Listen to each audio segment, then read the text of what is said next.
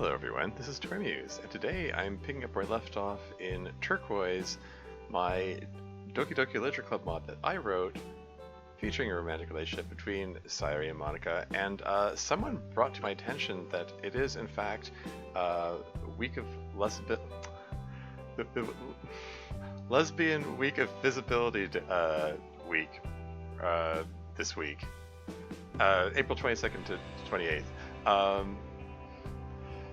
I hope I said that right. Is it Lesbian Week of Visibility or Week of Lesbian Visibility? I don't know, something like that. Or we're supposed to celebrate lesbians this week anyway. Which isn't a perfect fit because I wrote, minor spoiler, I wrote Monika as bisexual, not lesbian, so, but, you know, there's sapphic romance in this mod, so, hey, and Lee's here, welcome to the stream, how's it going? Yeah, we're playing through my mod. Have you had a chance to take a look at it yet, Lee? I know you said you indicated you wanted to play it.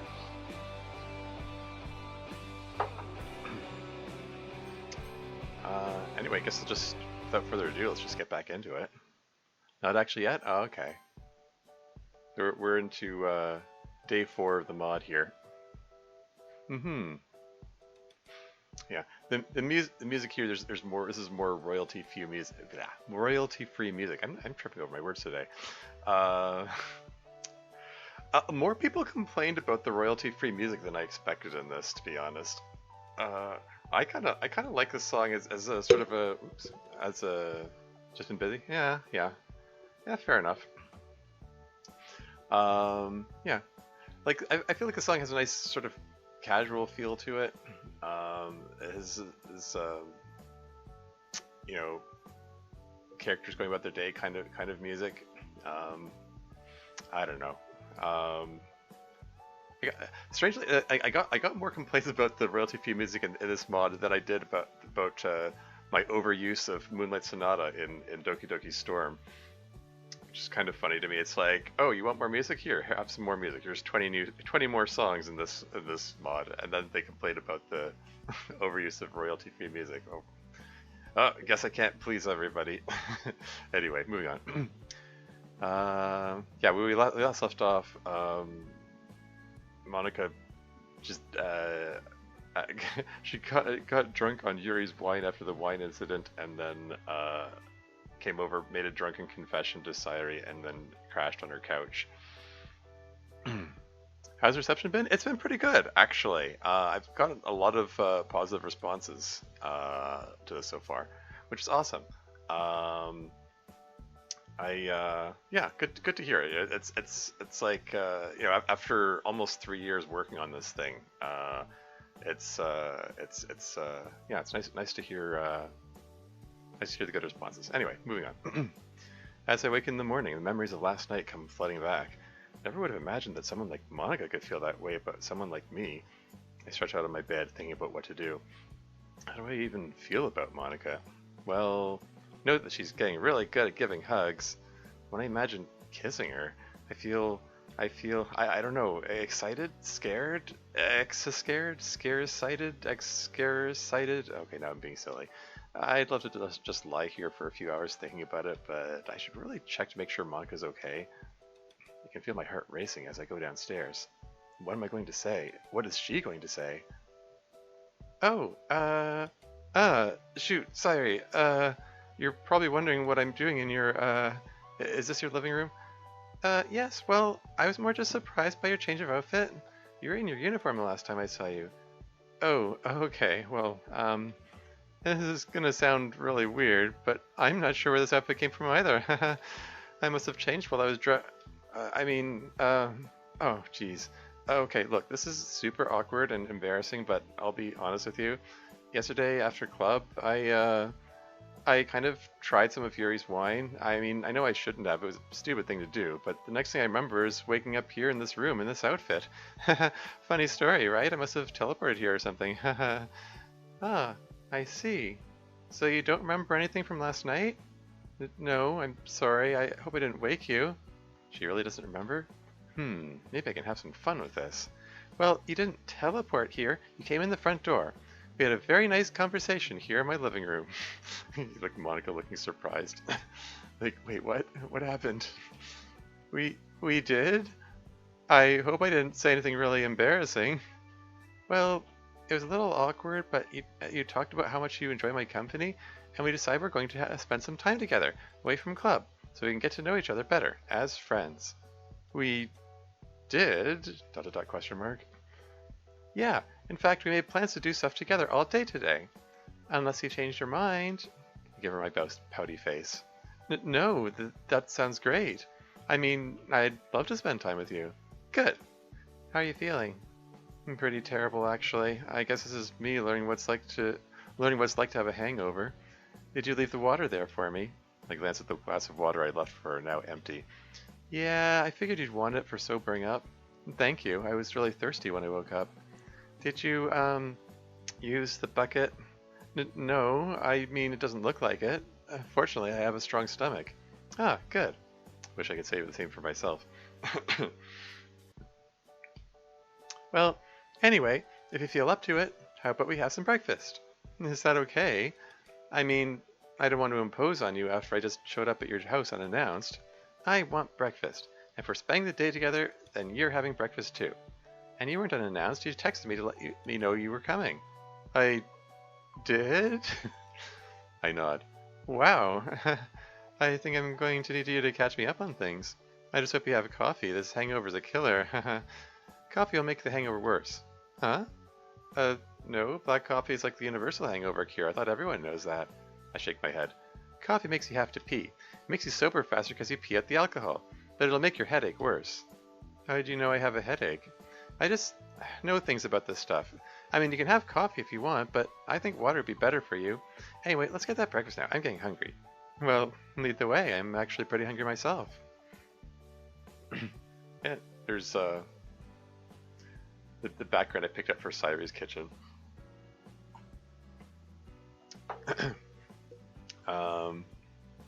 Instantly, in case it wasn't obvious, oh shoot, where is it? I want breakfast is lifted from her first poem. It seemed fitting as a phrase she would use. Anyway, so I usually have cereal in the morning, but since you're here, I should do something special. I make some amazing eggs and toast. Thanks, Sayori, but no eggs for me. I'm a vegetarian. Cereal'll be fine. Oh, okay. Wait, are you saying eggs have meat in them? They're baby chickens, Sayori. Of course they're meat. Oh no, I never thought of that. Those poor baby chickens. Oh, I feel bad now. It's okay, Sayori. I'm not trying to make you feel guilty or anything. You can have your eggs if you want. I just don't want any for myself. No, you're right. Maybe I'll have cereal with you after all. I start to prepare 2 bowls of cereal for us when I have another thought. Hey, BG Sweets here. Welcome to the stream. Is that why the yolks are yellow? I'm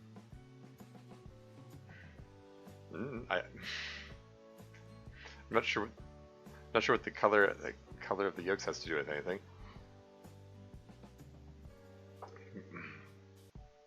Saw someone talking about someone asking this question. Oh, okay. Yeah, I'm not sure what that. Is that a reference to something? I'm not getting it. Because baby chicks have yellow. Oh, okay. Yeah. I don't know. I mean, I think the yolks of other eggs are yellow too, so it probably doesn't have anything to do with it. I think that like the yolk. My understanding is the yolk mostly acts as a food source for the developing embryo. So I don't think there's really any connection between the color and the resulting baby animal that hatches out of it. Yeah. Anyway, moving on right along. I start to prepare 2 bowls of cereal for us when I have another thought. Do you still want milk on your cereal? Or are you going to do something different? I mean, are you still allowed to have milk even though it comes from cows? I'm not vegan, Sayori. I'm vegetarian, so dairy products are fine. Is it vegan? Vegan? I've heard that word pronounced both vegan and vegan. I don't know if there's an official way to pronounce that. And hey, Marcy's here. Welcome to the stream. How's it going? Anyway, moving Ah, okay, good. I pour the milk in our bowls of cereal and we sit down to eat.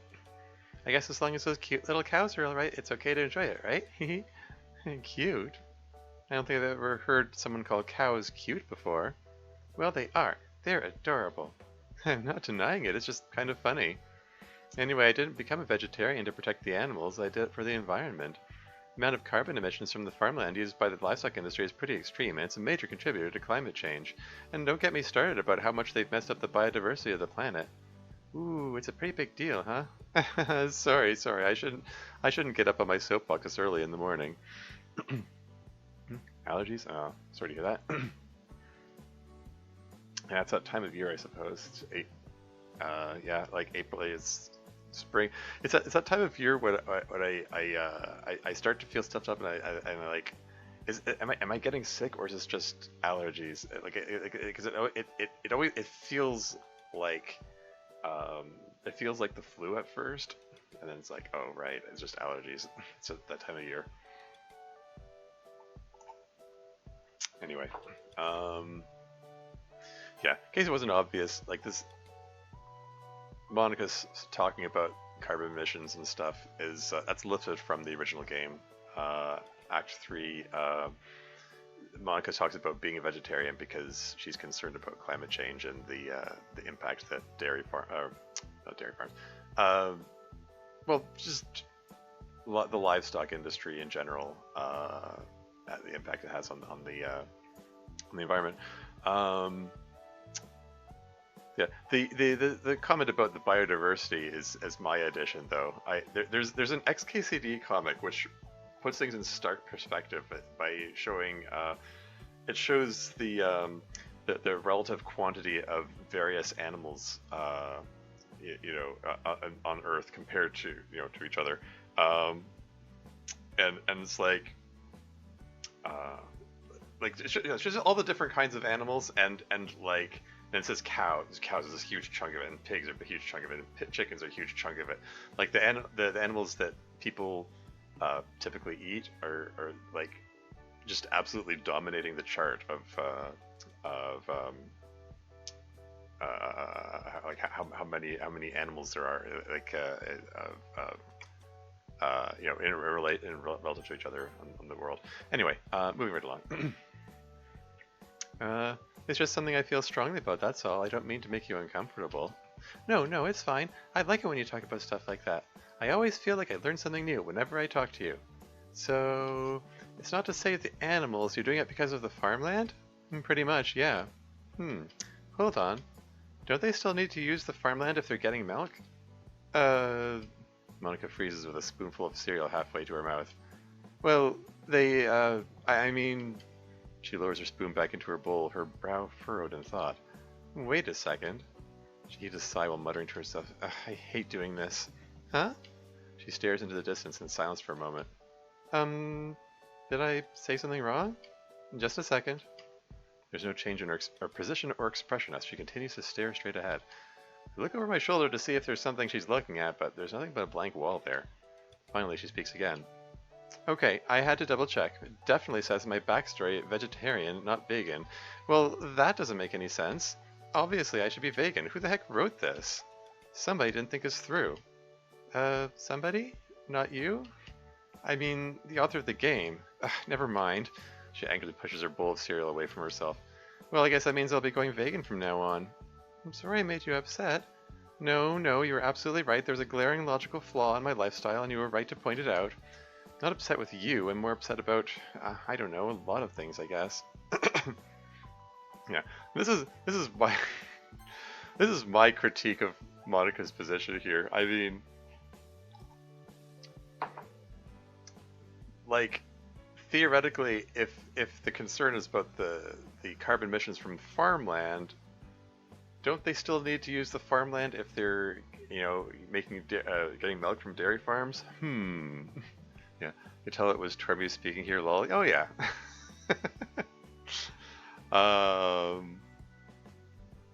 I mean, not that I'm vegan myself or anything. I mean, not to sound hypocritical or anything. I'm just taking Monica's position from Act 3 to its logical conclusion. that theoretically, if you're changing your diet because you're concerned about climate change, then theoretically being a vegetarian isn't enough. um, yeah, I don't know. I mean, yeah, there are a lot of things that need to change about the way those industries run to uh, uh, uh, be more environmentally friendly. I mean, at the end of the day, really the enemy is just capitalism because it incentivizes uh, running businesses so that and just in ways that are more destructive than they need to be. Um, but I don't want to go too deep into that. I'm just gonna move on. I'm more upset about, I don't know, a lot of things, I guess. Like my stupid backstory. I hate looking at it, but I probably should have thought it through anyway. Monika's breathing more rapidly while looking more and more agitated. And that just acts as a reminder of how trapped I am in this world. Trapped in this world? So, you want to go to outer space? No, that's not what I mean at all. Sorry, maybe I shouldn't be talking about this. You wouldn't understand. I'm trying really hard to understand, I promise. Please keep talking about it. Even if I don't understand yet, I want to hear about it. It helps me get to know you. Well, okay. It's just that if I'm really going vegan, that's going to be a big adjustment, and I can't help wondering, if this world is fake, is it even worth all the effort? I just wish I could get to the real world somehow. So, getting to the real world is really important to you. Nothing is more important. If I could even just talk to someone in the real world, it would make me so happy. My life could finally have some meaning. Being vegan would have some meaning. But instead I'm trapped here where nothing is real and nothing matters, and it hurts so much to know that I can never have anything real in my life, and that no one even knows I'm suffering, and that I'm just so very, very alone here. My heart is aching for her again. Suddenly I realize that she's crying. You need a hug. I don't even wait for her answer. I get out of my chair and go to her in her seat. I wrap one arm around her shoulders, and my other arm holds the side of her head to my chest. I feel her hands touch my arm as she leans into me. I'm here for you. You don't have to be alone. She clutches my arm and starts sobbing into my chest. I gently stroke her hair and let her continue to cry. After a moment, she speaks in a sniffly voice. I'm sorry. I'm getting your pajamas all wet. It's okay. It's okay to cry. Sometimes we have feelings that need to be let out. Sometimes those feelings are really strong. She rubs my arm with her hands. I just want you to know, even if this isn't real, you mean a lot to me. I don't know what I'd do without you. I'd probably be dead already. And I want to do whatever I can to be as real as possible for you. Thank you. You're really sweet, and you're really good at taking care of me. It's kind of embarrassing that I keep falling apart in front of you. It's okay. Taking care of people is what I'm best at. Making people happy is the best feeling in the world. I wish I could be more like you. What? You're just so happy all the time and so good at looking after the needs of others. Oh, don't be silly. You know better than anyone that I'm not really that happy. I know, but you seem to somehow just bounce back so easily. I slowly pull back from her. It's not really that easy. It's years of practice. You can get good at it too. And as for looking after others, that's just what makes me feel good. That part's easy. Yeah. I just wanted to comment on, like, this is more of, like, kind of both of the characters doing what they do best. Sayori trying to be the empathetic one and make her feel better. And, well, I'm not just... I was going to comment on. I can't remember what I was going to say. Maybe I'll come in the music though. I'm rather fond of this song. It's very tender, loving kind of song. It's another one from Mew.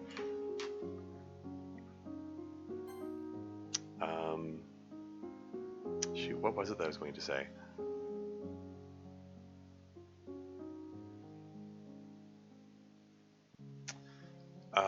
Oh yeah, I remember now. It was Monika's talk about wanting to get to the real world, and she's talking about her backstory and stuff, and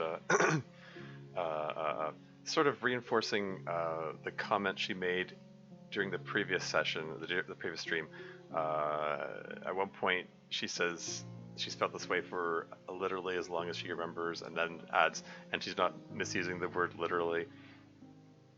That's, that's me just kind of needling people who misuse the word literally.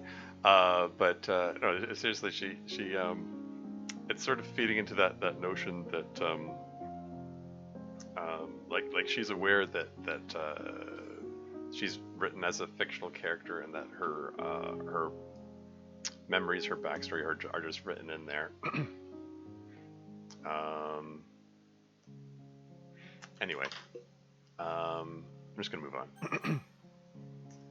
Looking at as we're looking after others, that's just what makes me feel good. That part's easy. Oh, give yourself some more credit. What about all that stuff from last night? Actually, I'm really wondering about that now. Like, I don't know everything that happened, but I know I woke up with a pillow and blanket and the water and the bucket. And then there was the thing about the coffee. It really feels like you've done this before. I went back to my seat and sit down. Just a little bit. It sounds like there's something you're not telling me. Well, you don't normally talk about it, but I guess since we're friends, I can tell you. You don't have to tell me if you're uncomfortable with it. No, it's okay. You see, my mom used to be an alcoholic. Oh, I'm sorry. It's okay. She's a lot better now than she used to be. My dad and I love her very much. But, well, there's a time when I'd sometimes have to look after her the same way I looked after you last night. And Rob's here. Welcome to the stream.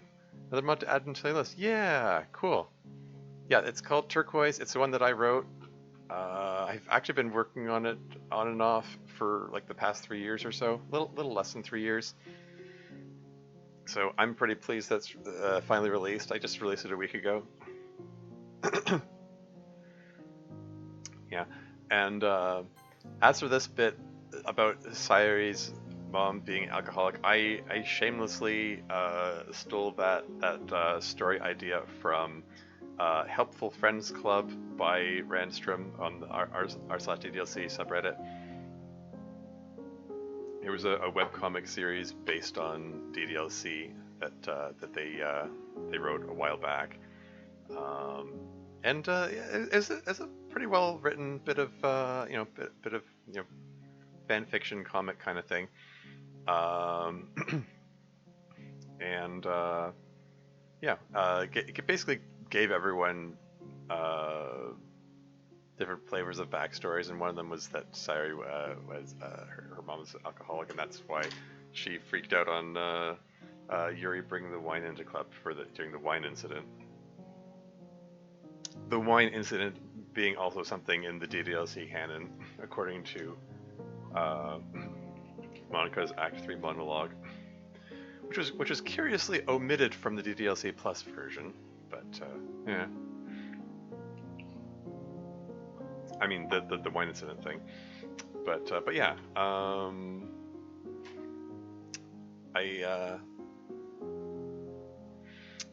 There's a bit of foreshadowing about that, not just from Sayori knowing about the coffee thing, but in the previous stream, there's a part where she says I should have recognized the smell, because alcohol is a very distinctive smell, like when it's on someone's breath. Just saying. And yeah, Sayori being being rather familiar with it,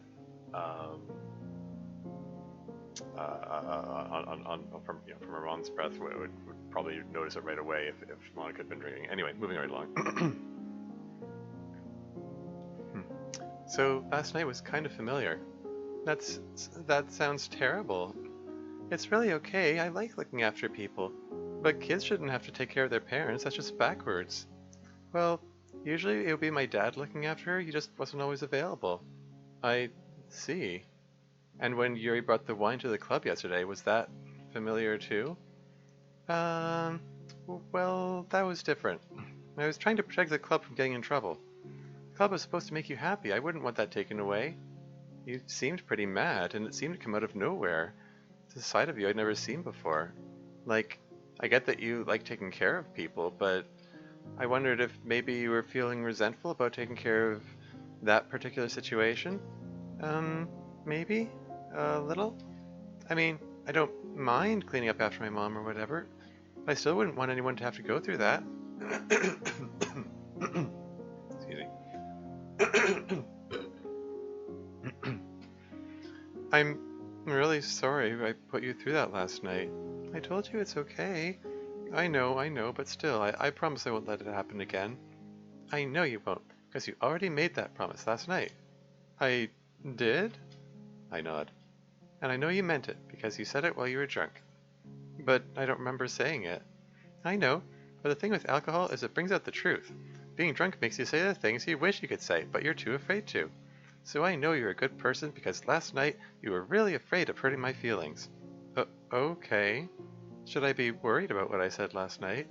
I smile as I remember Monica telling me she has feelings for me. No, I don't think so. Alright, I'll take your word for it. I still feel like you're giving me more kindness than I deserve. I feel like I put you through hell. It wasn't that bad. Sorry, just did want to comment on, yeah, there are some people that, like to act like that, being drunk makes you, like, turns you into a different person or something. I'm more of the view of, like, what Sayori is saying here. I mean,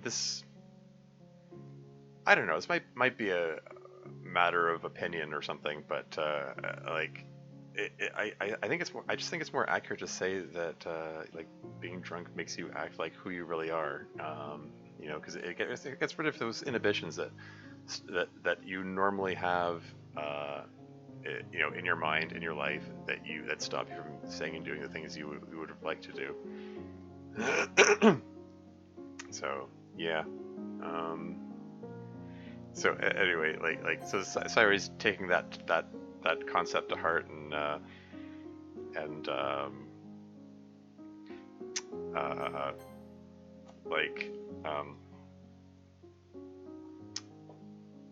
basically just giving her a more favorable impression of Monica, I guess you could say. Anyway, moving right along. Actually, I feel like I should be thanking you. Thanking me for what? Well, at the end of the club meeting yesterday. More copyright infringement. Club meeting. Just take a shot every time. Speaking of drinking, take a shot every time you the phrase "club meeting" turns up in here. Anyway,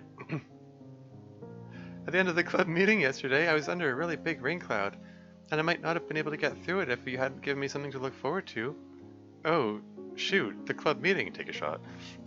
I just left in the middle of a crisis. I'm sorry. I was just really lost in my own feelings. I didn't even think about what a strain I was putting on you.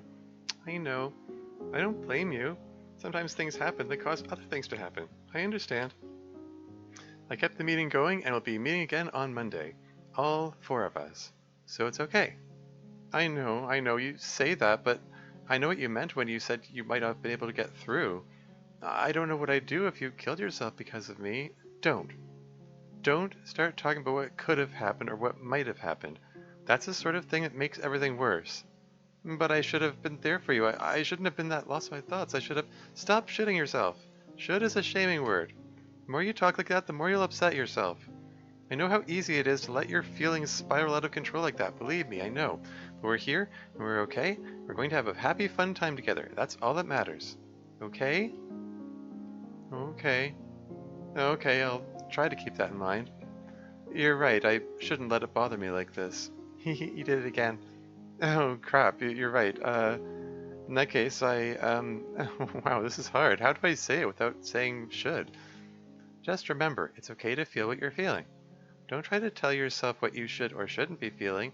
You're only saying that because you care about me. You do care about me, right? Yes, of course I care about you. And let's channel that into having a good time together today. Yeah.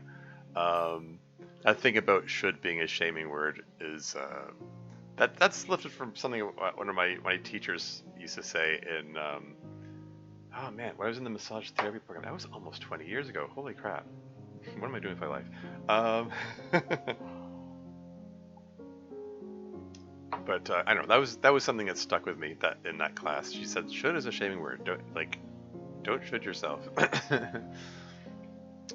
um, and yeah, it's more of like Sayori trying to be like, you know, trying to show that Sayori's sort of the emotionally intelligent one here, and um, like being aware of what the of emotions causing downward spirals into depression and so on, and like actively trying to stop Monica from going into those spirals.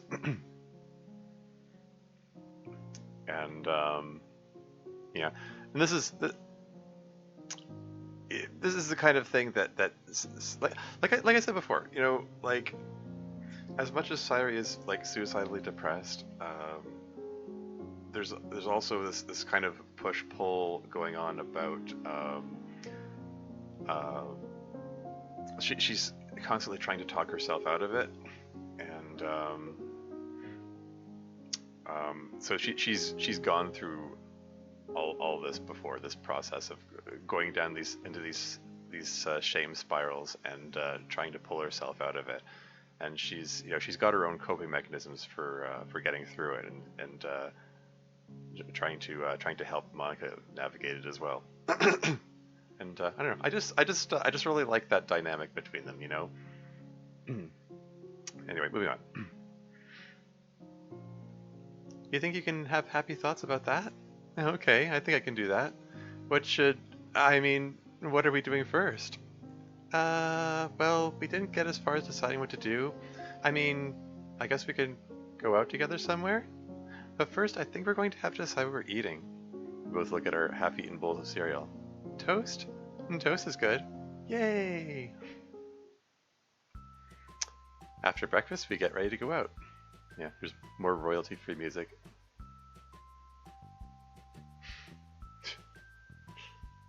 Um, I gotta be honest. Like when I picked out the music to use in this, I'd honestly never heard any of the songs before. But people keep saying, "Oh, you're using the music that's like from like Google Ads and Google surveys and stuff." And I don't know. Like I've never clicked on those surveys before. Like, am I the only one who never clicks on those things? Um, I make a point of avoiding the ads. I don't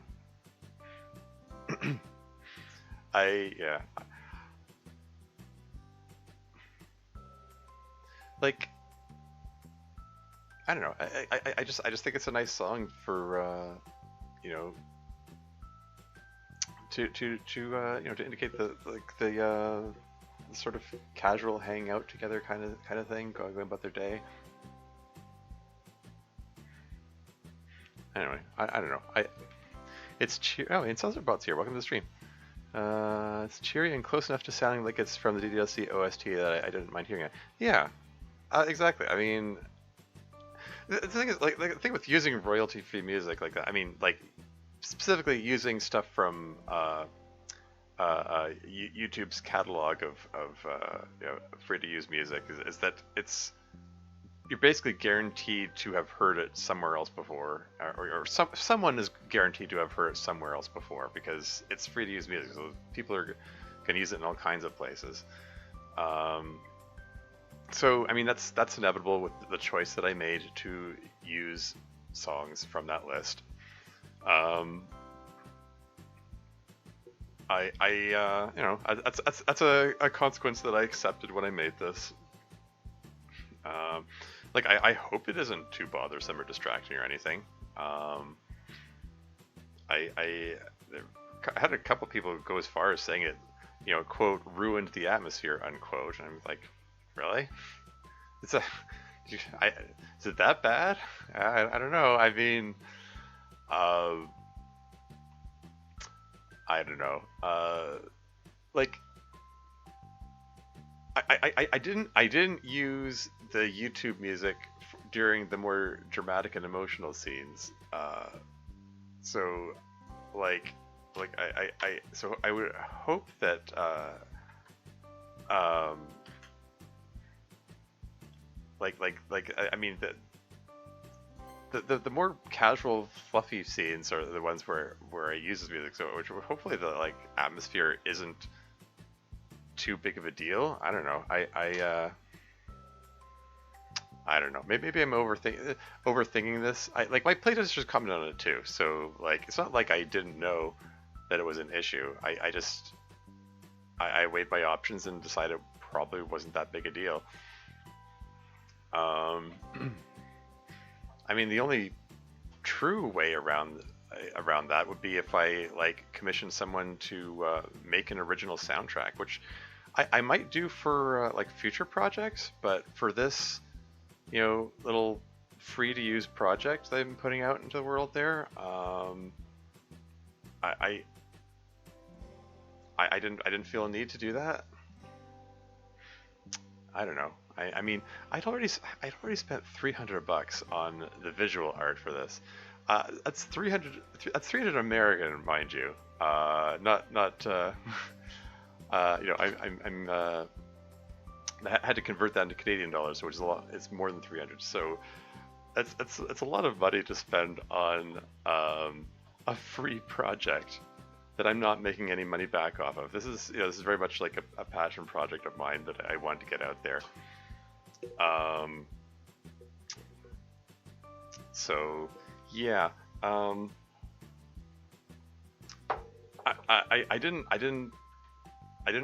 just didn't want to spend any more money, not to mention spend more time trying to figure out what kind of soundtrack I want, or what I want the soundtrack to sound like. Um, that's something. It's the kind of thing I would want to figure out how to integrate from the beginning if I was to start another project which I was going to commission a soundtrack for. Um, yeah, I don't know. Just something to think about for future, I suppose. Anyway, moving on. After breakfast, we get ready to go out. So we really don't know where we're going. I guess we could go for a walk? That's probably a really stupid idea. I wish I'd said something more date-like, but I've never really been on a date before. Like, walk in the park. Okay, sounds good to me. Let's go. Yeah, let's do it. All the way to the park, all I can think of is how dumb I must have sounded suggesting this in the first place.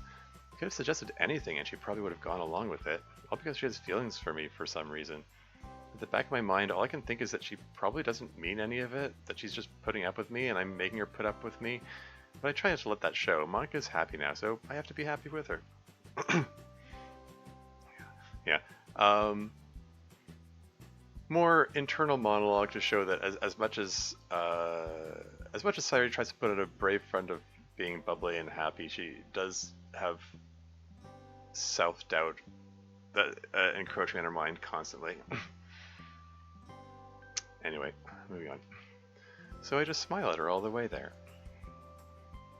Soon we're at the park. We pick a path and start on our walk. The longer we walk, the more awkward I feel, the more I wonder if it was a mistake to make Monika spend the day with me. So, nice day for a walk, huh? It's a beautiful day. Sure is. Sorry, I don't really know what to talk about. Yeah, me neither. Sorry for making it awkward. You're not making it awkward, I'm making it awkward. Are you kidding? I'm the one that showed up and ruined your day off. No, I told you didn't ruin anything. I'm the one that can't come up with anything to say. I thought we just established that neither of us could think of what to say. Yeah, but I should be entertaining you. Did you just shit yourself? Oh, darn, you're right. I forget about that sometimes. Well, maybe we can agree that we're both making it awkward. I guess I can agree with that if you can. Ooh, even better. Maybe we can agree that neither of us are making it awkward. Okay, that works too. Yeah, we're just quietly enjoying the scenery together. And it's a comfortable silence, not awkward at all. Yeah, okay. I'm just gonna comment on that too. Oh yeah, did you just shit yourself? Oh yeah, I forget that sometimes. This is me lampshading it a bit, to be honest, because in all honesty, Sayori does use the word should in this pod a fair bit. Um, it's sort of a reflection. I mean, you could call that a mistake on my part, but I sort of see it as a reflection of she's just the fact that she's more eager to help other people than she is to help herself. Um, but yeah, this whole thing about the conversation being awkward, um, that's another one of those things. I've commented on this before. Awkwardness feeds itself. I mean, as much as I say like negative feelings reinforce themselves. Yeah, awkwardness also feeds itself. If it reinforces itself, if you dwell on the awkward moment, it's usually better just pretend that didn't happen and just speed on past it. Pretend it didn't happen. Anyway, moving on. Yeah, okay. Uh, Actually, I do think it would be better for me if we talk about something. Like what? Just anything to fill the silence so I don't have to hear the noise in my head. Oh, okay, I can understand that. Do you have any plans for tomorrow?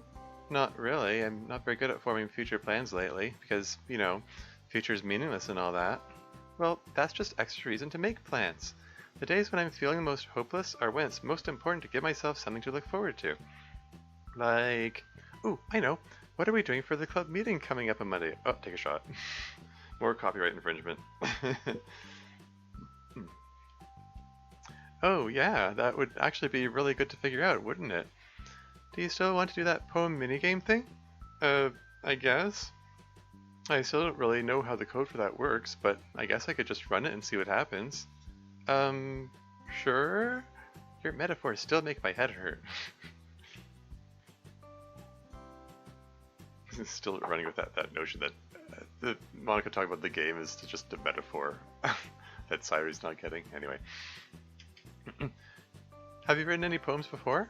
Not as many as you, but I only wrote one. Exactly. Ah, okay.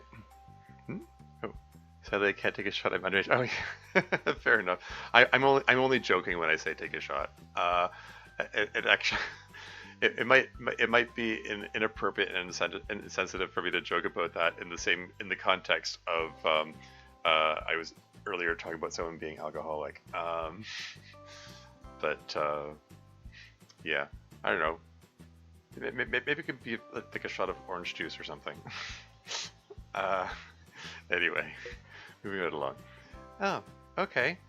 I guess it would be good to practice doing that before Monday. Yeah, wouldn't hurt.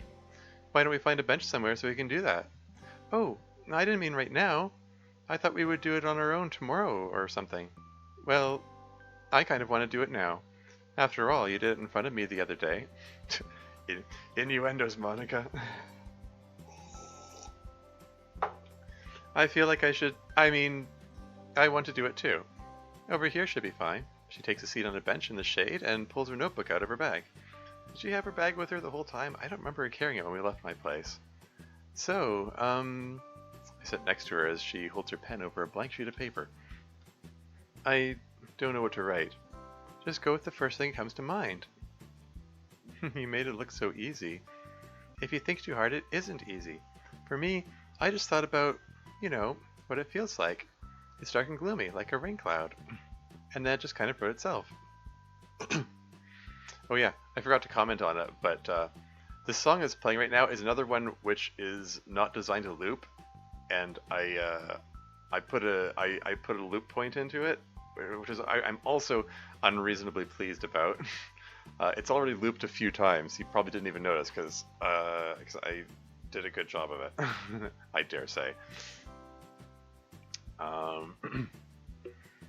But yeah, besides that,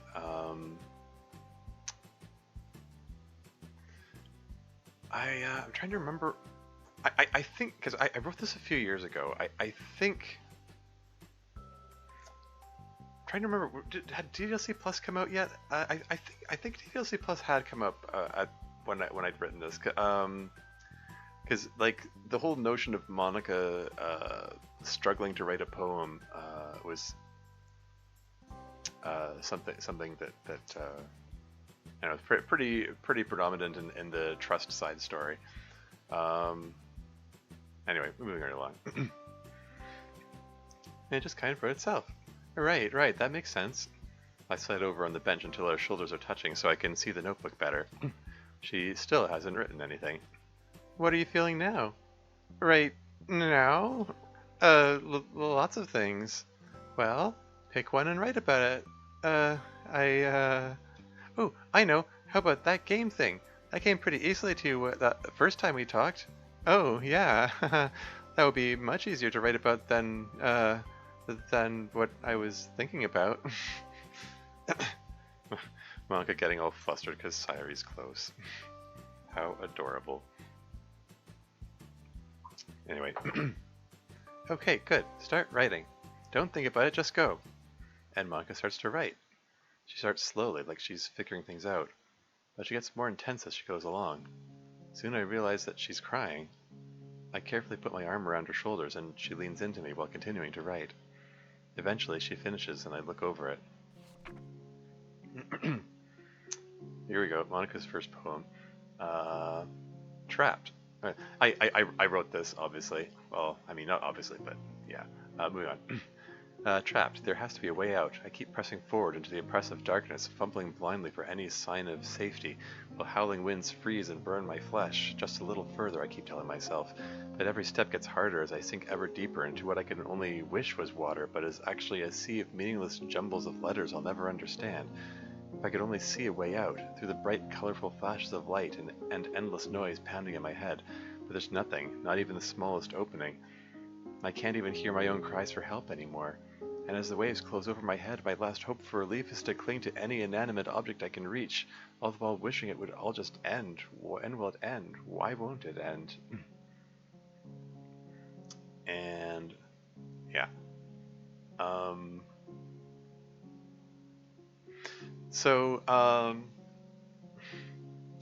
What can I say about this? Anyone who played the beta version will notice that this is very different from the poem that was in there. The one that was in the beta version of this mod was very placeholdery. I wanted to try to Monikaize it a little bit. Monikaize it? Make it more sound like Monika.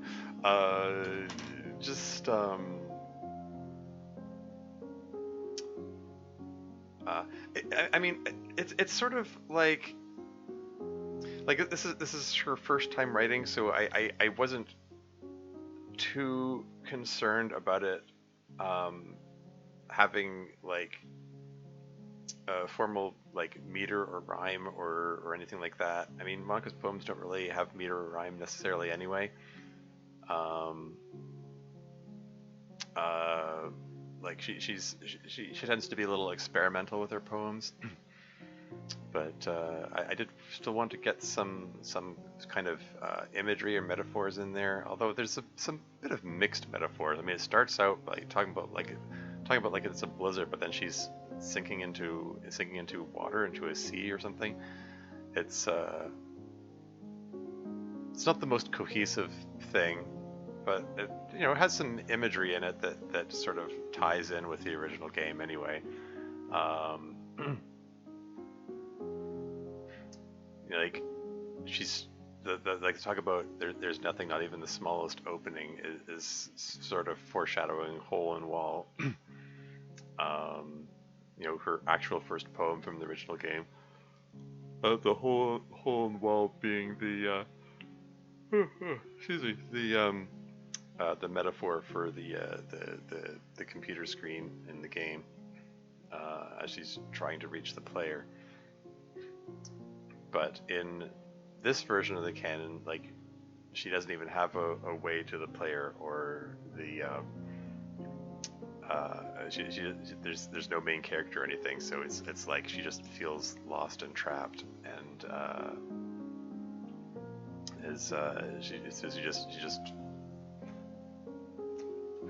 she just generally feels alone and scared and stuff. And my last hope for relief is cling to any inanimate object I can reach. She's still it's referring to Sayori. She still sees Sayori as not being real, but she's just kind of reaching out to her in desperation. That's sort of the idea I was kind of trying to get at here. Um,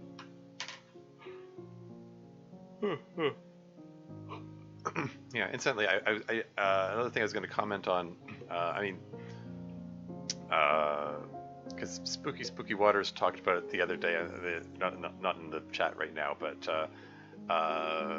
we were talking in the club meeting server about one of those content mill YouTube channels picked up my mod, and you know, the kind where the owner of the channel just puts it on auto and then presumably goes and makes a sandwich or something while they let the mod play itself, and then they monetize the results and make money off minimal work. Yeah, but anyway, the channel is called Tabishi. I mean, it plays.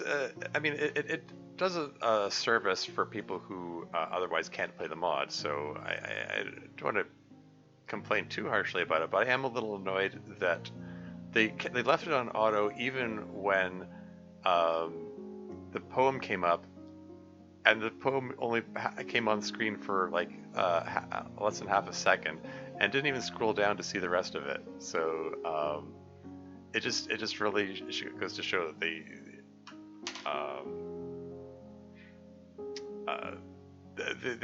whoever's managing that channel doesn't really care about the audience's experience. I mean, there's another one of the content mill channels, Canemonger, did the same sort of thing, but at least they took the time to show the poem and scroll down so that it could be read. Oh well. Anyway, moving right along. Hey, and there's the first CG. This is Nuxel's work. The artist's name is Nuxel. He does good stuff. He did the CG for the demo for Rewind Replay for anyone who remembers that mod. It ended up getting canceled, but yeah, he does good work. I dare say his artwork has improved over the years, actually. Like, yeah, I mean, this looks like something that could have come from the original game, frankly. He did a really good job of it. Anyway, moving right along. I whisper, "Thank you for sharing this with me, Monika." She shrugs. "It's very good. I mean, it made me feel things." She shrugs. "How do you feel?" She shrugs. I look over it again. "What kind of game is this?" "A dating simulator. I think. I mean, that's the only thing that makes sense." Can't imagine how she could think that makes sense." "Doesn't sound like a fun game." She gives a sniffly laugh. "I guess not. But games like this must be fun to some people or they wouldn't exist." "So, the game is about your dating life?" Not exactly. I mean, it's about the main character's dating life, not mine." "You're not the main character?" She shakes her head. "Then who is?" "That's the weird part. There doesn't seem to be one." Yeah, I just want to take a second to comment on the expressions. Nuxel, being very familiar with the VN format and so on, programmed in a variety of expressions that allowed me to mix and match the eyes, nose, and mouth for the characters, which I was pretty pleased with. Like, again, very pleased with Nuxel's work on this. I think the result looks pretty awesome. Anyway, moving on. "That's the weird part. There doesn't seem to be one. We've got all this setup, all these beautiful girls for the male protagonist to pursue, but I can't find him, and I don't know why." I feel deflated. Does she want me or not? "So, you want a boyfriend?" I feel her tense up. Well, not necessarily. I'm actually bisexual." Oh, is that another metaphor? Not this time, it just means that I'm attracted to both boys and girls. Oh no, is that what that word means? I've been using it wrong my whole life. Huh? What did you think it means? Well, you know, that thing with two wheels and handlebars? Sayori, that's a bicycle. Oh, okay. Phew. I was starting to feel embarrassed about all the times I said I want to learn how to ride one. Monica laughs. She relaxes into me. uh, I'm very pleased with that bicycle pun. I just want to put that out there. um, but yeah, this seems like a good time to mention again. This week, April 22nd to 28th, is the Lesbian Week of Visibility. Which, on the one hand, sort of makes it extra fitting for me to be streaming this mod now. Although they aren't lesbians, so I mean, Monica's bisexual. Which is different from lesbian. I mean, like, not to not trying to compare different minority groups, different demographics or anything, but I dare say they have different kinds. They face different kinds of discrimination, I guess. I mean, the whole Lesbian Week of Visibility thing is it's built on the the notion that like gay men tend to get more visibility in mainstream media than lesbians do, which, you know, fair enough. I mean, and like, for that matter, in terms of visibility in mainstream media, like even gay men don't get a ton of it. It's not trying to like pit groups against each other or anything, but yeah, I can say that, you know, there's a fair argument for yeah, lesbians getting a little less visibility. But it is worth noting that they, like, lesbians fit in. Okay, you know, just disclaimer. You know, I'm cishet guy myself, so like, I can't speak from personal experience or anything. I'm just talking from what I've read and from, you know, from talking to people and stuff. Um, like how do I put this? Like lesbians are fit in this weird space where in some circles they're tolerated because it caters to the male heterosexual gaze, in that that's gaze spelled Gaze, as in they're looking at them. Oh, I didn't know. I'll tell one of my friends tomorrow. Okay, sure.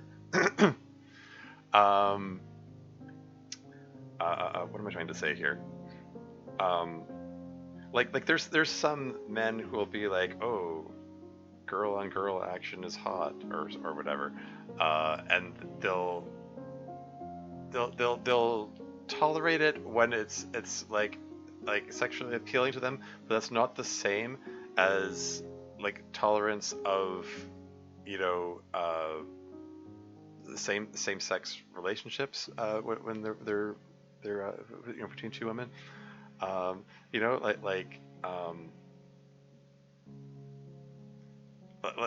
there what I'm trying to say, like, there's some people, they're only quote unquote accepting as far as it you know, lets them get off to it, so to speak, or you know, they just they like find it attractive, but when it comes to actual tolerance of same-sex relationships, it's they don't tolerate it so much. And so that's part of what Lesbian Week of Visibility is about um, promoting this notion of true acceptance. Like, I mean, tolerance is the minimum. Like, acceptance is like I would say is a step up from tolerance. I think that yeah, like it's okay for two women to be in a relationship,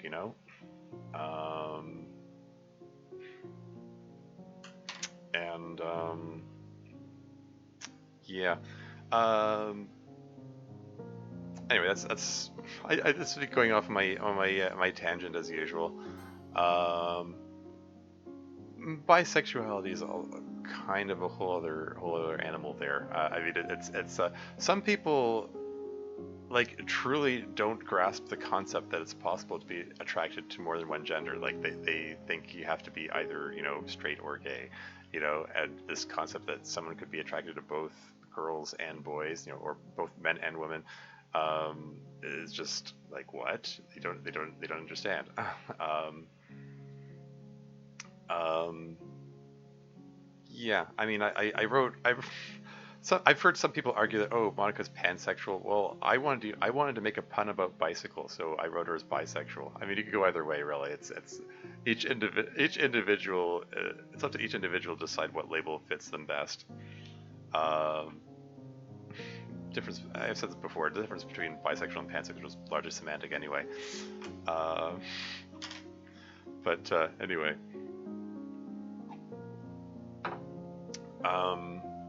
Oh yeah, and this image right here is the I use this for the thumbnail for the mod release. Thought it was is a nice, cozy, happy image of the two of them together, which is neat when considering that the scene started with Monica crying, but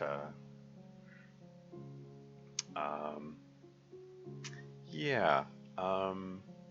Because there are a lot of emotional ups and downs in this mod. Um, Incidentally, the music playing is that same tender song that was playing earlier. It's called Memento by Mew.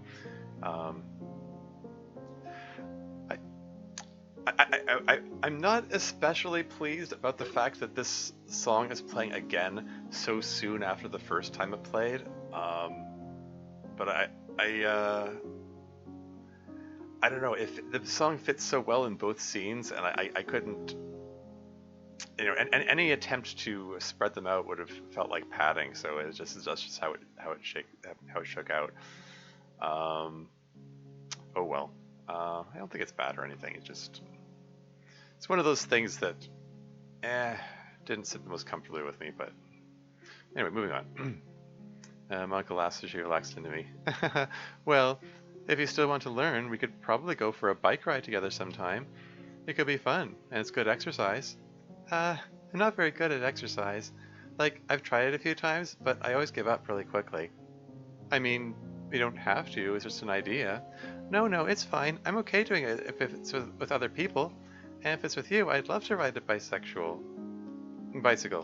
Yeah, that. uh, Anyway, if that's true, then why are you so sure a boy is going to show up? Honestly, I'm not sure anymore. I just thought that's what's being set up. But there's so much I don't understand about the code, I could be completely wrong. So, what if he doesn't show up? I don't know. I guess I'll need to find something else to do with myself. And find some way to keep on living. So, I have to resist asking her if I can be her main character. There's no one else you're interested in? Uh, Sayori's fishing for answers, trying to get her to confess again. Something else I was gonna say. Shoot. Oh yeah. Sayori's saying, "Enough for good exercise. I tried a few times, but I give up really quickly." That's gonna be a recurring theme in Sayori's life,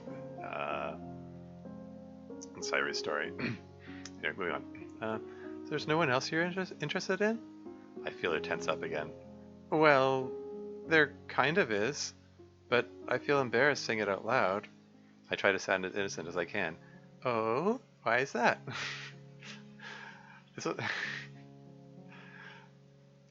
I don't know. That gets me every time.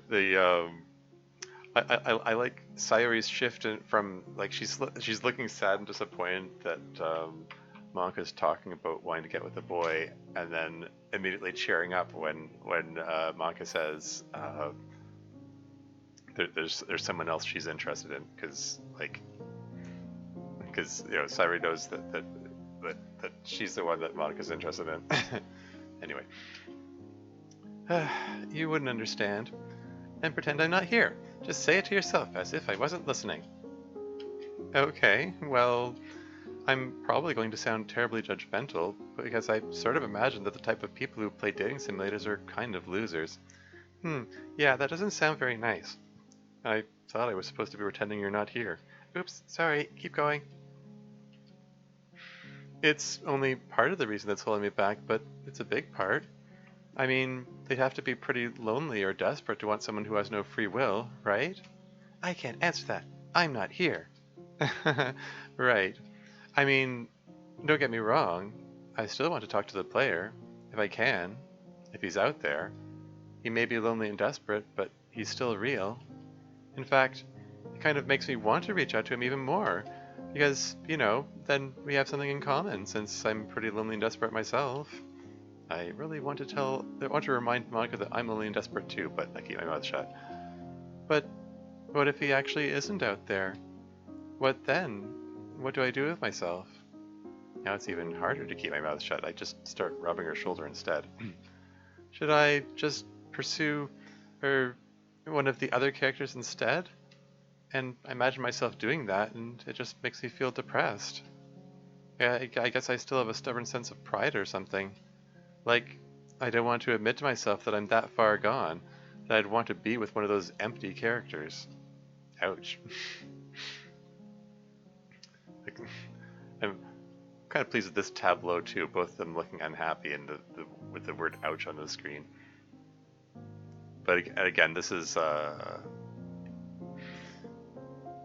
Monika's this is her struggle. This is her internal conflict, which is going to pervade the whole lot. I said that before. I'll say it again.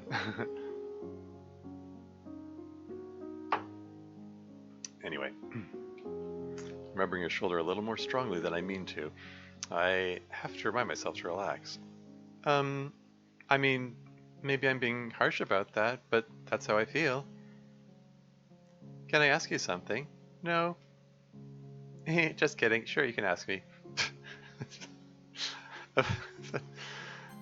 that little Cyrus just casual trolling out of nowhere just amuses me. Anyway, how about you? Do you want a boyfriend? I don't know. I'm not really sure what I want. Oh, come on. You're a character in this game. I bet you're just waiting to throw yourself at the first boy that comes along. Right?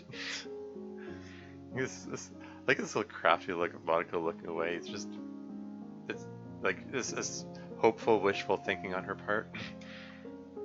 Anyway, Monica, I don't know where you're getting these silly ideas. I'm not like that. Oh? Are you saying, you don't like boys? No, it's not that. It's just, I felt worthless for so long, the idea of being with someone just doesn't feel like it's ever going to happen. Sayori, you're definitely not worthless. Oh, you don't have to say that. I wasn't fishing for compliments or anything. Saying that you're not worthless isn't much of a compliment. Did you forget the part where I said I might not be alive if not for you? You're worth more than you know.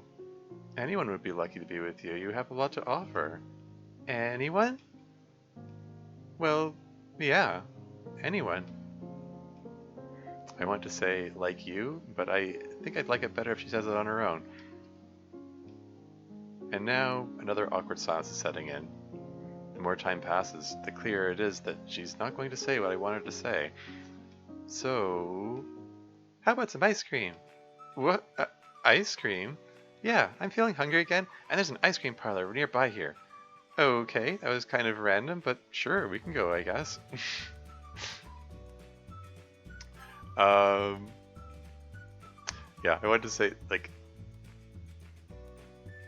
anyone, yeah, anyone question mark like you? That's sort of a nod to DDLC Plus right there. The self-love story, because the side story, the scene between Yuri and Natsuki. Yeah, because like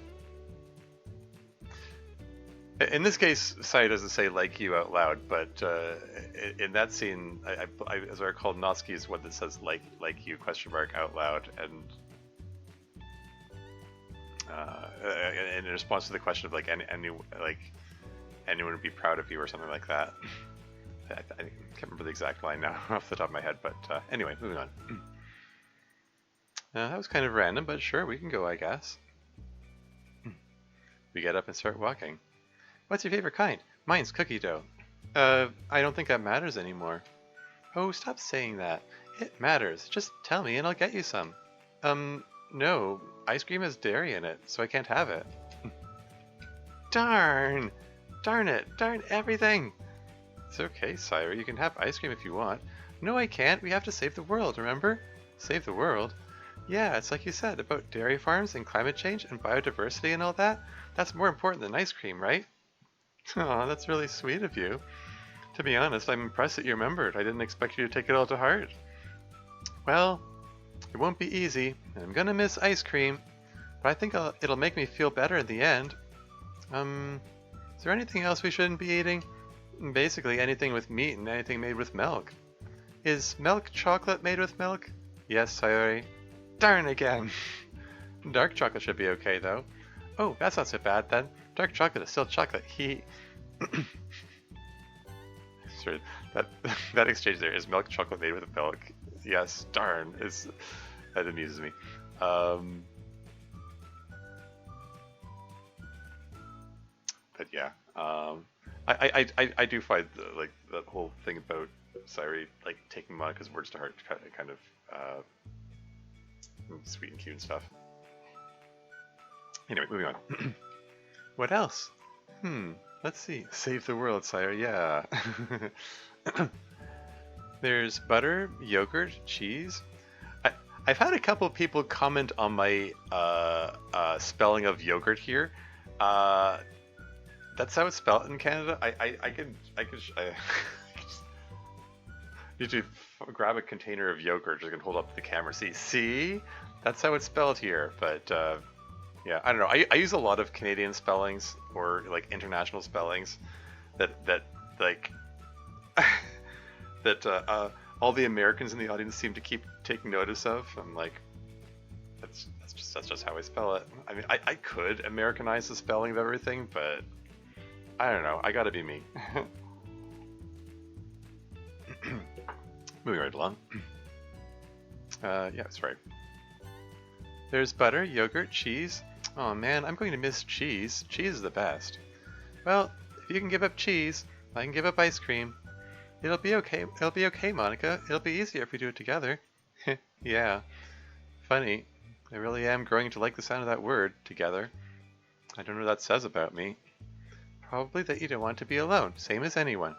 That's something I can understand very well. I wonder if there's some kind of non-dairy cheese alternative available somewhere. Ooh, and maybe some non-dairy ice cream? Only one way to find out. I think there's a health food store close by. Then let's go.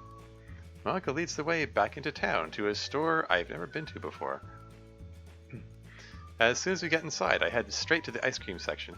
Monika, look! I'm bouncing up and down in excitement. They have vegan cookie dough ice cream. We are so getting that one. Okay, Sayori. We should really get that last or it'll melt before you get home. Come here, the cheese is this way. She takes me by the hand and half drags me away from all the delicious looking but healthy ice cream. So, over here, She glances down at our hands and looks a little flustered as she pulls her hand away from mine. Monika getting all blushing and flustered again.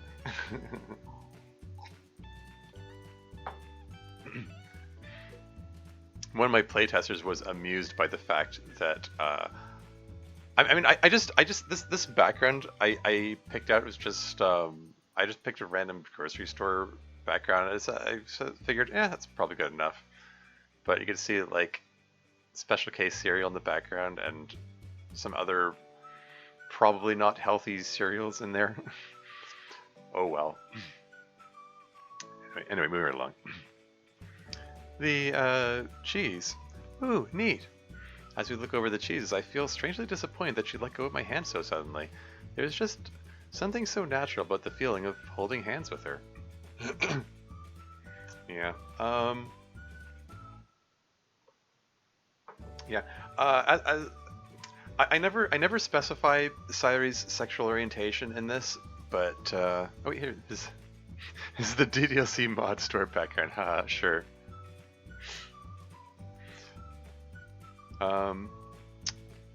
Yeah, this is sort of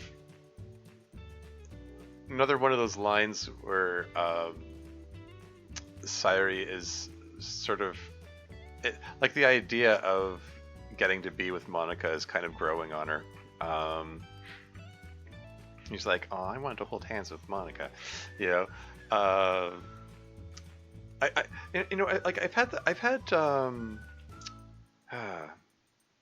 I've heard anecdotally from people in the LGBT community that sometimes it takes a while to figure out like what.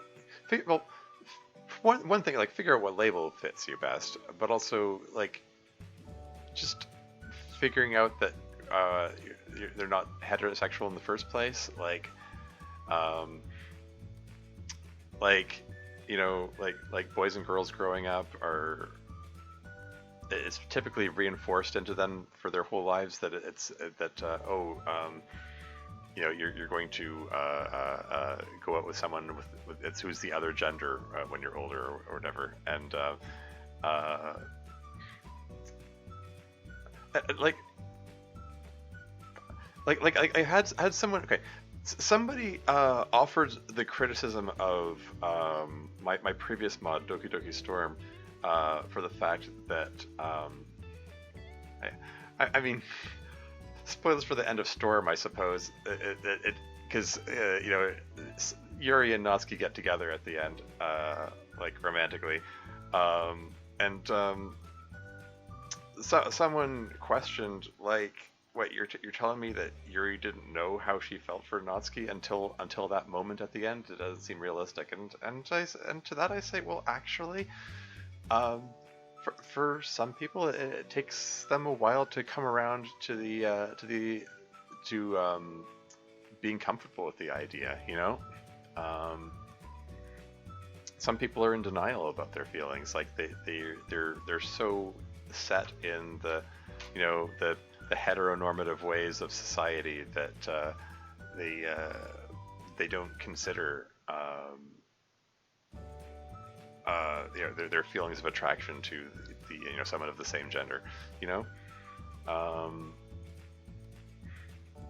So I don't know. I'm just sort of trying to depict that notion that Sayori's just sort of slowly coming around to the idea, like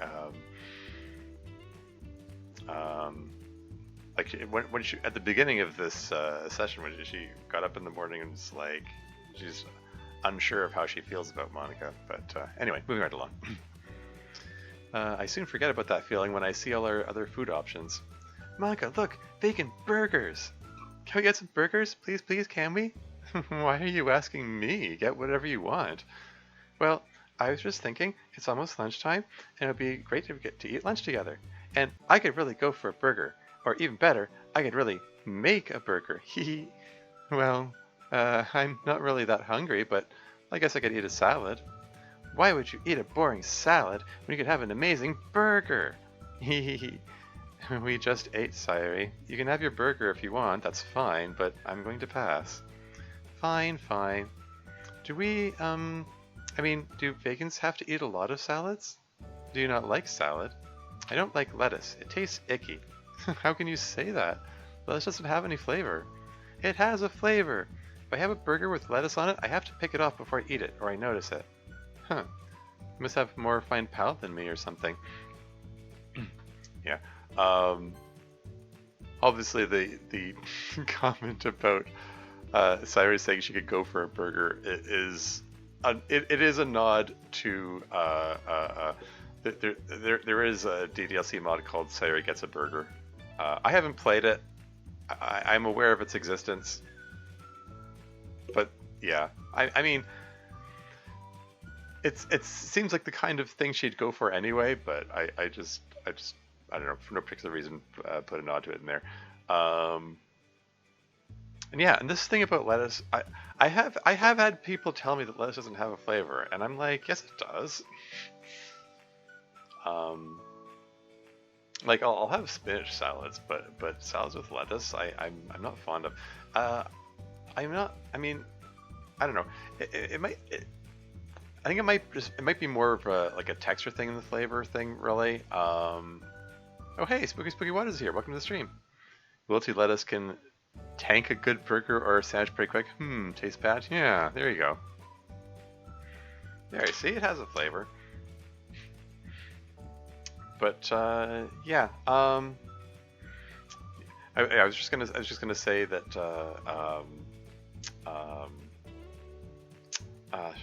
what was I gonna say? I mean, I'm autistic, so I have some sensory issues sometimes, and like the texture of the lettuce might also be a factor, as well as the flavor. Part of the reason I much prefer spinach salads, they're just better. Those must be the same people who say that water doesn't have a flavor. Fun fact, you actually do have taste buds for water.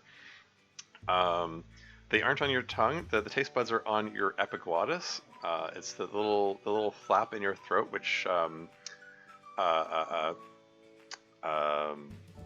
it closes the windpipe that goes to the lungs.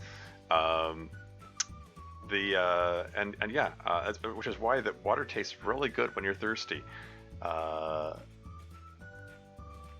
But yeah, there you have taste buds for it in there. Just gonna compare the flavor of lettuce to water. Yeah. Fresh lettuce is watery. Yeah. Yep. Oh yeah, and I was gonna say, yeah, Spooky Waters. We passed the poem, and I lingered on it this time, unlike Tabishi, in their playthrough. Incidentally, I don't know if you saw Canemonger's playthrough. They actually did linger on the poem and scroll down, and you can see that there's a jump in the music too, so they deliberately edited it to include that. So it just goes to show, as far as those like content mill type YouTube channels go, some are better at it than others, I guess you could say.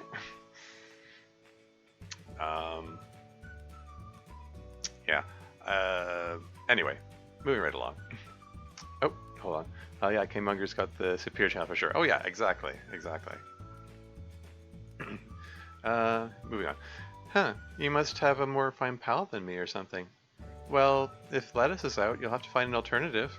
Green leafy vegetables are a good source of iron, which is important if you're not eating meat. What about spinach? Is spinach okay? I don't know. I don't know if I've had spinach before. Well, maybe this is a good time to try it out then. Okay. I admire your enthusiasm. By the way, I assume this means we're going back to your place for lunch. Are your parents going to be okay with that? Where are your parents anyway? I meant to ask you. Oh, they're on a business trip. They're going to be away until not this Monday, but the Monday after that. Huh. I wonder if there's a plot convenient reason for that. Uh-oh. Foreshadowing? Meta moment?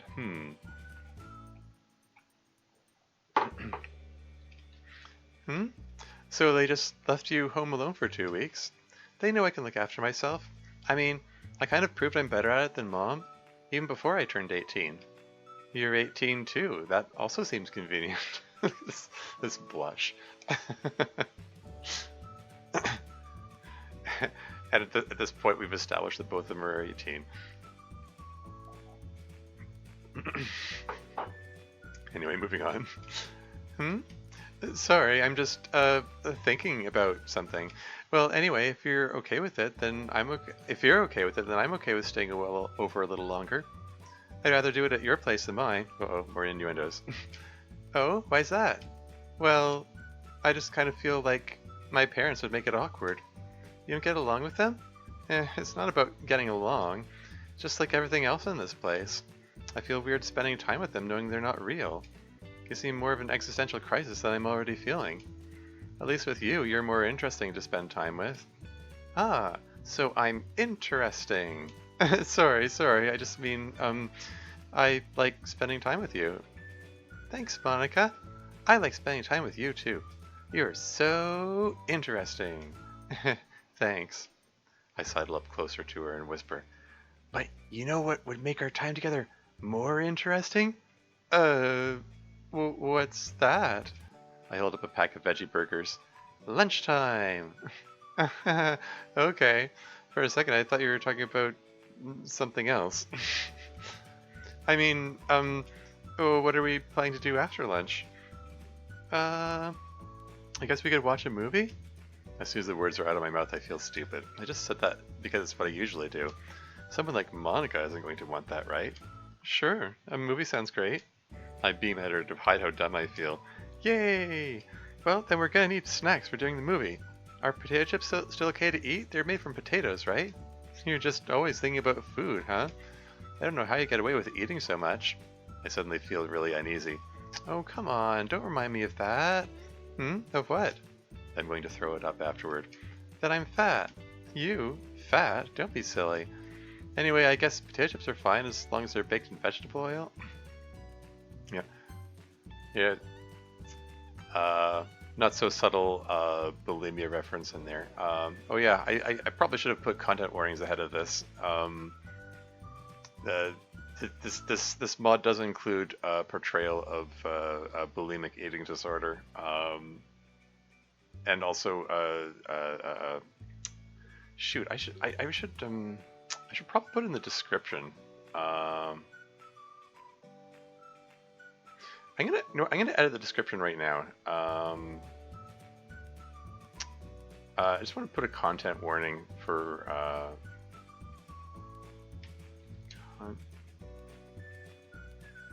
content warning. Oh shoot. Okay, hold on.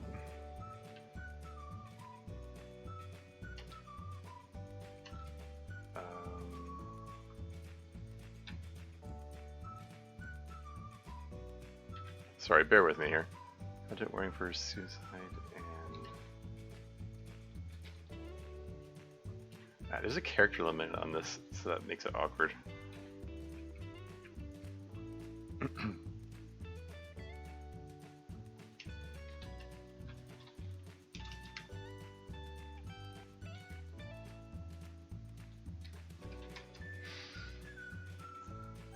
Sorry, bear with me.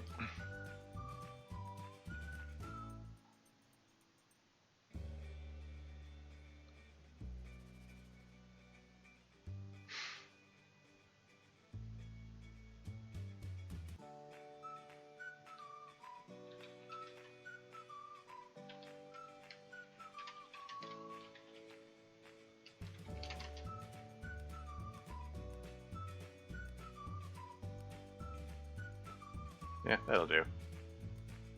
Playing my DDLC mod featuring a romance between Sayori and Monika. Content warning for suicide and bulimia. There you go. Content warning in the description. I figure I should put a content warning in here somewhere. Just, I don't know, so in case people don't get, I don't know, people don't get surprised by it. Spinach and lettuce kind of taste the same, but lettuce is more watery. Lettuce I don't really like because of that, but I'm usually okay with it. Spinach is more smooth though, and portrayal, I feel you. Yeah. Spinach is greater than lettuce, yeah. Yeah, agreed. Anyway, moving right along. Anyway, I guess potato chips are fine as long as they're baked in vegetable oil. But if you're concerned about your weight, what do you think about having nuts and seeds instead? Nuts and seeds. All right, I'm on it. I quickly make my way to the front of the store where there are rows of bins full of all kinds of nuts and seeds. And I accidentally knock over the bin of cashews. Take spinach over lettuce almost every time. Oh yeah, same. I mean, I'll do one more and say I'll take spinach every time. Mm. I need to get some more spinach. I just finished off a spinach salad earlier today, actually. Not the cashews, tastiest nut. Yeah. Poor Sayori and her haphazard charging. Anyway, accidentally knock over the bin of cashews. They spill everywhere, scattering all over the floor. For a second, I just stand there in shock, looking at them. Then I frantically try to pick the bin back up, but I must have broken it because it won't stand up properly. I just start grabbing handfuls of cashews to try to put them back anyway. I'm so clumsy. Why did I have to rush like that? Just because I felt bad about how things were going? Well, now I made everything worse. I'm trying to put all the cashews back, but there are too many of them. They aren't all going to fit in the bin when it's tilted like this. The more handfuls I pick up, the more hopeless I feel. Eventually, I stop trying. I just sit on the floor, staring at my mess, feeling miserable. It's okay. I realize that Monika is squatting down next to me. I try to force a sheepish-looking smile as I pick up another handful. I kind of made a mess. It's okay, Sayori. She puts her arm around my shoulders. Let's just pay for what we have so far and go. No, I have to fix this. I put another handful back in the bin. Someone with a broom will be able to do this much faster. Do you think they'll let me borrow a broom? Come along, Sayori. She pulls me up to my feet. I put one more handful away, then dust my hands off as she leads me to the front. We'll just get a bag of peanuts on our way out. That'll be our snack. Okay. She keeps her arm around my shoulders as she leads me to the cash register. I suddenly realize I really like the feeling of her arm around me. She just feels so strong, like she could carry me away in her strong arms. And I think I want to let her. Uh-oh.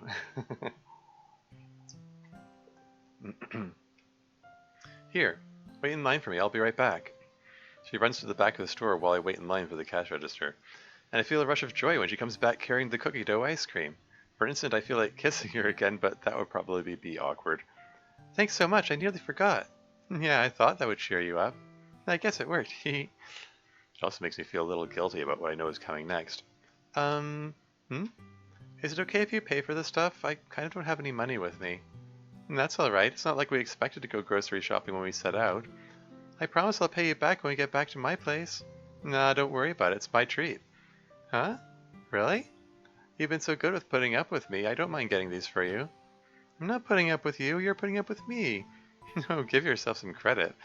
Anyway, it's really no problem. I have plenty of money. Oh, thanks again. That was easier than I expected.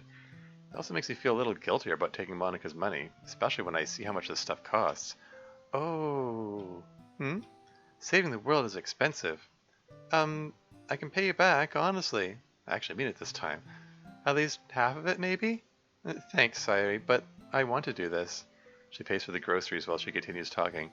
Remember what you said before about how making people happy is the best feeling in the world? Well, I want to try doing that. What do you think? Can you be happy for burgers? She holds the bag with the burgers toward me. Suddenly, the guilt I was feeling changes into something else. A strange, unmistakable happy feeling mixes up my insides. For a moment, I don't have to pretend when I smile at her. We're gonna make the best burgers ever. That's the spirit. Yeah, that's a bit of a sad line there, actually. For a moment, I don't have to pretend when I smile at her, which sort of is an indication that. I mean,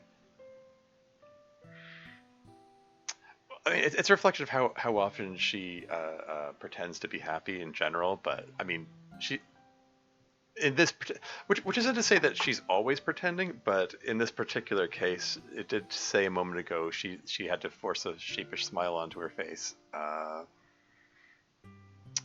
While picking up the cashews.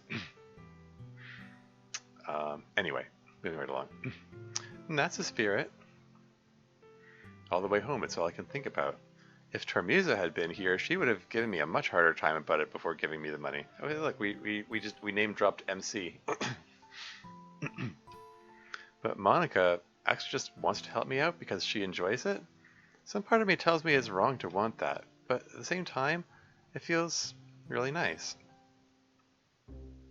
Okay, let's make these burgers. This seems like a good moment for me to go use the washroom, so I am going to do that. I will be right back.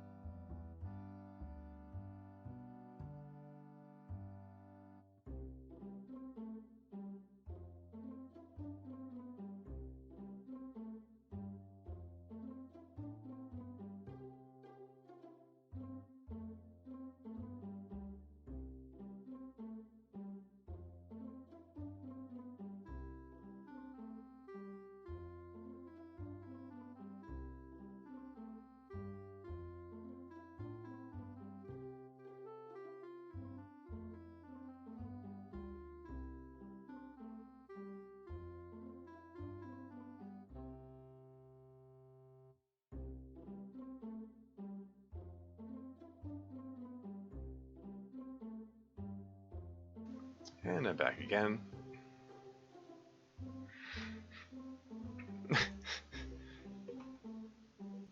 Wash your hands? Yeah, I wash my hands.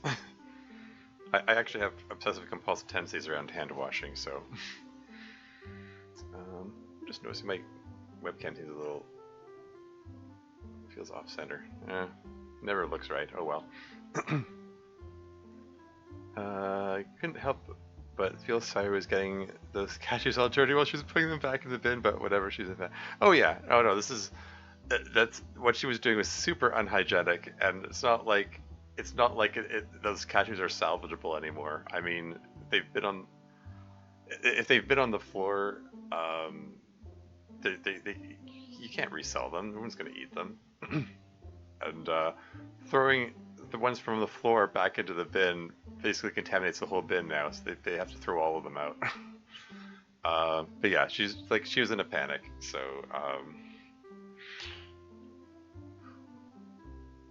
I do dumb crap when I put in the spot too, sorry, too label. Yeah, yeah, pretty much.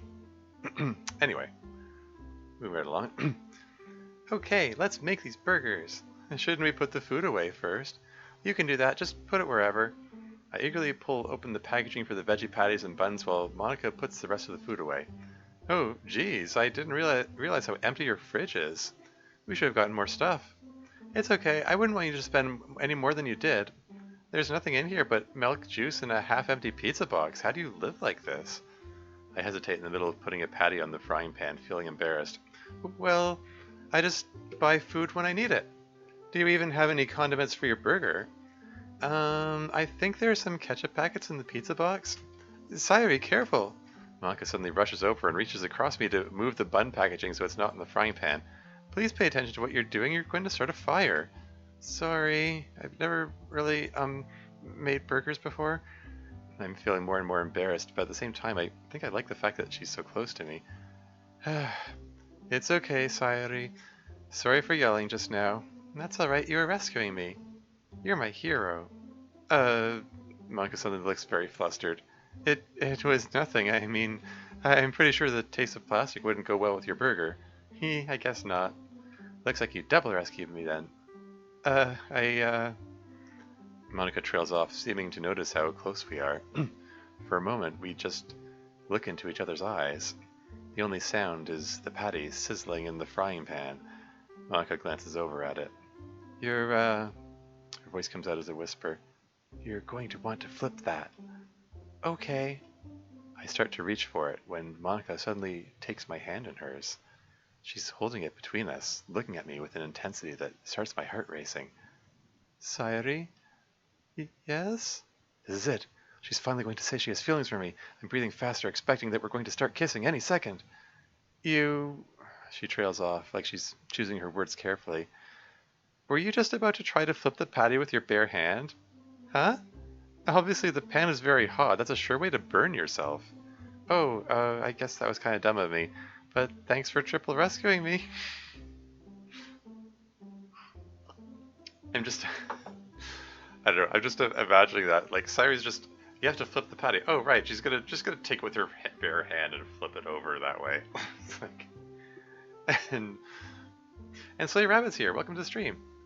Hey Tormy, sorry I've not been around. Twitch's notifications have been screwy. Yeah, that's fine. I mean, there as I always say, there'll always be other streams. It's all good.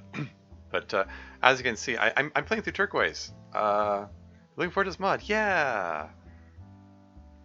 Yeah, it's good stuff. If I do say so myself, I've been pretty excited about getting the chance to stream this finally after working on it for nearly 3 years. So, yeah.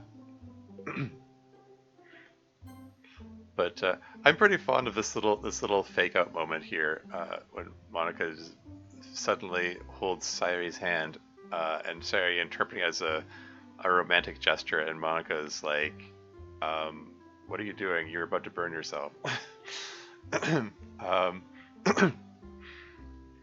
Anyway, you know that feeling all too well. A long development hell. Oh yeah. Yeah, you've been working on Fallen for you for a while now. How long has it been? It's been a while. It's been a few years for your mod too, I think. But yeah, I know you've been keeping at it. So anyway, moving right along. Thanks for triple rescuing me. Do you have any experience cooking at all? Well, sort of. ... Question mark. I think back to the time I accidentally set the stove on fire and Tormiza had to help me put it out. Yeah, we just name dropped MC again. just to remind you that MC is a character in this, even though they haven't shown up yet. Anyway, but I wasn't very good at it. Would you like some help? For the mod's a couple of years, whereas the writing is 3 to 4 years old. Yeah, that sounds about right. Would you like some help? I think I would like that, yeah. Well, let's start by getting that spatula over there.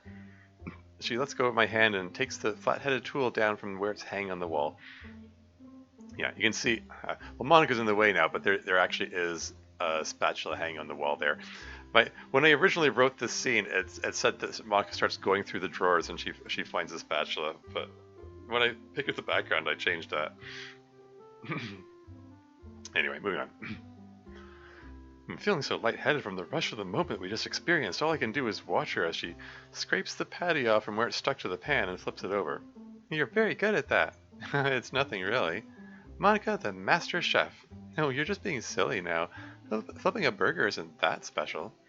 If you say so. I always think it's really neat watching the people working at the restaurant doing it. Right. If you don't mind my asking, what do you normally eat around here? Suddenly I'm having trouble making eye contact with her. Sometimes I'll eat a burger and fries. Sometimes I'll order a pizza. So basically you eat fast food every day. I shuffle my feet, feeling like I'm burning up inside. Not every day. Sometimes my dad will make something, and when he's not around, my insides feel like they're tying themselves in knots. Basically, just fast food, yeah. Okay. It's okay, Sayori, you don't have to look so embarrassed. Because it's a nice little moment between them? Yeah. It's sweet. Sorry, the average American, haha, yeah. That's funny. Um, I mean, I'm just trying to convey the notion that Sayori is just kind of like I don't want to call her lazy, but she's someone she has difficulty finding the motivation to get things done. Even largely because of her depression. Even basic things like finding the will to to actually do some cooking or meal preparation or whatever. Um, and just ordering fast food is just a thing that she does all the time. um, Person wouldn't have the pain to put up with. Yeah, pretty much. Yeah. Um, One other thing I wanted to comment on, just sort of a general note for the whole mod. I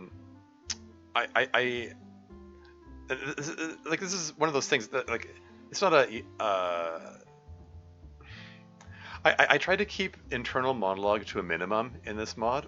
You may notice like I try to keep it dialogue as much as possible, like the characters saying things and any ideas or emotions that need to be expressed. I try to convey it in the spoken dialogue. And oh hey, Dan Silvernight's here. Welcome to the stream. How's it going? Wait, is this a Psionica mod? This is Turquoise. Yes, it's a Psionica mod. This is Sayori's perspective. She's making burgers with Monica at the moment. Yeah. What was I saying? Yeah, sorry. Yeah, this is the mod that I wrote, so it has a bit of periodic developer commentary because I want to comment on my writing process and so on. Just getting warmed up. Indeed, yes. But yeah, I wanted to comment on I try to what am I trying to say here? Try as much as possible do the whole show don't tell thing. Like things like suddenly I'm having trouble making eye contact with her is like a reflection of how nervous and embarrassed she is, and I shuffle my feet, feeling like I'm burning up inside. I wanted to do a little more than just just say that Sayori feels embarrassed. Like I'm trying to like I'm what am I trying to say here?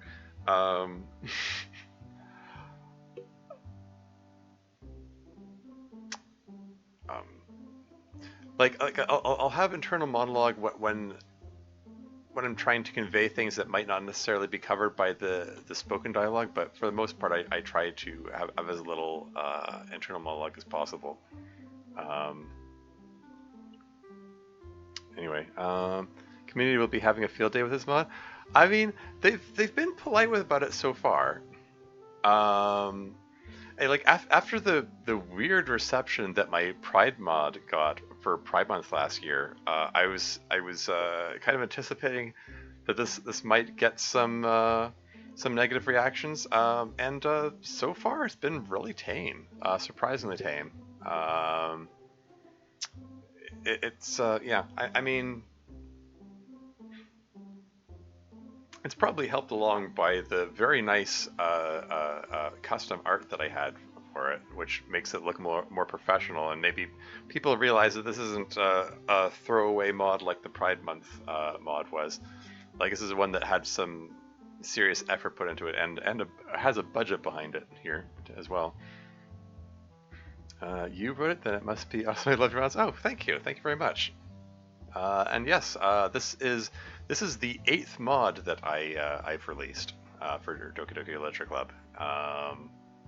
It's one that I'm particularly pleased with. I put a lot of work into this. This has sort of been my passion project for the last few years.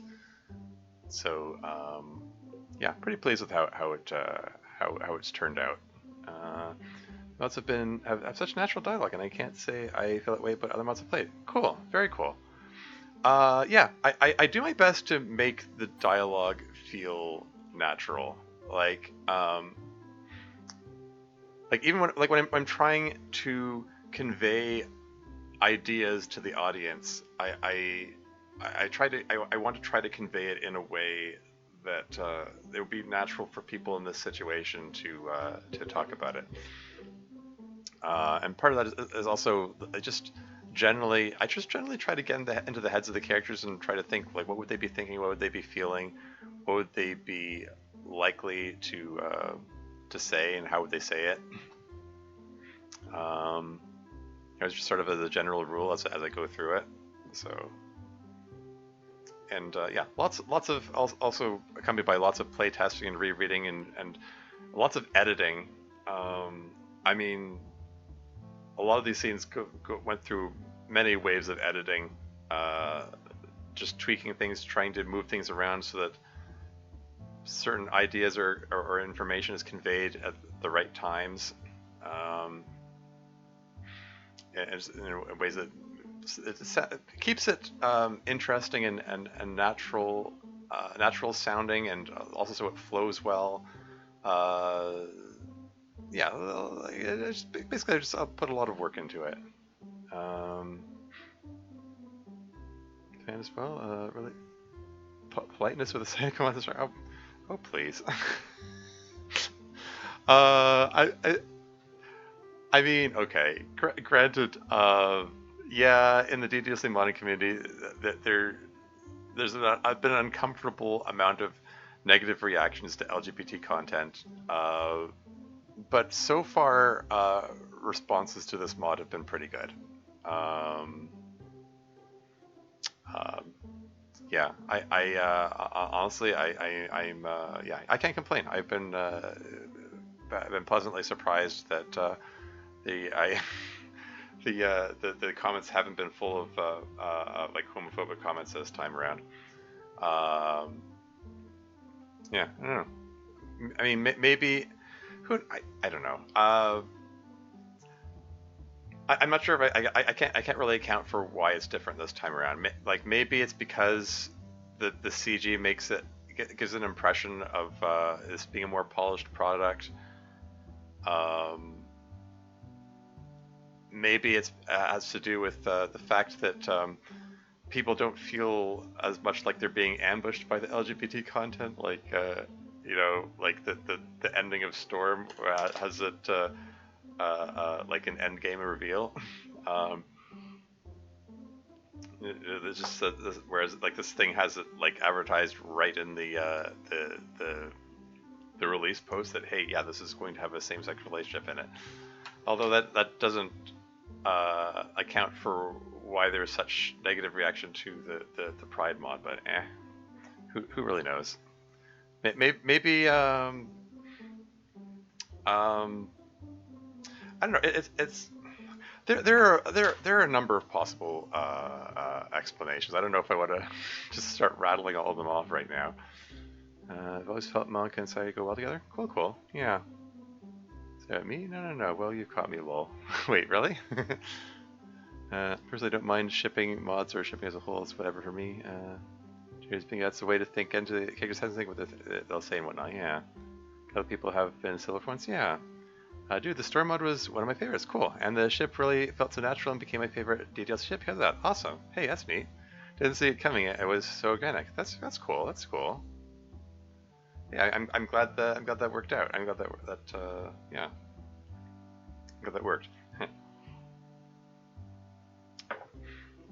But yeah, as for possible reasons why people have been nicer about it this time around, I mean, I, I can think of a number of explanations. I mean, there is the fact that, I mean, DDLC was released over 6 years ago, like 6.5 years ago now.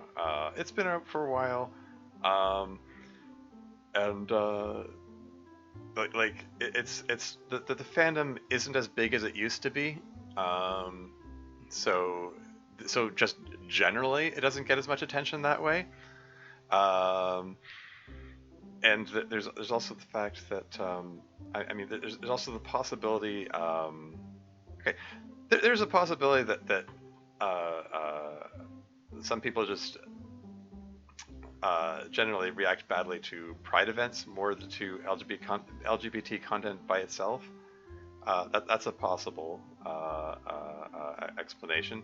Um, uh, Also, it could be the fact that um,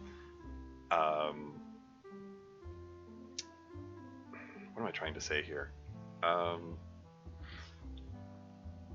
Maybe my reactions to the people posting negative comments in the Pride mod release post, uh, like there were people who were obviously trolling there, and it's at like maybe the fact that I wasn't bothered by the trolling, and in fact it helped uh, blow up the popularity of the mod. Maybe they realized that it wasn't they weren't helping themselves by posting all these negative comments. Maybe they wanted to decide to scale back this time around. Yeah, who knows? Guess only players who are supportive of the LGBT plus content wanted to play the mod, and players who aren't didn't care to comment this time around. Certain people have had a hand in the hate comments. Yeah. Oh yeah. I mean, that's the other thing, other possibility that what's the sequel to Lesbian Club coming out? I have considered making something else for this coming June. This coming June, it's another month and a bit until the next Pride month. um, Sometimes I consider making something else, but I don't know. I'll consider it. I have to make it even more obnoxiously more glaring than that really flamboyant logo was for Gay Lesbian Club last year. But anyway, what I was going to say was I have a strong reason to suspect that someone was organizing like downvote bombing of the DDLC post, and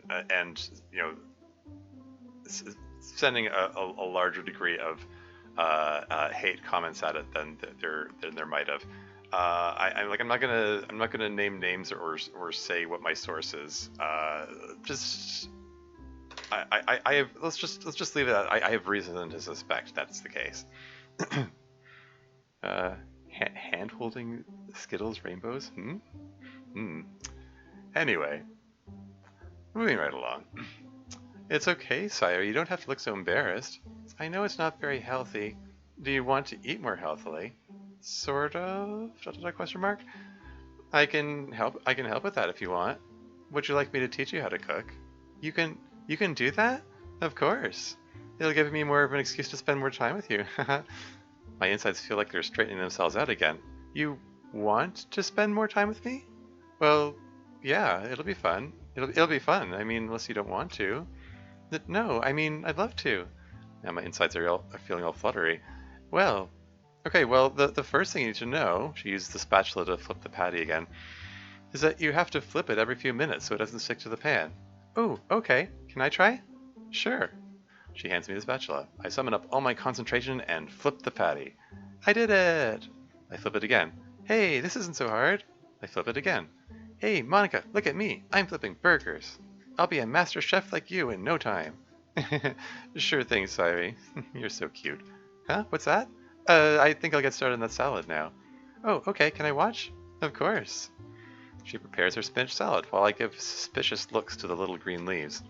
So, this is supposed to be better than lettuce? Maybe. Do you want to try it? I take one of the spinach leaves out of her salad, holding it up in front of my face. I'm just supposed to eat this? It looks like something I might find on my front lawn. How about you just try it? I brace myself for an awful flavor as I put it in my mouth and start chewing. Hey, that's not so bad. I take another one and pop it in my mouth. I don't know what I was so worried about. I take another one. Forget about potato chips. Maybe I'll just have a bag of spinach. Hee. Sayori, you're devouring my salad.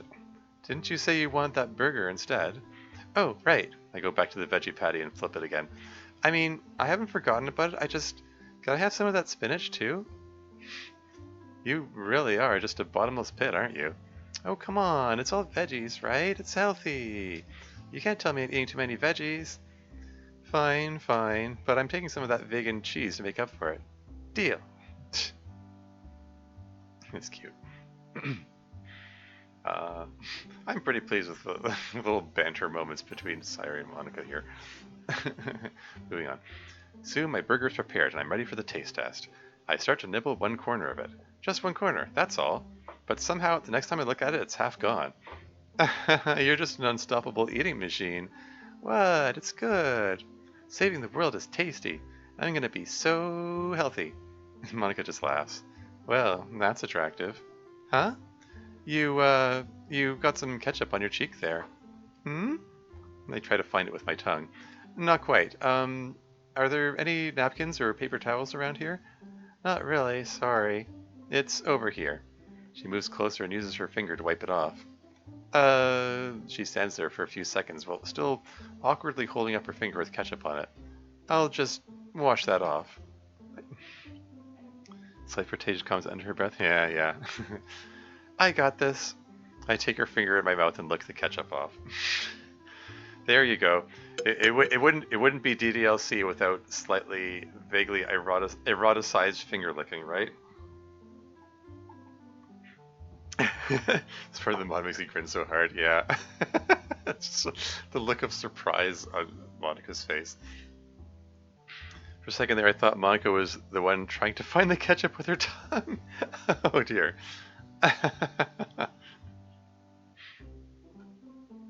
No, she used her finger. She has a special pose just for that. I mean, okay, it's just her usual pointing pose, but you know.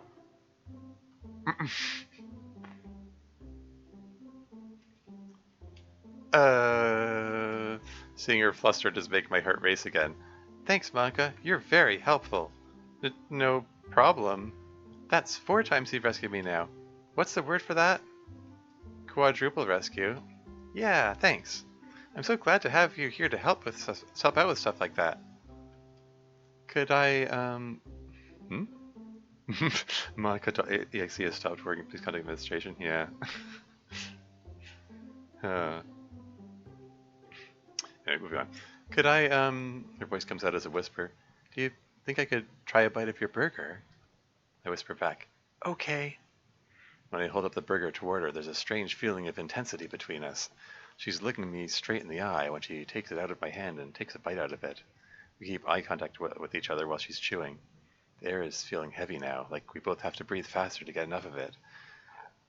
Excuse me. When she speaks again, her voice is low and breathy. You're right. It's very tasty. You got some ketchup on you. Yeah? Oh, how clumsy of me. Too bad there aren't any napkins. I got this. My heart rate is getting out of control as I move very close to her. I can't believe I'm doing this, but the look in her eyes tells me she wants this to happen, and it gives me courage. I put my hands on her shoulders and lick the ketchup off her cheek. You taste good with ketchup. Maybe I'll eat you next. Hee, just joking. She gives a very breathy laugh. Dang, Monica's a sly fox. Haha, yeah. So he needs to start eating from the opposite side, and then they be in the middle. Yeah, the whole Lady and the Tramp spaghetti thing, or the Pocky game, whichever way you want to, whichever reference you want to go by. It's funny.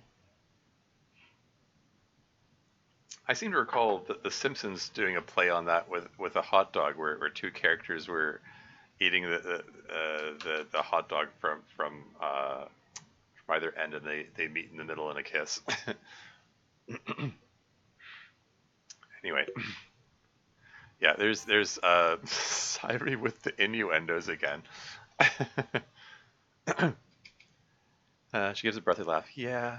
We look into each other's eyes for a long moment. It's like there's this weird energy in the room that wasn't there before, making us move closer together. Hey, first time chatter, welcome to the stream. Cheap viewers. Oh, okay, that's a spam bot. You go ban.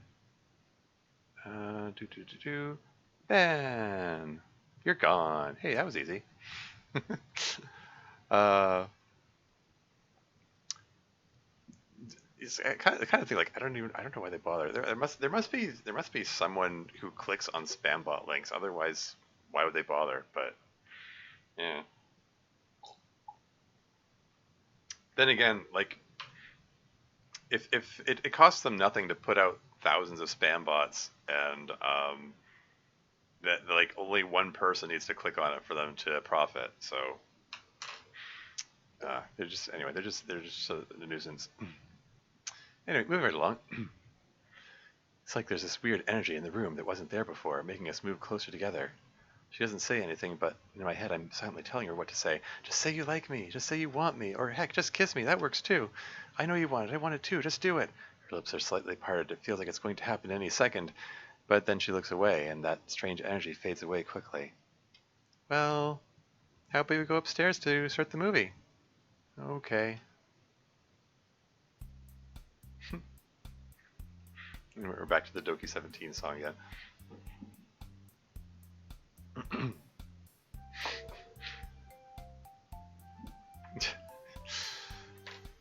Yeah, that's probably the most sexual tension you'll find in a scene about making burgers. Anyway, moving on. I carry the burger and salad up to my room. I set them on the table while I start up my laptop. So, this is your room, huh? Can't believe she's trying to act casual after what just happened downstairs, but I play along and nod. It's funny, the in-game description says it's messy, but it doesn't look so bad. And look, you have a giant stuffed cow. That's pretty cool. I mean, when you told me that cows are cute, I thought it was a little weird, but I think I get it now. My mom won her for me at a festival when I was little. It was one of mom's better days and probably my happiest memory of her. I was kind of silly about it and named her Mr. Cow. That was before I knew that all cows are girls. I just call her Cow now. That's so cute. And it's so you. I look over at Monika where she's awkwardly fidgeting while looking around the room. Yeah, I had to throw in the nod to the community's tendency to refer to the cow as Mr. Cow.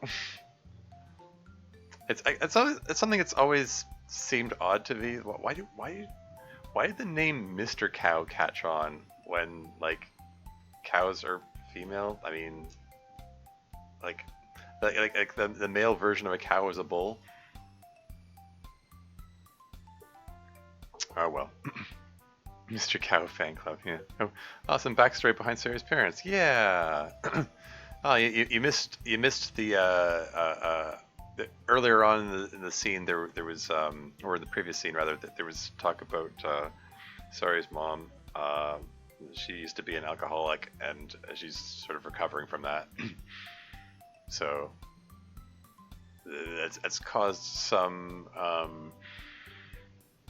a tense childhood, I guess you could say. Anyway, moving on. Look over at Monika where she's awkwardly fidgeting while looking around the room. Are you okay, Monika? You seem kind of nervous. Something Sayori and Natsuki having fun? Yeah, I suppose you could say that, yeah. Nervous? Me? Nah. What's there to be nervous about? We're just two girls spending time together. In your bedroom. Would you like to hold her? What? Cow. She's very soft. Oh, okay. Monika awkwardly goes down on her knees and gives Cow a hug. Yeah, you're right. She stands up again. A lot of oversized stuffed animals like these have to be reinforced to hold their shape. But this one's softer than you'd expect. When I was a kid, I used to sleep with her every night. She was great to cuddle with. Yeah, I'll bet. I just liked curling up on top of her and imagining she could carry me away somewhere I could feel safe and taken care of. I don't really do that anymore, though. I guess you're a little big for that, huh? It's not that. It's more like, over time I realized the world doesn't work like that. I can't expect people to take care of me. I have to be the one to take care of others. Oh, that's a rather somber way of looking at it, but I guess it makes sense with the way your mom was. Foreshadowing? I mean, you could say that. Um, I mean, it's sort of after shadowing at this point. I mean, but it's kind of Sayori's thing about feeling the need to look after others. I guess it is foreshadowing. Now that I think about it, because this is a topic that's going to come up more as the mod goes on. But yeah.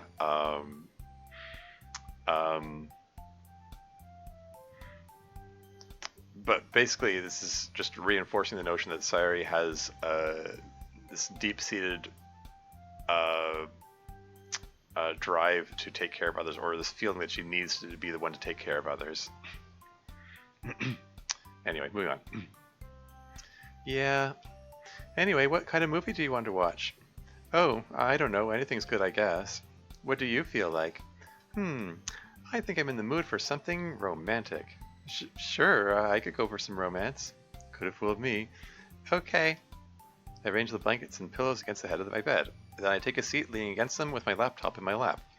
Monika's still standing there looking nervous and awkward. Could you bring my burger over for me? Sure. She still looks hesitant, carrying the plate with my burger in one hand and her salad in the other. I smile at her and cheerfully pat the bed next to me to encourage her to join me. She gives me a weak smile as she hands me my burger and sits next to me with her salad in her lap. I can still feel the tension from her. She's nowhere near as relaxed as she was when we sat together before. We don't have to do this if you don't want to. Uh-huh. I mean, watching a movie was just an idea. If there's something you'd rather do, that's okay. Well, no, nothing I can think of. The movie is fine. Are you sure? Yeah, really, it's fine. Let's start it up. Okay. I do a search online for romance, and we pick out a movie that neither of us has seen before. Sayori cuddling with Mr. Caligari? Oh, okay. Feels like she'll just do that with Monika at some point. Aha, okay. Sure.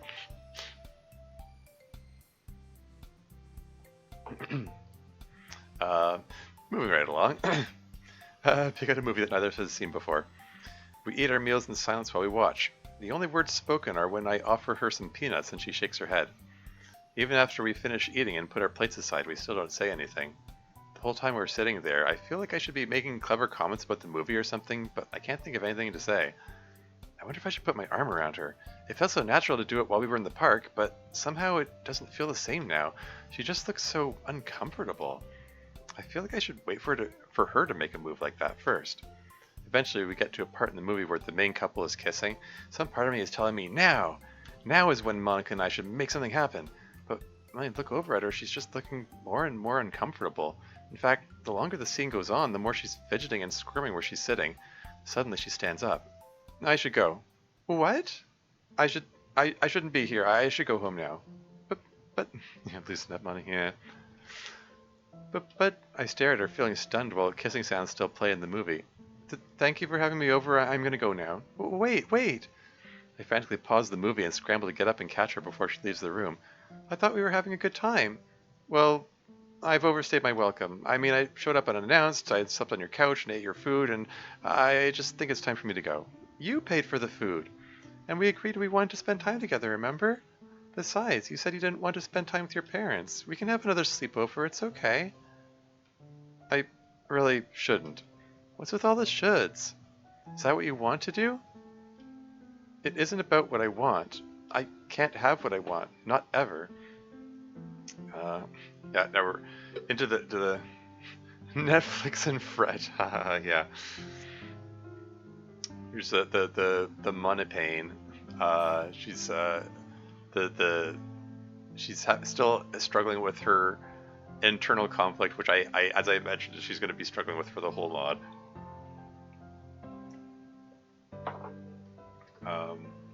Of feeling okay with being with Sayori. Anyway, moving on. I can't have what I want, not ever. I just have to accept that and stop torturing myself. What are you talking about? Torturing yourself? Hey, Dennis here. Welcome to the stream. I'd like to order a suffix. Suffix. Yeah. Well said. Moving right along. What are you talking about? Torturing yourself? I mean, pretending I can have something I can never have. It's just better all around if I go home. Do you want to sleep with me? God damn it, Sayori. Why do you have to keep doing that? Doing what? Ugh. The innuendos. They must be baked into your programming or something. You act all sweet and innocent and oblivious of the stuff that comes out of your mouth that sounds all the more ridiculous. Would you rather I said I want to have sex with you? There we go. Sorry, just dropping the innocent act for a moment there. What? I mean, I'd rather kiss first, of course. What's happening here? I think I'm flirting with you. I can see that, I just don't understand why. Well, because you're beautiful and smart and funny and I like you. I like you, and I think you like me too. And that's not what I meant. I've seen the code. This game is a dating simulator. Dating simulator that, for whatever reason, doesn't seem to have a protagonist. You, Yuri, and Natsuki are supposed to throw yourself at the main character. Why would you throw yourself at me? It doesn't make sense. That one. I want to ask you, why do you do so many innuendos? Yeah. Silly Monty talks like she knows how everything works. Oh yeah. I mean, that's the thing. But anyway, moving on. Why did you throw yourself at me? It doesn't make any sense. Does it have to make sense? I don't know. I don't understand what's happening here. How are you so calm? Here. I walk up to her and take her hand in mine and place it on my chest. Holy crap, your heart is pounding like crazy. I have a lot of experience pretending I'm okay when I'm not. Oof. That's a bit of a rough line. It's the one thing I'm good at. The inside of my head is screaming at me that I shouldn't do this, that I'm so worthless you could never want me the way I want you, but I see you slipping away and I know I have to stop you, because I know you're not being honest with yourself. All these shoulds are just excuses that stop you from doing what you want. I know, because I do that to myself every single day. Yeah. Sorry, I'm throwing myself at you because I'm figuratively out of ammo and I've already thrown the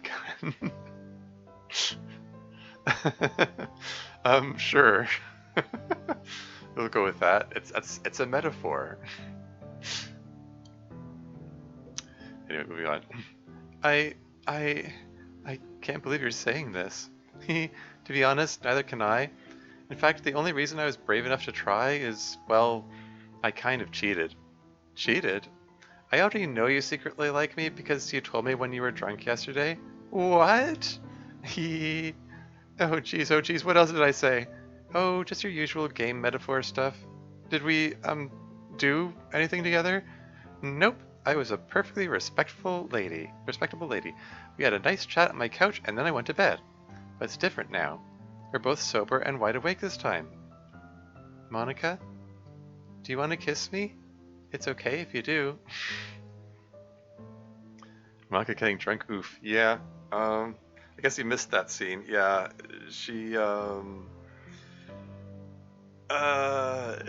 after the wine incident, you know, like Yuri's wine incident at the club, which I did pick because it's just, you know, it's a DDLC mod that deals with the club's past. It has to deal with the wine incident. I mean, I don't know. Like with the acting outplay in the scene. Oh no, what else did I say? Anyway. Shoot, what was I gonna say? Do you want to kiss me? It's okay if you do.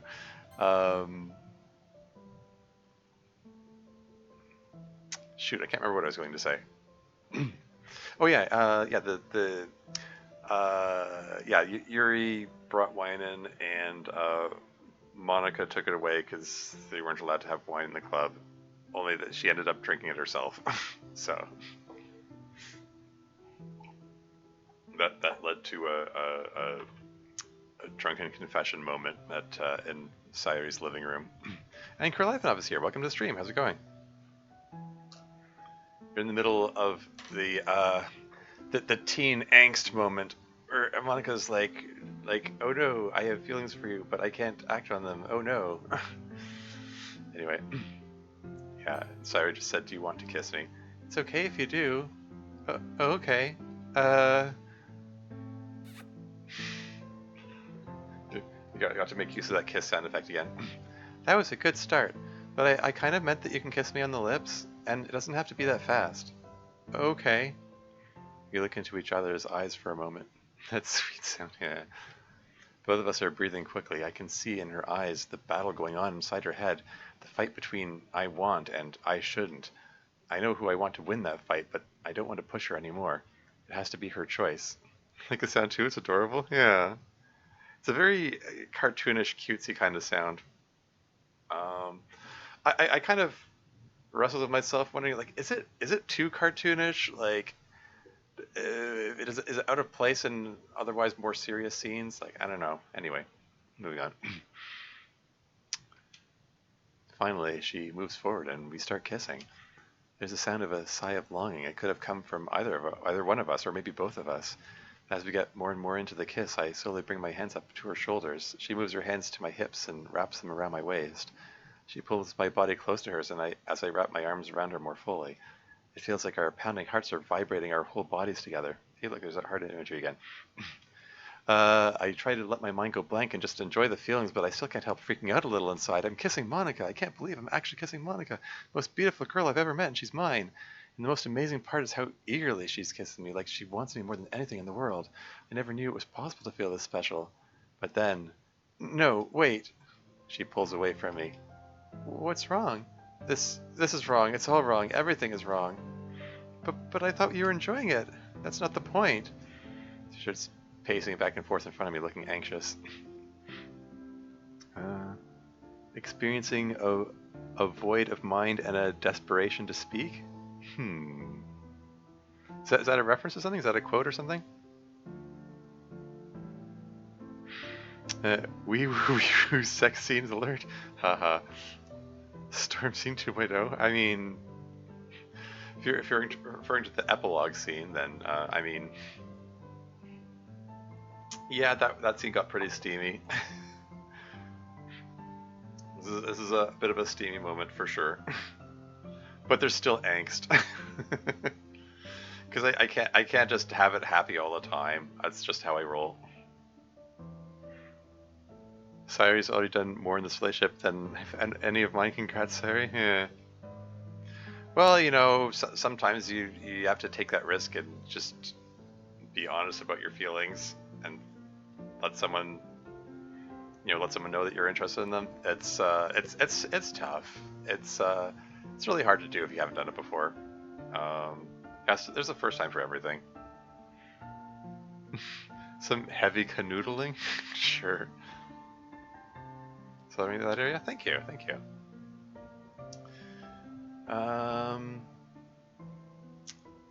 Yeah, it's yeah, I don't know. It's like I'm a confirmed introvert, and also I'm like really socially awkward. So I can relate to anyone who can say that it's who has difficulty imagining like making that the first move in terms of like reaching out to someone you have feelings for. It's tough. It's like I think back, you know, my first efforts were super clumsy. But you know, you can get better at it over time. But you just have to plunge in and do it. Like if you don't try, then you'll never know if you know if the other person feels the same way or whatever.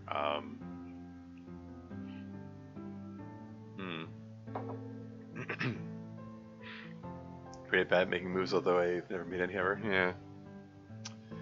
Yeah, relatable. Anyway, moving right along. She starts pacing back and forth in front of me, looking anxious.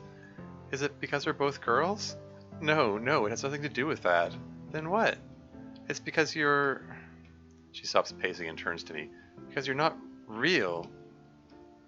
I don't know, I feel pretty real. You know what I mean. Or wait, I guess you don't know what I mean. But that doesn't matter. The point is, I can't do this. They'd just be taking advantage of you, and that's wrong. It it is a dread of being unable to say to say thing of mind and body, yet desperately wanting to. Is a dread of being unable to say. This font is. Oh, I know what to do.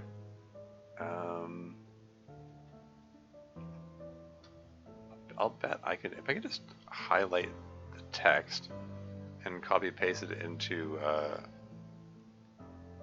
text file. Ah, shoot.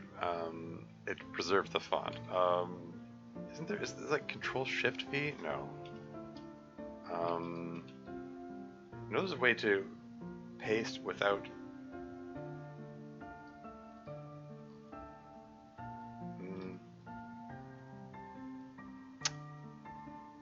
Say anything? Okay.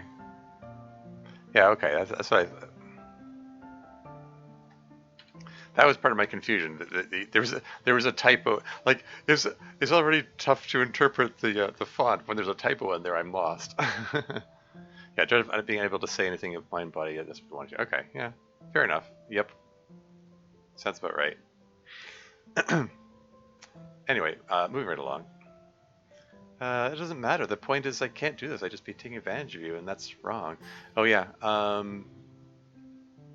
Yeah, I made a deliberate choice in this mod to not actually deal with issues of homophobia. Like that, it could have been a choice that I could have made. Like I've seen other similar stories. Typo where? Oh no, I was talking about a typo in Kirill Ivanov's comment just now in the with the different font in the chat. Anyway, yeah, like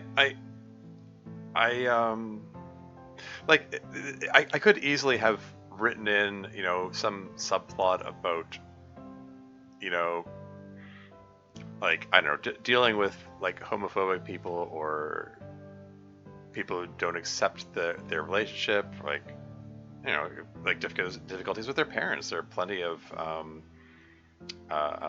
you know, parents who either don't understand or disapprove of like their kids being some flavor of LGBT. You know,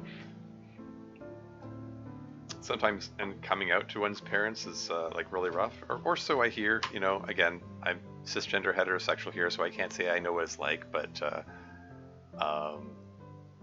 yeah, these are issues I could have dealt with in this.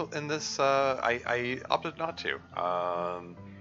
I making the conflict more about Monika's perception of Sayori being, you know, a fictional character. It's me. I'm similar stories. Homophobia Turquoise arc probably would have been distracting. Yeah. I mean, hey, I could. There's still room to like write a sequel where that's in there, if I wanted to. But in any case, for purpose of the story, I chose not to deal with that whole issue. Like I say, I have enough problems to fight with. Yeah, exactly. Me, I'm still those stories. Yeah. Yeah, I mean, yes, club meetings is one of those similar stories which dips into dealing with homophobia. I also had I'm making my way through for the longest time. I'm up to chapter 11 in that, which for the longest time being a piece of fan fiction on Archive of, just drawing a blank in the name, Archive of Our Own, AO3. Turquoise. That's funny. Turquoise 2 Turquoise, yeah. It would be funny to put up advertise for that. Turquoise 2 Turquoise. It's just as the subtitle line. We feel it's more of a parental issue. Yeah. She would love a sequel to this mod. No pressure though. Yeah. Really to read it? Oh, you haven't read for the longest time. Okay. I know Spooky Fooky Waters has talked it up a fair bit. Yeah, yeah. Been with us for like a year. James, have you ever read Cherry Wine? Cherry Wine? No. What's that about? Is that another fan fiction piece or what? I am not familiar with Cherry Wine at all. But yeah. Anyway, the reason I brought up for the longest time is it's another story. It's a really well written story. I'm going to say from Monika's point of view, it's actually really interesting. It kind of grabs you right from chapter 1,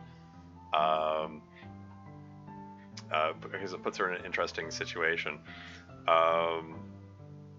But yeah, it has I'm going to say LGBT issues in it, and a character who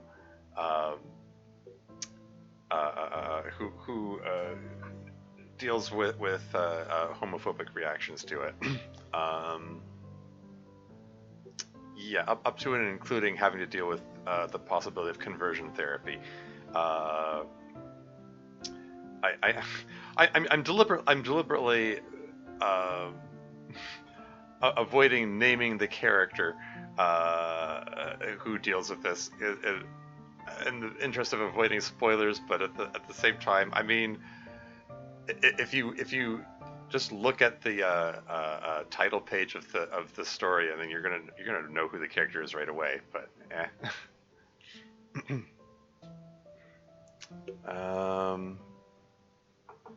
no, it's another Psionica fanfic from Sayori's perspective. Ah, interesting.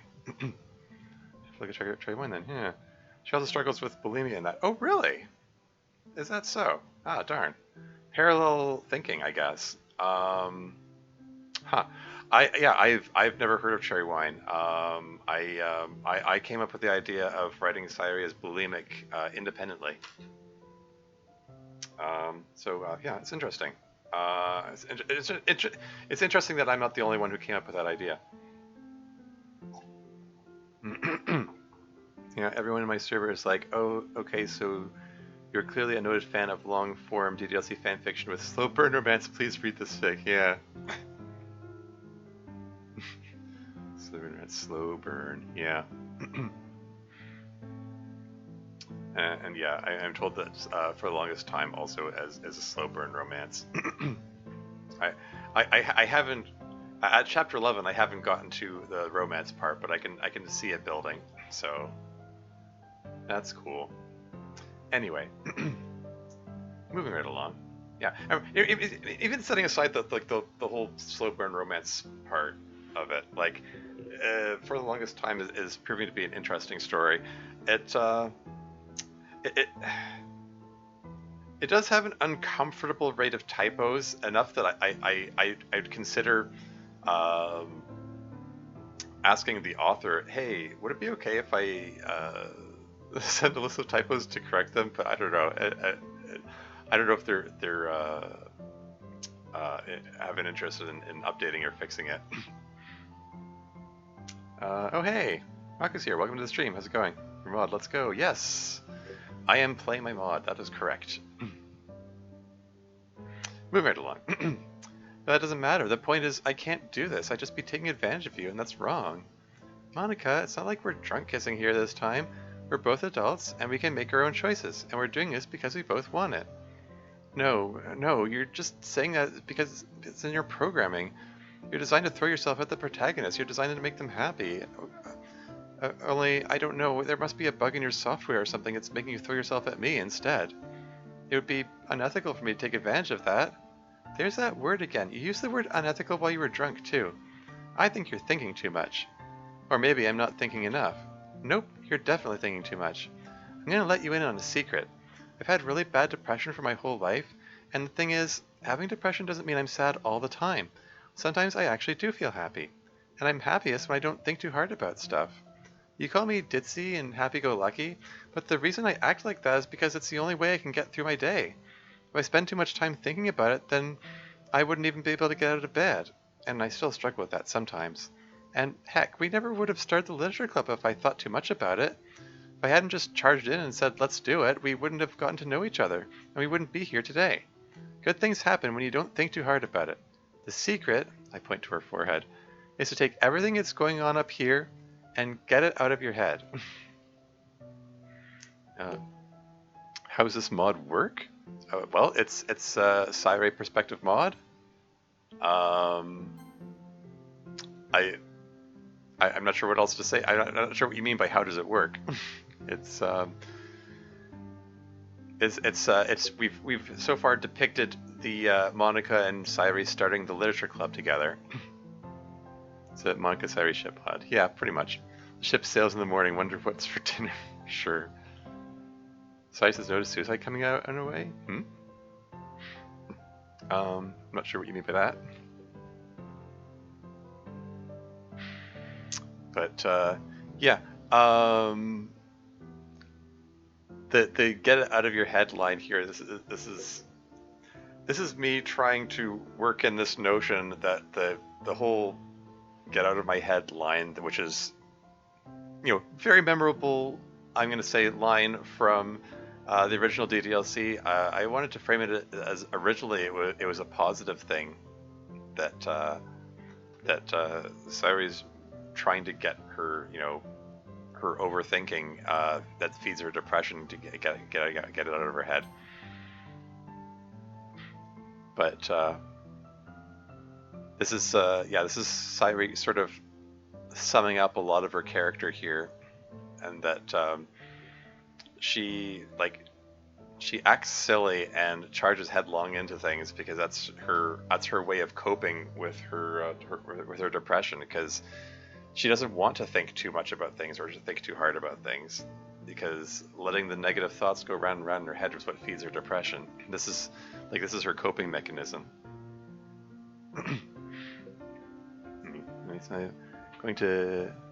Going to make like that as well?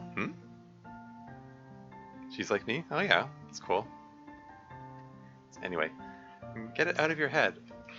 It's not that simple. It's exactly that simple. But like you said, I'm an adult. That means I have to be responsible. I can't just turn that off because I decide to stop thinking. Okay, how about this?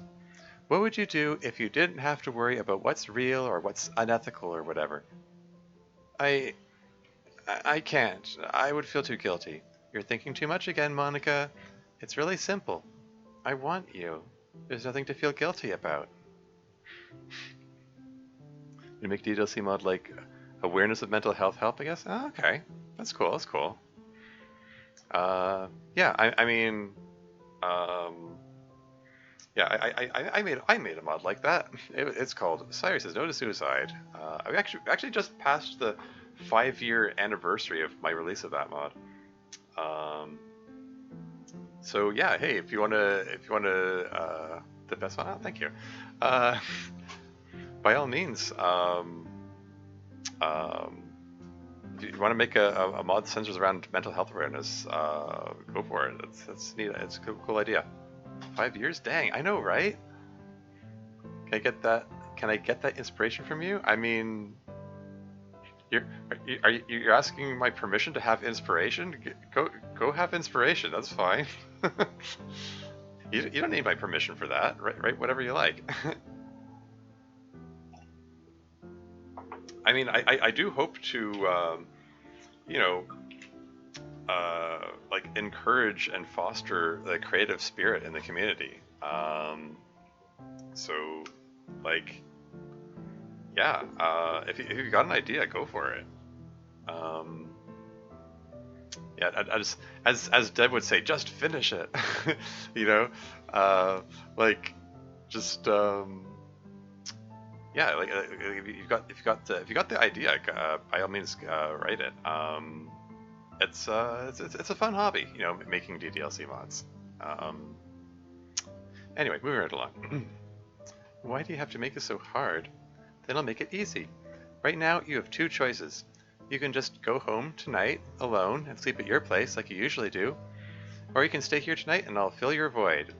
I mean that in the innuendo way. Just the throwback to the, or callback to the filler void line. Yep, thank you, bro. Cool. Yeah.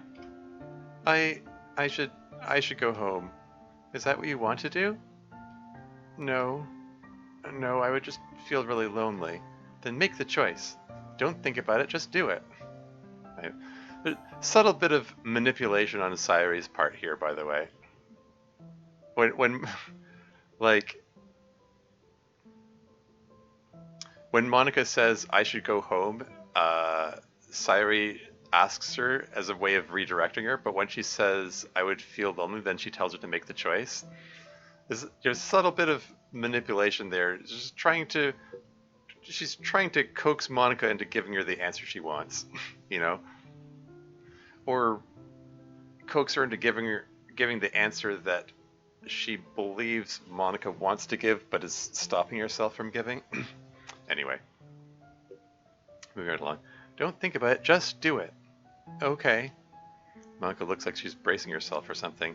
I can see in her eyes that she's finally made up her mind. And fade to black. Run program monika2.exe, monika2.exe running. Hide Monika's room hidden. What's this? How mysterious. There's something running in the console? What? What could be happening? How mysterious.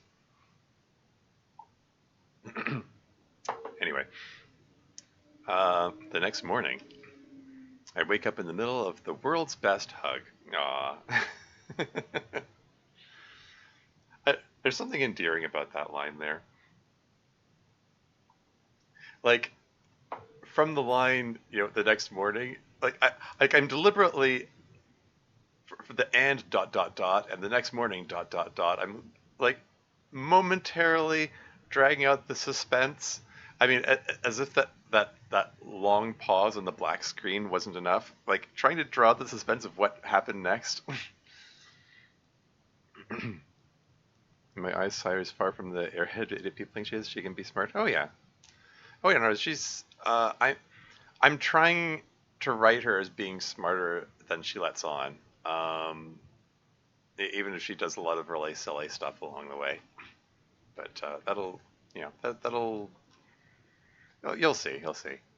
Did you put an horror on that? Horror? No, this wasn't intended to be a horror scene. This is So I received the super hug trademark. Haha, yeah. Anyway, I wake up in the middle of the world's best hug. Just so they slept together. That's right. Monika is still asleep, but her arms are around each other, and my head is resting on her upper chest. She sure is a heavy sleeper. Yeah, that's lifted from the vanilla game. I just threw that in there for no particular reason. I lift my head so I can see her better. Oh yeah, content warning for censored nudity, I guess.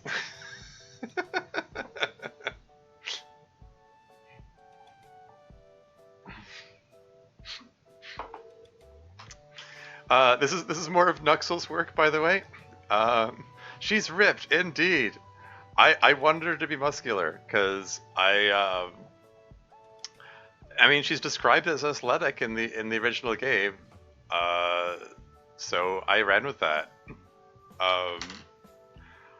Really, I commissioned this sprite because I just wanted to see the reactions people have to getting surprised by ripped Monika.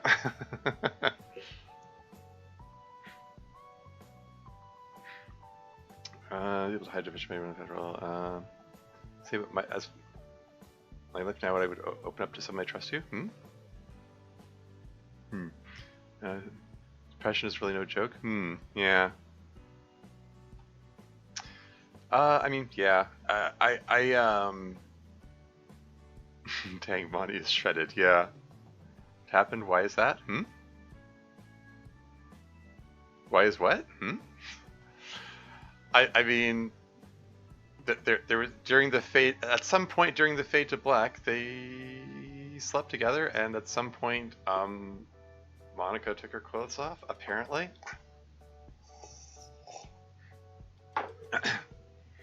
why would she do such a thing? I don't know. um, but yeah. So seriously, there are plenty of Monica sprites where she isn't ripped. She doesn't have like muscular looking abs. Um, I rather like the idea of her being like just a lot stronger than she looks. Um, People should change Monica's hairstyle more often. Art is hard. Yeah. Yeah, that's the other thing. I figured she wouldn't wear her bow to bed, so her hair is totally redone. You can see it's all loose. It's not in a ponytail now. Normally her hair just kind of it does this thing where it just whoosh off to the side over here, but now it's all loose. Yeah, I requested that from when I requested this commission. Um, Art is hard indeed. Yeah, it would have been weirder if she didn't take her clothes off though, really. I mean, sure. She really suits her hair down? Sure. Broke, create new art assets to reflect some normal thing a character would do? Yeah. That's why she's like that? Hmm? I mean, she's like that because I chose to. Like, I commissioned the artist to have her look like that. Woke, rewrite the character's preferences and actions in an insane way to justify not using a new art asset. I mean, that's an option. This is one bit I wanted to throw a bit of money at, so yeah. And someone made the observation that she still has the little hair vents here, even though like her ponytail is there, and then someone made a joking comment or something like, yeah, but she needs the air vents for you know, to act as a coolant or during, I don't know, something like that. I'm butchering the joke. But still overheat otherwise, obviously. Yeah. Yeah, you don't want her to overheat. Anyway, moving right along. I still can't believe this is real, so I give Monika a squeeze to make sure. She grunts in her sleep and rubs my back. Morning, Sayori. Uh-oh, Monika. Don't look now, but there's a beautiful naked girl in my bed. There's only one thing to do about that. I start giving her little kisses all over her face. I like the fact that Monika gets, you know, her eyes are still closed, but she gets a little smile when Sayori's kissing her. And this fact that, you know, Sayori's like giving her kisses all over over her face just hints at the fact that during the time of the fade out, they experienced some measure of intimacy, which made Monika, you know, made them more comfortable with like silly little gestures like giving her kisses all over. So yeah, like, okay, like I mean I did say, like I said it in the mod description, you know, this mod contains implied sex scenes. That was your implied sex scene. Whatever happened in between when the fade to black happened, it's up to your imagination. I'm not gonna this mod is not going to describe or depict anything they did together, but the descriptions like this, Sayori giving her little kisses all over her face, is here to be an indication of they experienced some intimacy. Not just quote they had sex unquote, but that they just generally have become more comfortable with each other, and yeah, Monika's been doing a lot of serious processing about the situation. Without her events, she'd be doomed. Yeah. Anyway, moving right along. I start giving her little kisses all over her face. She giggles as I leave a trail of kisses up one cheek, across her forehead, and down the other. You're so silly. And you're so naked. She giggles and squirms as I continue my trail of kisses under her chin and down her neck. Thank you for last night, Sayori. You were really good. And you were really naked. Yes, I was. I continued kissing her down her chest, speaking in between kisses. Uh-oh, Monika. Don't look now. But I just kissed your boob. Your naked boob. Because you're naked. Naked! Hee hee hee.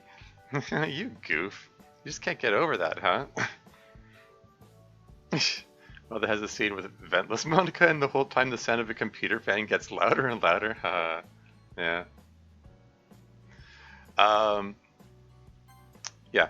Um, yeah. Despite the fact that I'm not gonna depict sex scenes in this, I did want to at least give some indications of some things that occurred, and I like to imagine that Sayori just got the giggles when she saw Monika naked, and then it just never stopped and just kept giggling for hours, and she's like, hee, you're naked, hee, the whole time. And even the morning after, she's like still not over it.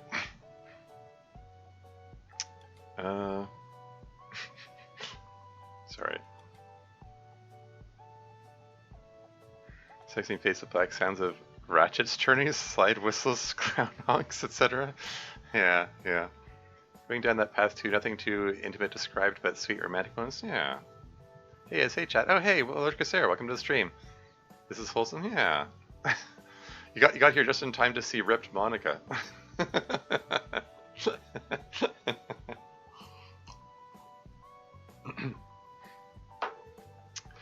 Yeah. One of the artists. I mean, I ended up going with Nuxel, but I went through a number of artists before. I mean, I considered a number of artists before ending up getting Nuxel to do the art for this. This is one of yours? Yes, this is. This is my 8th mod entitled Turquoise. I just released it last week, and pretty excited about it because I've been working on it for almost 3 years, as I'm fond of pointing out. Recognize the background music? Oh yeah. Do you? This is another one of those like stock music choices. That some people said they found my use of stock music to be distracting. I don't know. I kind of like the song. I think it fits this notion of this sort of casual interaction between them. I don't know. Anyway, what was I gonna say? I'm drawing a blank. What was I gonna say?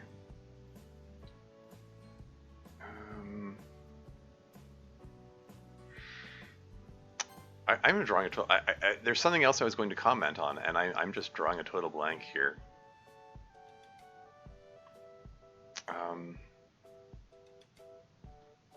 Talking about the artist you settled on. Thank you. The artist. Yes. Yeah,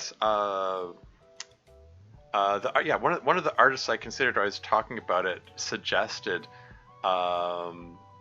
maybe you could have Monika covered by a sheet, like have a sprite with like a sheet covering her, and I was like, dang, that's actually a pretty good idea, you know, but I want her abs to be visible. It's like it's a morning wake up after a night of intercourse is casual. Yeah, sure.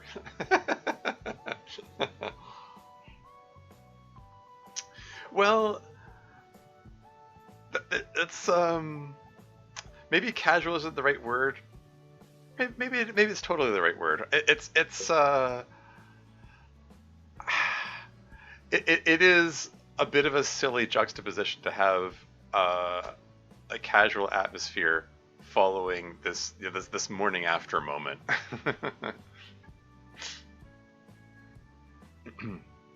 That's really awesome reaction for this. If you say so. She said, "Jack, you can see your abs through the sheet." Yeah, that would be pretty funny. Problem solved. Yeah. Could have went for a bathrobe with her abs exposed. Yeah, well, I can foresee issues with that too. Uh, I don't know, like having the black bars covering her naughty bits was just it was the first idea that came to mind. Arguably, I sort of am sort of copying the other mod. There's another mod called Natsuki and Chill that did the same thing, or so I've heard. Um, I mean, it's a mod that I'm aware of. There is they go a step above implied. There's a there's descriptions of sexual interactions in that mod. I'm going to say, but they still censored Natsuki's sprite um, in this way.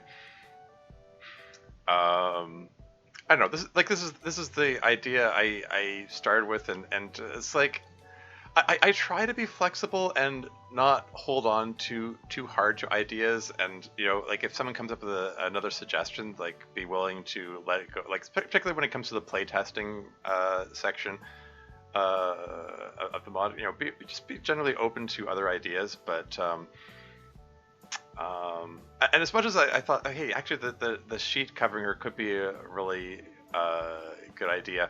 Um, like her abs being exposed was kind of an important detail for reasons which I'll get to a little later. Um, but yeah, having trouble getting the shirt off, Monica. That rigid horizontal black bar you have on your chest makes it difficult. Haha. Yeah. For a small top. I mean, hey. For that matter, I like could have had her bra still on. That could have worked too. But eh, made my choice. Monko literally modded in censorshipbars.png. Yeah. It was, didn't mean to cause like I think that's yeah. Okay. Anyway, moving on. You just can't get over that, huh? Well, I rest my head on her stomach, looking up at her. To be honest, when I told you to make the choice, I didn't think you were going to suddenly take all your clothes off. Yeah, you did look pretty surprised, but you didn't seem to object, so I hope it was okay. Yeah, it was fine. Actually, I want you to know I'm really proud of you. You're proud of me for getting naked. I'm proud of you for doing what makes you happy. That's something I have trouble with sometimes. Well, actually, it's something I have trouble with a lot of times. Well, maybe you'd be happy if you were naked too. Aw, no, you don't want to see that. She sighs heavily, causing my head to go up and down on her stomach. Yeah, I figured you'd say that. Of course, the real reason you're saying that is because this game is for ages 13 and up, so nudity isn't allowed. To be honest, I was kind of hoping to see if taking my clothes off would break the game. Oh? I thought you said it was so you wouldn't feel like you were taking advantage of me. Well, that too. Uh, take your clothes off, Sayori. She flexed and exploded her outfit apart. Imagine that. Her outfit just flies off. uh, but yeah, a few other things going on here. The, the fact that what am I trying to say here? Uh, I still left the possibility open for the audience to infer that nothing sexual happened and Monica just took her clothes off because she was trying to break the game. I mean, they totally had sexy times, but I still wanted to leave some room for that possible inference, if people decide to interpret it that way. um, but yeah, it is. It could be a slightly ironic choice that Monica's the one that took her clothes off and Sayori left her clothes on, when Sayori's not the one on screen.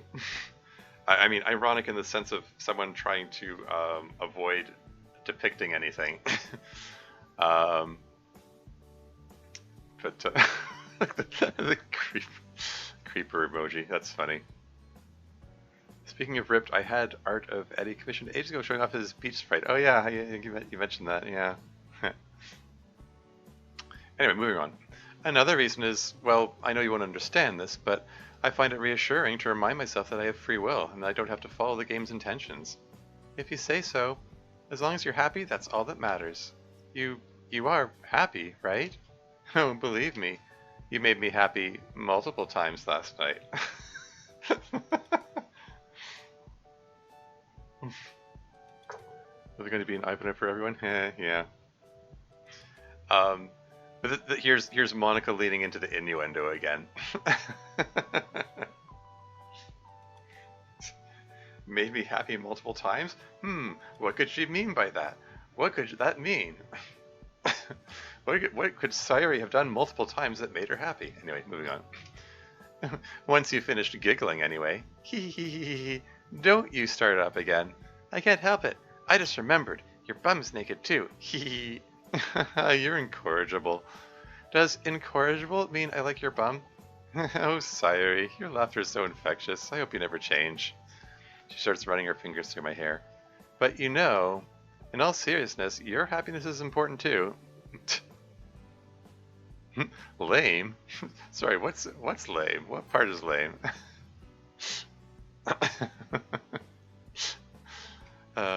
Your happiness is important too. It can't just be all about my pleasure. Isn't there something you'd like me to do for you? Well, I kind of like that you're ruffling my hair.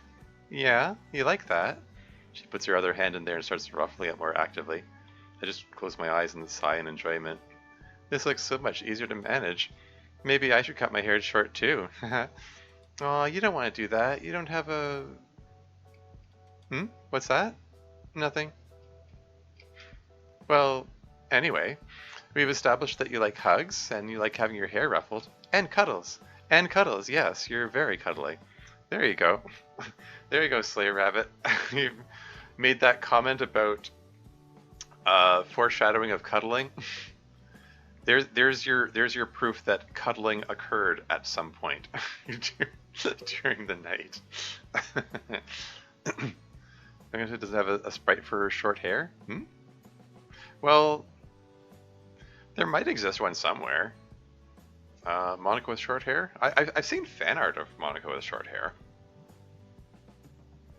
Anyway, moving on. And cuddles, yes, you're very cuddly. But, I mean, I didn't want to bring it up last night, but every time I tried to, touch you, you pulled away. I suddenly don't enjoy having my hair ruffled as much. I can't quite make eye contact with her. I just look down at her abs and start tracing her muscles with my fingertips. Well, I just wanted you to enjoy it. You don't have to do anything for me. I said, That's what Sai was implying, or I think she was implying that. Oh, well, we're gonna find out. You don't have to do anything for me. I know I don't have to. I'm saying I want to. Don't you want the same kind of pleasure you gave me? I don't deserve it. What? Sayori, sweetie, you're the kindest, most generous person I know. How can you think you don't deserve to feel good? Are you overthinking something? No. Or maybe, I don't know. Would it help if we just charge in and do it? Is an interesting complication in their relationship?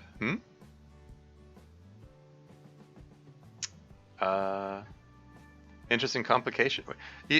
Have you read the past this part, Spooky Waters?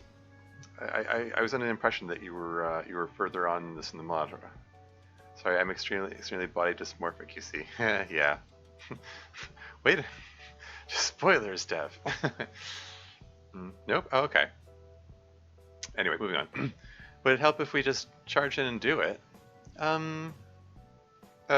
mean, I'm not going to do anything without your permission, but maybe we can ease into it somehow? Why don't you try taking this off? She tugs on my shirt. No, don't do that. I'm too fat. You are not fat. How can you say that? Because of this. Give her a big kiss on her abs. You have abs, like real abs. I just have a fat tummy. Nope, uncharted territory? Is there a way to edit the end credit song? Yeah. I mean, there are ways to edit anything if you know how to do it. I mean, like, just look at, just look in the code where it calls the credits, and there's a line which says play music, whatever, and then you just change that. Putting some new pictures? Yeah, oh, yeah, easily. Yeah. Yeah, just look for the um I'm fond of saying WDDD, what did Dan do, when it comes to figuring out how to code things in. Yeah, just look at, I believe it's credits.rpy. It makes calls for all of the pictures that it shows there. You just need to change what pictures it calls. That's all. Like substituting different pictures in, substituting the music. That's easy. Like if you want to, I mean, if you want to make huge dramatic changes, it's like the difficulty is going to depend on how much you want to change. But just changing the existing things that are there, it's pretty easy edit. It's never easy the first time. But yeah, this is why I wanted Monika's abs visible, because it feeds into Sayori's body image issues. She's already made a number of comments about being fat, like both in the conversation with Monika and in her like internal monologue with herself earlier on in the mod.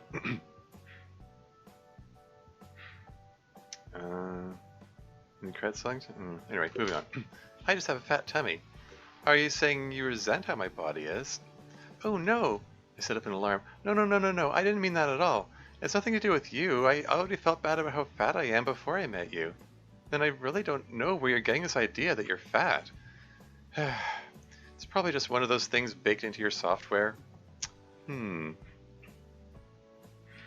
wonder how hard it would be to change your programming to make you okay with taking your clothes off. Or would that be unethical? Monika, I'm probably never going to understand your metaphors, but it sounds like you want to trick me into taking my clothes off, and that's not very nice. Fine. It would probably be easier to just delete your clothes anyway. My eyes widen in shock. Monika, no! Huh? Don't delete anything, that's bad. Oh, relax, I was just joking. That's not something to joke about. You said that deleting stuff was what makes you die. You're not thinking about that again, are you? Whoa, no, Sayori, no, that's not what I meant at all. I was just, trying to think of ways to make things more fun. So, it wasn't fun? Oh, geez, please don't take it that way. I was just thinking out loud, that's all. I probably should keep that kind of stuff to myself. Was I not good enough? I can try again. I'll do better next time. I want to make you happy. Relax, Sayori. You were fine. Wow, you were better than fine. I just want the chance to return the favor, that's all. I mean, oh jeez, I'm making myself blush. Don't you want me to fill your void too? I'm here, it's been a while since I did anything like that.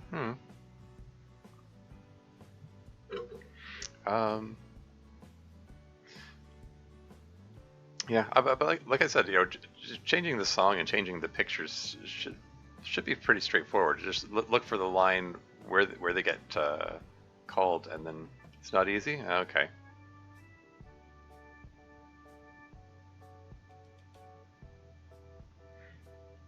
Oh, okay. Anyway, moving on. Don't you want me to fill your void too? Can't seem to make eye contact with her. I just wanted to make you happy. It would have felt like I failed if I hadn't. Yeah, but... Monika massages her temples.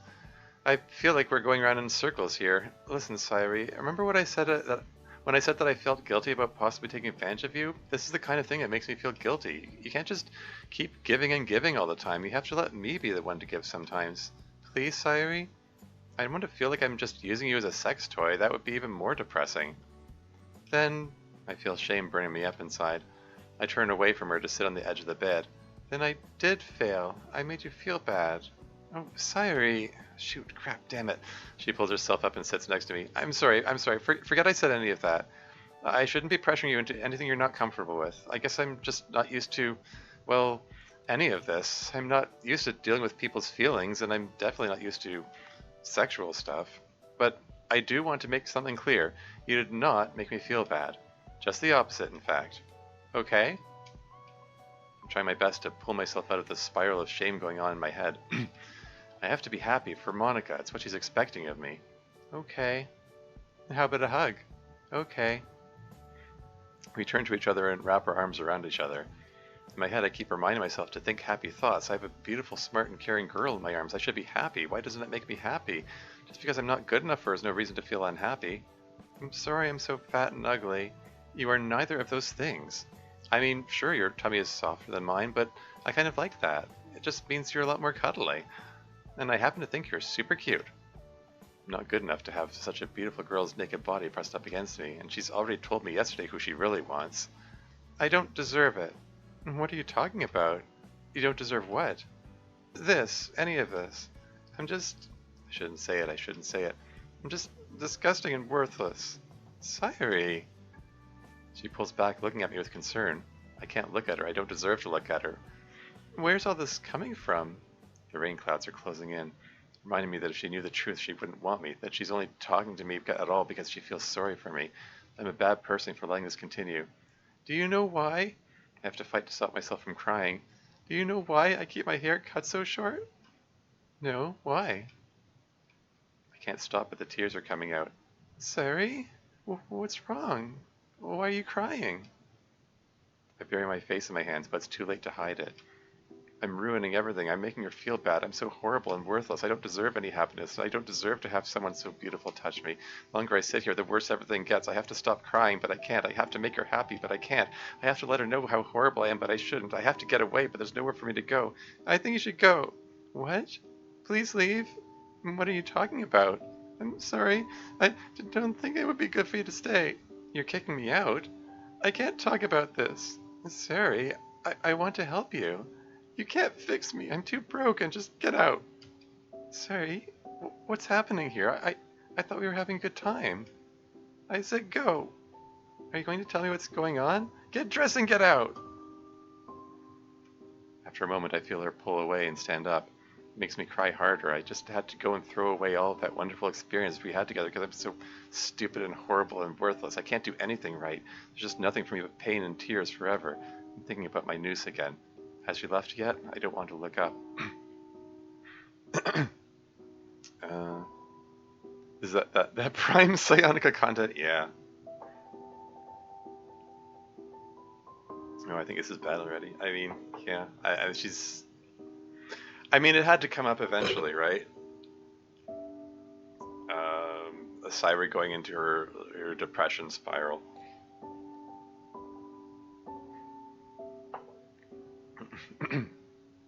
Take your incredible washboard abs and leave. Yeah. Yeah. Has she left yet? I don't want to look up. Sayori? Sayori, look at me. I wipe my tears away while lifting my head a little. I still can't quite look at her. I'm sorry. I didn't mean to make you feel bad. I'll still see you at club tomorrow, but I don't think it would be good for either of us if you stay right now. So you still want me to leave? I nod. I never knew nodding could hurt so much. Well, she starts pacing back and forth in front of me. Well, this puts me in an awkward position. I can't leave, Sayori. Where would I go? What would I do? There's nothing for me in the game except you and the literature club. Since you're the vice president, the literature club might not even be there if I leave things like this. I mean, if this was the real world, then maybe I could just abide by your request and leave so I could talk to you another time when you're feeling better. But we're not in the real world, so there's no point. So, sorry, Sayori, but I'm staying here until I figure this out. Can't feel the same about her looking at her knowing those abs are under there. Thanks, Dev. Is them already? Yeah. Yeah.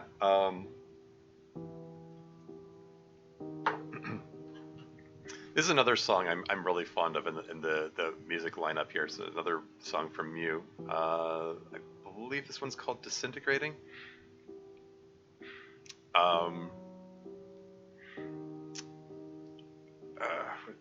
what, yeah, shoot, what was I gonna say? Oh yeah, there's the loop point. um,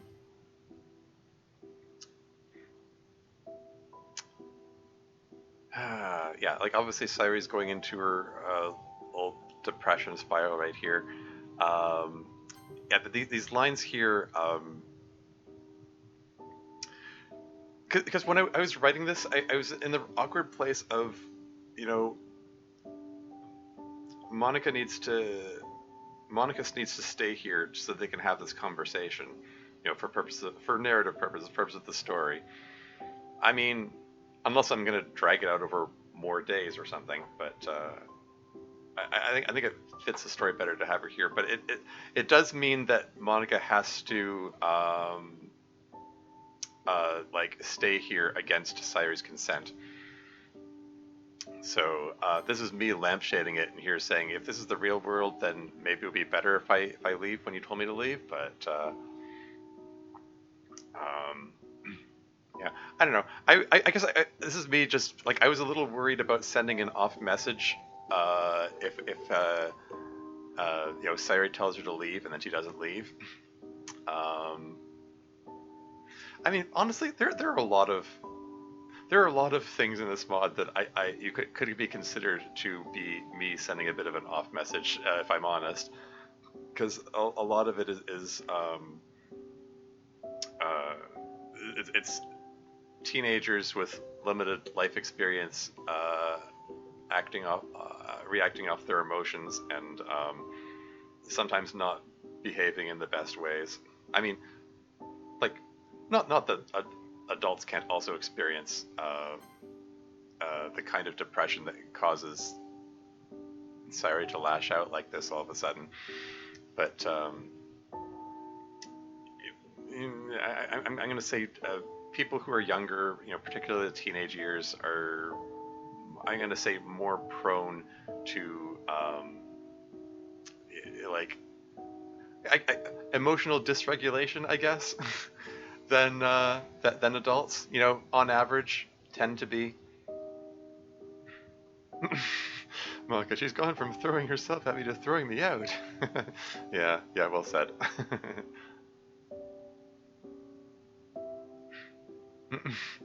Sprint into the minds of many here. Last day, say? Oh yeah, okay.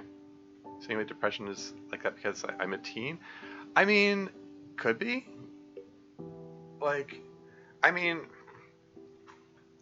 like I wish I could say, I wish I could offer a promise. Oh yeah, you're only depressed because you're a teenager, and once you get out of your teenage years, that's going to go away. That's not necessarily true, though. I just mean that as you get older, you get better at dealing with it. There are all kinds of like possible coping mechanisms for you know, for dealing with depression and you know, oh, there's the loop point again. I have to draw attention to it because it's so smooth you won't notice it otherwise. I'm very pleased with my loop points.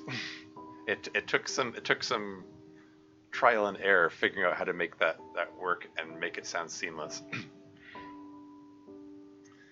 Anyway, health affects many. It's just common among adolescents. Oh yeah. The chance if I also become an adult already, I could manage my mental issues more then. Yeah, I mean, it's something. It's something that gets better with time. You know, you just like when you're in your teenage years, that's when puberty hits, and your hormones tend to be all over the place. Like emotions tend to be all over the place for you know, for teens. Like it's a turbulent time in a lot of people's lives. Their teenage years. I kind of look back at my teenage years with embarrassment, quite frankly. There is super awkward and yeah, it's just all over the place. It was a troubled time.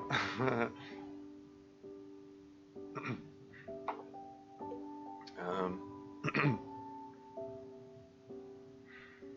can happen with anyone younger though? Yeah, sure. I mean, it can happen with people who are younger, yes, but like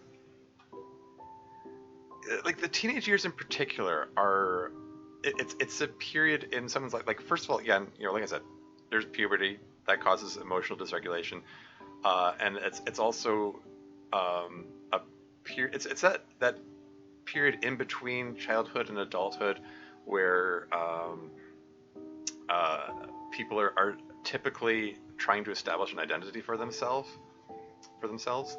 Um, and they're figuring themselves out, figuring out a lot of things. It's like I said, it's a turbulent time,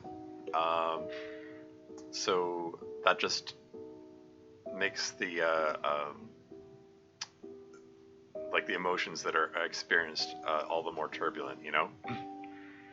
I'm 42, so like my teenage years are way behind me, but I still remember what it's like. I mean, I think any adult can remember that. What Monica said was true. She said something like that as well. So that mental health gets worse when teenage. It's just that teenage years is a real difficult time to have mental health issues. Yeah, turbulent thingy. Yeah, but the only one I think is possible. I'm like Sayori when I was. Also, I'm like Sayori when I was a childhood. Then, yeah, Sayori says. I mean, Sayori does canonically. She's had depression for her whole life. Like that's what the line is in the original DDLC. Like, wait, Lupo coming. There it is. um, um, yeah, like in Sayori's case, like she may just have some kind of they frequently call it like a chemical imbalance going on, like there's not enough like whatever like dopamine or whatever hormone is missing, the chemical receptors in the brain which would otherwise help with that. Like Sayori having that issue her whole life could be a sign that there's something chemically going on in the brain that's affecting that. In which case, medication might be the way to go. But chemical imbalance or not, it's often helpful to therapy is really helpful. I swear by the importance and value of getting therapy, having someone even just having someone to talk to who isn't involved in whatever situation is contributing to your mood is helpful. And like I mentioned in Cyrus's Note of Suicide, like I mentioned those books, Feeling Good by David Burns and The Mindful Way Through Depression by all those guys.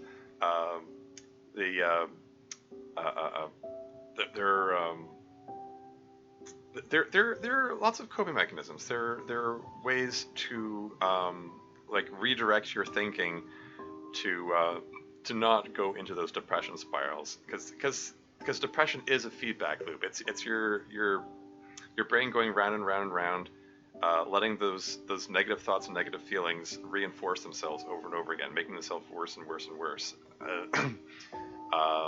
And you need it's important and valuable to break that cycle. Yeah, like yes, medication can help to a certain extent, but finding coping mechanisms for managing those feelings is a big deal. In fact, statistically speaking, from studies on the subject, like having therapy without getting medication is just statistically been shown to be more helpful for improving people's moods than medication without therapy. Like a lot of cases, you want both, therapy and medication. Like it depends. It depends on a lot of things, like your life circumstances and so on. It might depend on what kind of medical system the country you live in has. Anyway. Anyway, I'm falling way behind in chat here. Bear with me. I think it's possible I'm like Sayori when I was a child, and then you're your own person. You guys know her past. Do not use fictional characters to measure your own health issues. Yeah, that's a fair point. I mean, don't forget, Sayori is a fictional character. She does not actually exist. She's written to reflect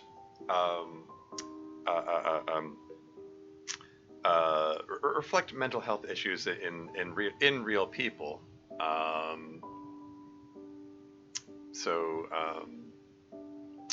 Yeah, I don't know. But yeah, don't, like as Dev said, don't necessarily use it to measure your own health issues. Gotta check that stuff out with professionals. Oh yeah, exactly. Yeah, whether it's a counselor or psychotherapist or a psychiatrist or whomever, like people who deal with that sort of thing on a regular basis are typically good to look out for. Again, depending on where you live, your school might have a counselor who's experienced with these sorts of issues. You know, it's typical. High schools typically have to have school counselors. It's absolutely worth making an appointment. I mean, my college, when I was in college, had a counseling service as well.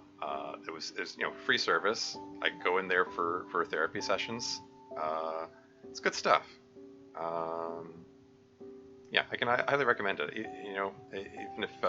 Even if you don't have mental health issues that are as serious as Sayori's, where she's considering suicide and so on. You know. Anyway. Probably go for a mental health professional. Yeah. I'm behind in chat, but yes, yes, I highly recommend it for sure. Street making DDLC allowances for all ages. Most of the time, I've seen many teenagers like me are already in love. Yeah, it's easy to fall into that trap of comparing yourself to others. Everyone works on their own timeline, my first girlfriend was at age, was it 24? How old was I? It was, I guess, I guess it was 20. I guess I was 23 at the time. Yeah, not everyone finds love in high school. I mean, probably most people don't. I don't know. I don't know what the statistics are on that or anything, but it's whatever fits your personal timeline, I guess. However things play out. Yeah. It's stereotypically common to fall in love as a teenager. Yeah. So I did see a very similar picture of turbulent love in high school. Yeah. I mean, yeah, like.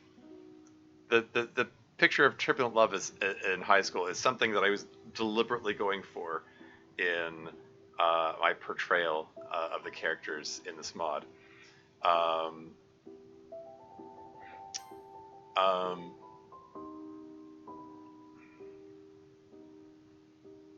Yeah. Yeah. Anyway.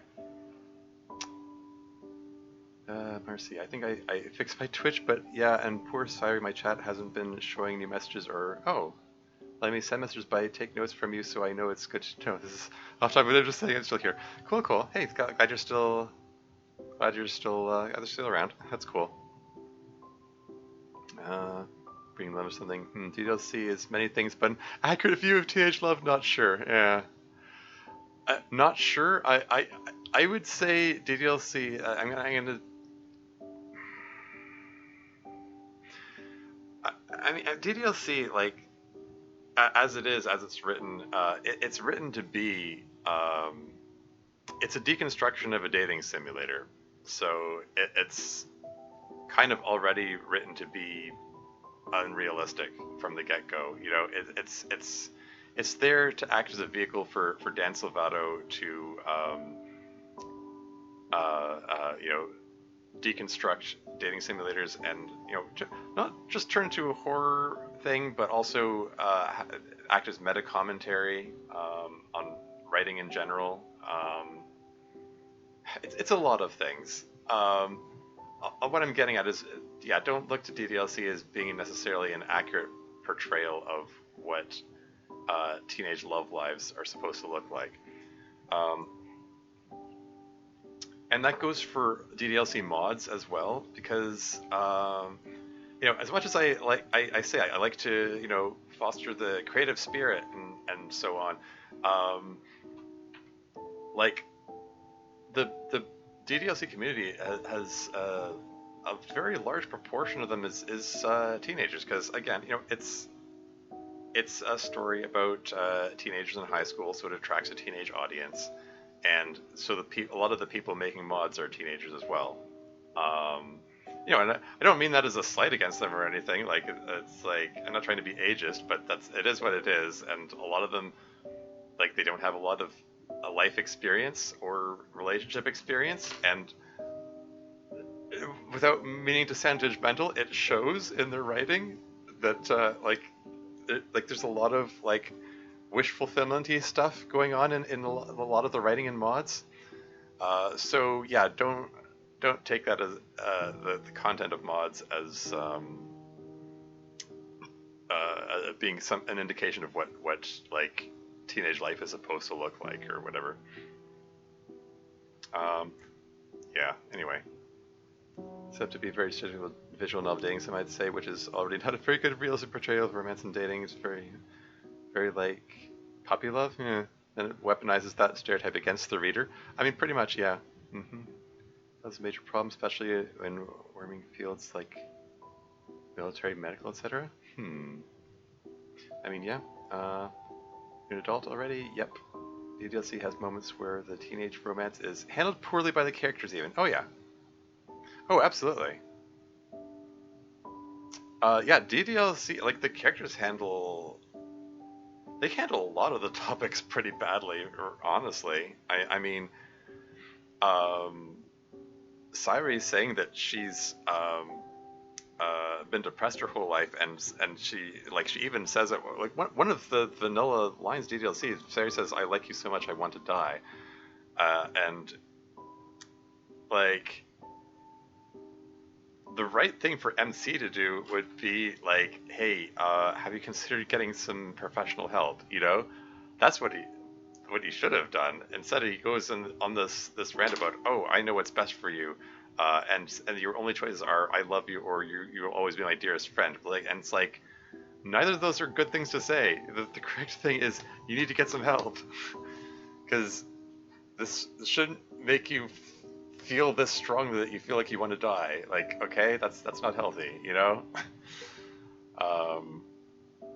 So yeah,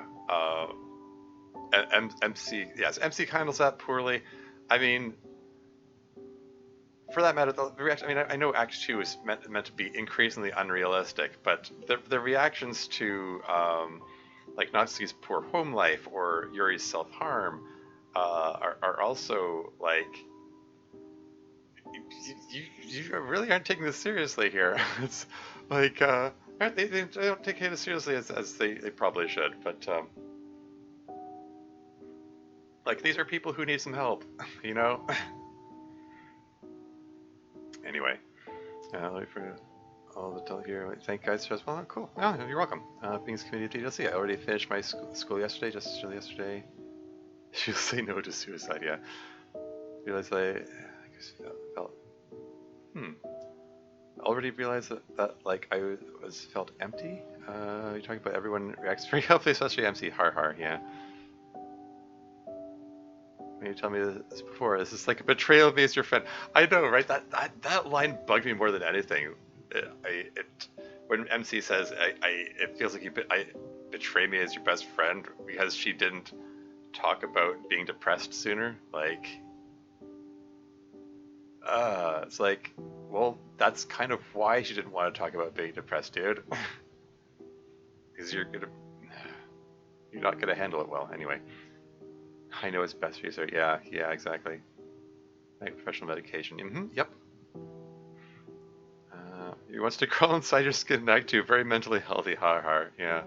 Does such a good job expressing your feelings in the inner world. Mm-hmm. Want to knock his when he told that? Yeah. Oh yeah. I disowned. I named MC Tormuse, and at that point I resented him for sharing my name. You know, so I was like that for the first time. Oh yeah. Oh, that's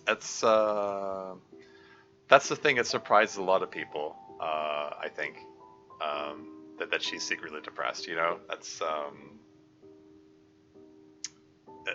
what that's part of what you know, Dan was, I think, was trying to get at, was that like you don't know what people's internal struggles are, even if they seem happy all the time. Playing DDLC without knowing it's really dark. Oh yeah. Yeah. Yeah. Gotta catch that psychological horror tag on Steam. Yeah. I mean, yeah. I mean, for me, I played it because it said psychological horror. I was curious to know how this cutesy looking dating sim thing was going to turn into a psychological horror experience. Um, but yeah, those content warnings are important. My classmate recommend this?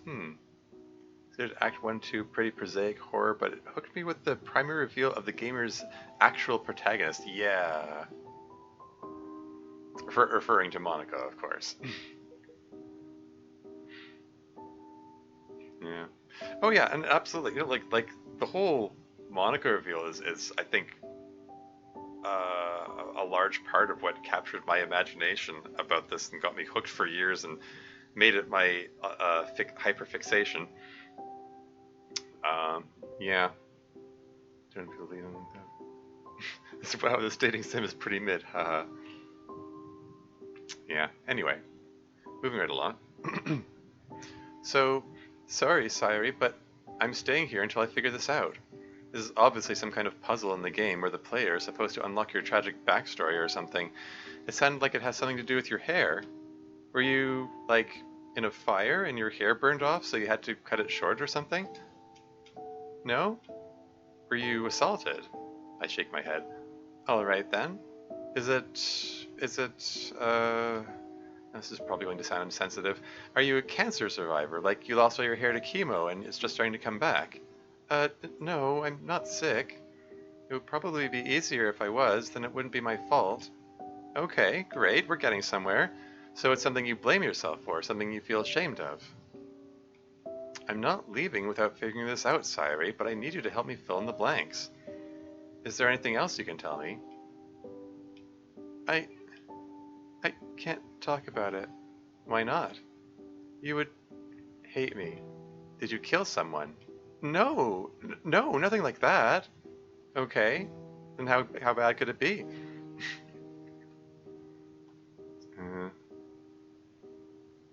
Thankful there's a girl that changed your life? Oh, really? Ooh, interesting. Plot twist in Maku's backstory. Anyway, I watched it because I was a curious child, but the Sayori part was really sad to me, and also you caught up to the chat. Yes, I finally caught up, indeed. Thanks for the applause. Oh yeah, the Sayori depression talk scene was like it was really yeah, it really grabbed me the first time I played this, and it really pissed me off how badly MC handled it. And it was like right there and then I was like, Sayori's gonna kill herself, isn't she? Like this is what this is building to. And I saw Dan pulling the strings, you know, like during the conversation leading up to the "I love you" versus "You'll always be my dearest friend" choice. Like I could see like Sayori was framing the discussion in such a way that she's going to be unhappy with no matter what answer he gives. Like, and you know, and I was looking at that and going like anything other than suggesting getting professional help is probably going to lead to her killing herself now. I could see it coming. I could see it coming miles away. Which it's just so it wasn't a surprise when it happened. It was just like at that point it was just like, okay, I wonder how she's going to have done it, you know. And yeah, it was just sad. It wasn't shocking or horrifying or anything. It was just sad uh, from my standpoint. Um, not the least because I've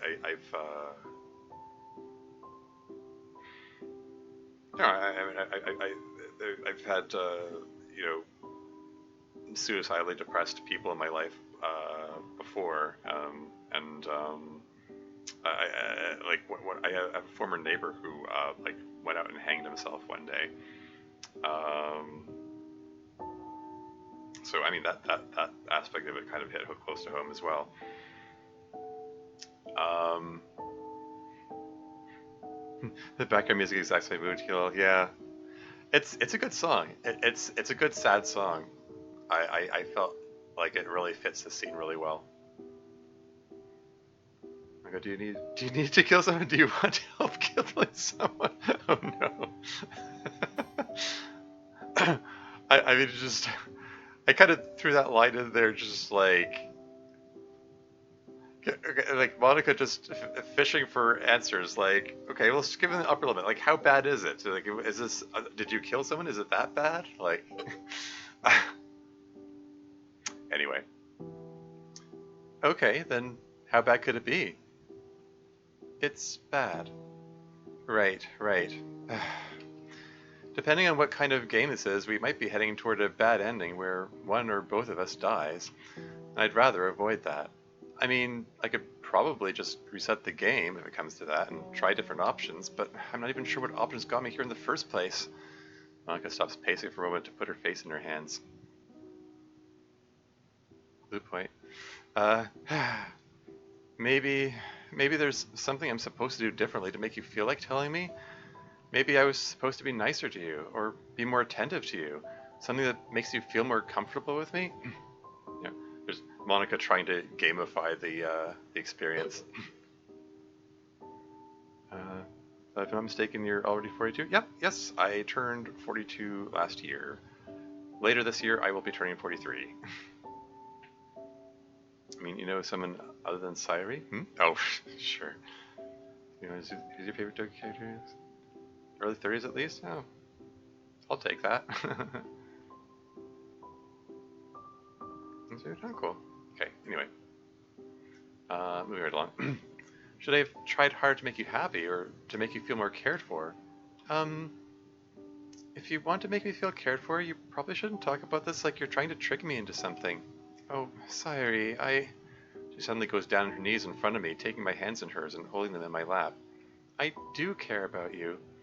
I'm only talking about game mechanics and stuff because it's the only way I know how to deal with this. Do you think maybe you could stop talking about it like it's a game? Okay, I'll stop talking about the game. Let's talk about you instead. I've had a really good time with you in the past few days. I don't want it to end. And I don't think you do either. No, I don't. I think you're the same age as my mom. Oh, great. And so the most stable. Oh, yeah. Cool. No, I don't. Good. But you're pushing me away right now. So whatever this is, you obviously think it's worth pushing me away for. But if you're doing this because you're afraid that I'll hate you, then understand this. She squeezes my hands. I really like you, Sayori. I really want to be with you, and nothing's going to change that. Okay? Hearing those words makes my heart ache so badly. All I can think is how sad I'm going to be when she's gone. I slowly nod. Sayori? Why do you cut your hair short?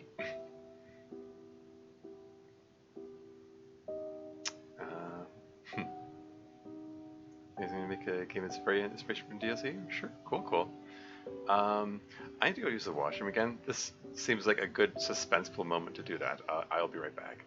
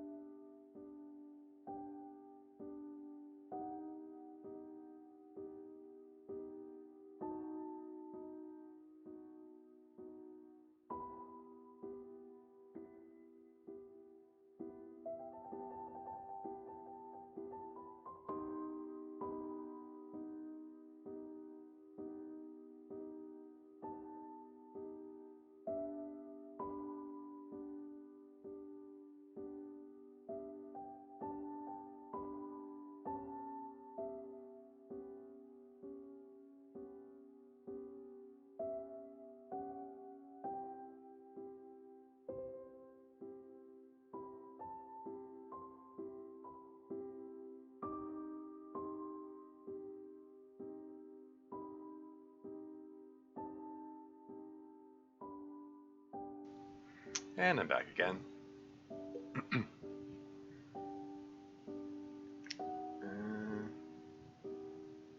So we wanted for DDLC. Cliffhanger for a few minutes. Interesting after it comes out. Maybe I'll watch it since I can't play it. So I like seeing new things. Cool. Anyway, moving right along. Sayori, why do you cut your hair short? She's looking at me so kindly. She's holding my hand so tenderly. I don't deserve any of it. Should I tell her and just get this over with? I didn't want to get it in my hair. Get what in your hair? The vomit. Vomit? When I throw up. Okay. Do you throw up often? I nod. But you said you're not sick. I do it on purpose. I'm trying to lose weight. You're bulimic? What? Oh, Sayori, sweetie. Bulimia is nothing to be ashamed of. I told you I'm not sick. I know, bulimia isn't a disease, it's an eating disorder. It means you have big meals and then, you get rid of them afterward. It's disgusting. I'm disgusting. You don't want to be with someone who does that. It's okay, Sayori. It's not okay. Don't pretend it's normal. The first time I did it, my hair fell on my face while I was over the toilet, and it got all sticky, and it stuck to my back, and it stuck to my clothes, and it got everywhere. It was the grossest thing I ever done. Any normal person would stop doing it after that, but I didn't. I just learned to get used to the smell and taste of it. I keep doing it almost every day. Do you want to stop? I won't. I've already tried. But do you want to? It doesn't matter. You should just go find someone who isn't so messed up. Well, now that I know about this, maybe I can help you with it. You don't want to do that. It'll just make you feel bad, and then I'll feel bad, and we'll both be unhappy. You can do so much better than me. You're so beautiful and smart and strong and perfect. Are you kidding? I'm far from perfect. I'm a mess. I'm still struggling to find some kind of meaning in this crazy world I find myself in. You still deserve better. You should find someone that makes you happy, not someone who drags you down to sadness. Sayori, you make me happy. You have no idea how miserable and empty my life was before you came along. I really was ready to just end everything. You were just what I needed, and you came right when I needed you the most. And I'm so grateful to you for being there for me. This thing that you do doesn't compare to that. You're being way too hard on yourself. It's not just that, it's everything. I can't do anything as well as you. The only thing I was good at was making you happy, and I can't even do that right. I just can't be happy all the time. Sayori, I would never expect you to be happy all the time. Remember all those things you told me the first day we met? Everyone feels sad sometimes, and that's okay. Hell, right from our first meeting, you even told me you were thinking of ending yourself. I understand and accept that part of you. You shouldn't have to. Okay, look, I'm not going anywhere, and I accept that you're not going to be happy all the time. Let's just get used to that and figure out what to do together today. And how about some breakfast? Food always seems to cheer you up. I can't think about food right now. All I can think of is that I didn't throw up after eating that burger yesterday, and how all that fat is quietly building up in me, making me fatter even while we're talking now. You are not fat. If anything, I'd say you're a healthy weight for your body type. Oh, sorry, there are more messages in chat. Just letting you know, still got school so far. I'm not busy. I'll try to watch it once I cancel it. So here's my Discord name. Okay. Yeah, making connections in the chat. That's cool. Excited to release this, but still on the progress for project. Oh yeah. So you're sorry, excited to release this. Sorry, I didn't realize how far are you along in your projects there, Maku? I was under the impression that you were just like near the beginning of it. Like in the writing stage or something. Spot has some really soft Monika eyes I feel I haven't seen before. Yeah. I mean they're the default Monika eyes. I mean it's I'm using the MPT, the move posing tool, which lets you mix and match like eyes, nose, and mouth. Or well, not nose so much, but eyes, eyebrows, and mouth, really. Um, but yeah, these are basically the same eyes from the base game.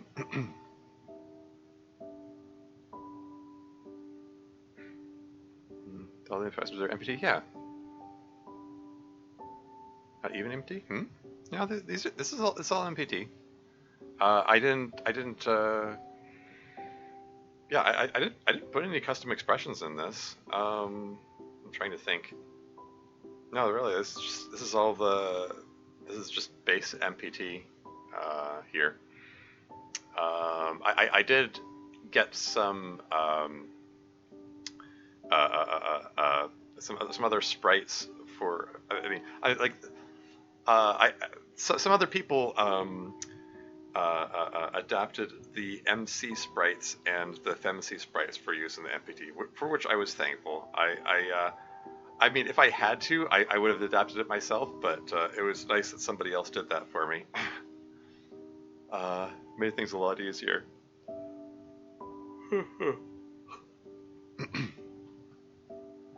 Maybe it's just me then. I mean, I don't know. Maybe you don't usually see Monika this close up. The default eyes, and I got confused. Putting them in new and interesting combinations could be. I mean, I don't think I did anything really that unusual. If I'm honest, I didn't really give Monika a variety of expressions most of the time. I mean, I gave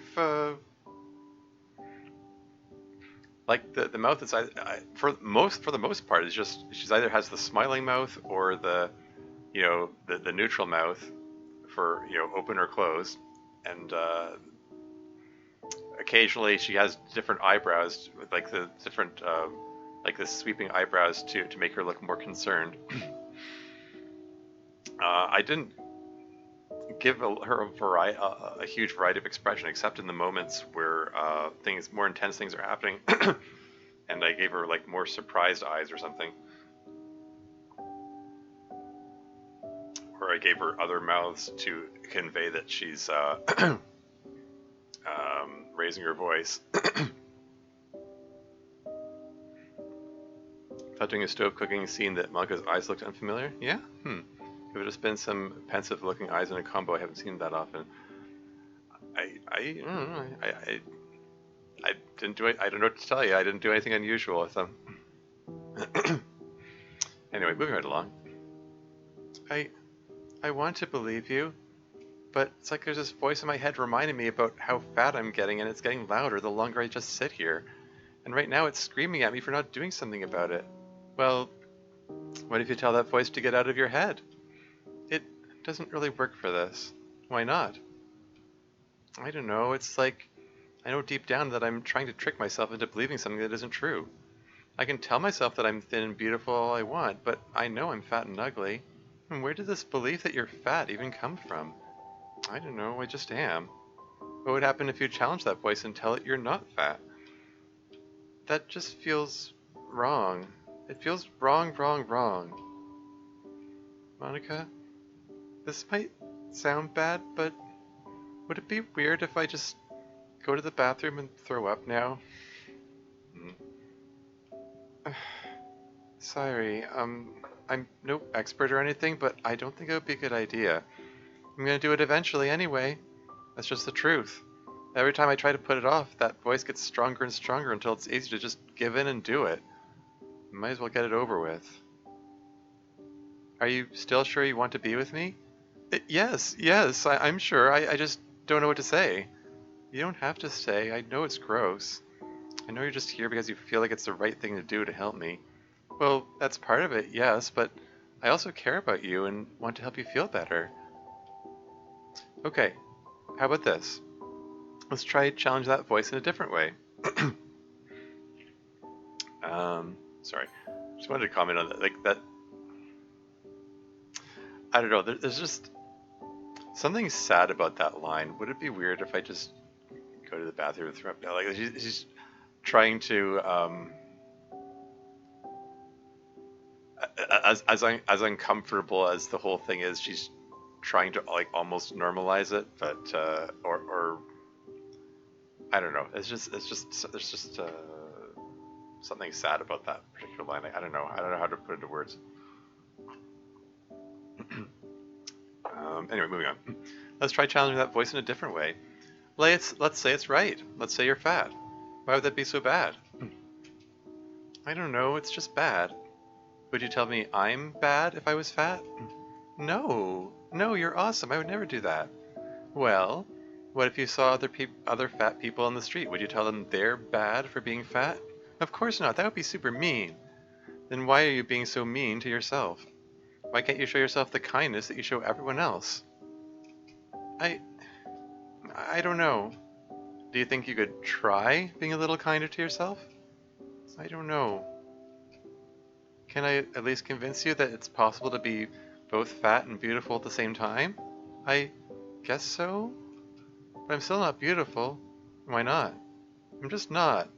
But you just said it's possible to be fat and beautiful. Well, I guess it doesn't make sense, but that's how I feel anyway. Okay. Well, imagine you met someone who is feeling the way you're feeling now. Someone who thinks she's fat and ugly and is feeling sad about it. How would you treat her? Well, I guess I'd want to cheer her up. And I guess maybe I'd want to give her hugs. Can I give you a hug now? I guess so. She sits down in the bed next to me and wraps her arms around me. After a few seconds, I hug her back. Somehow it doesn't feel as bad this time. Aw.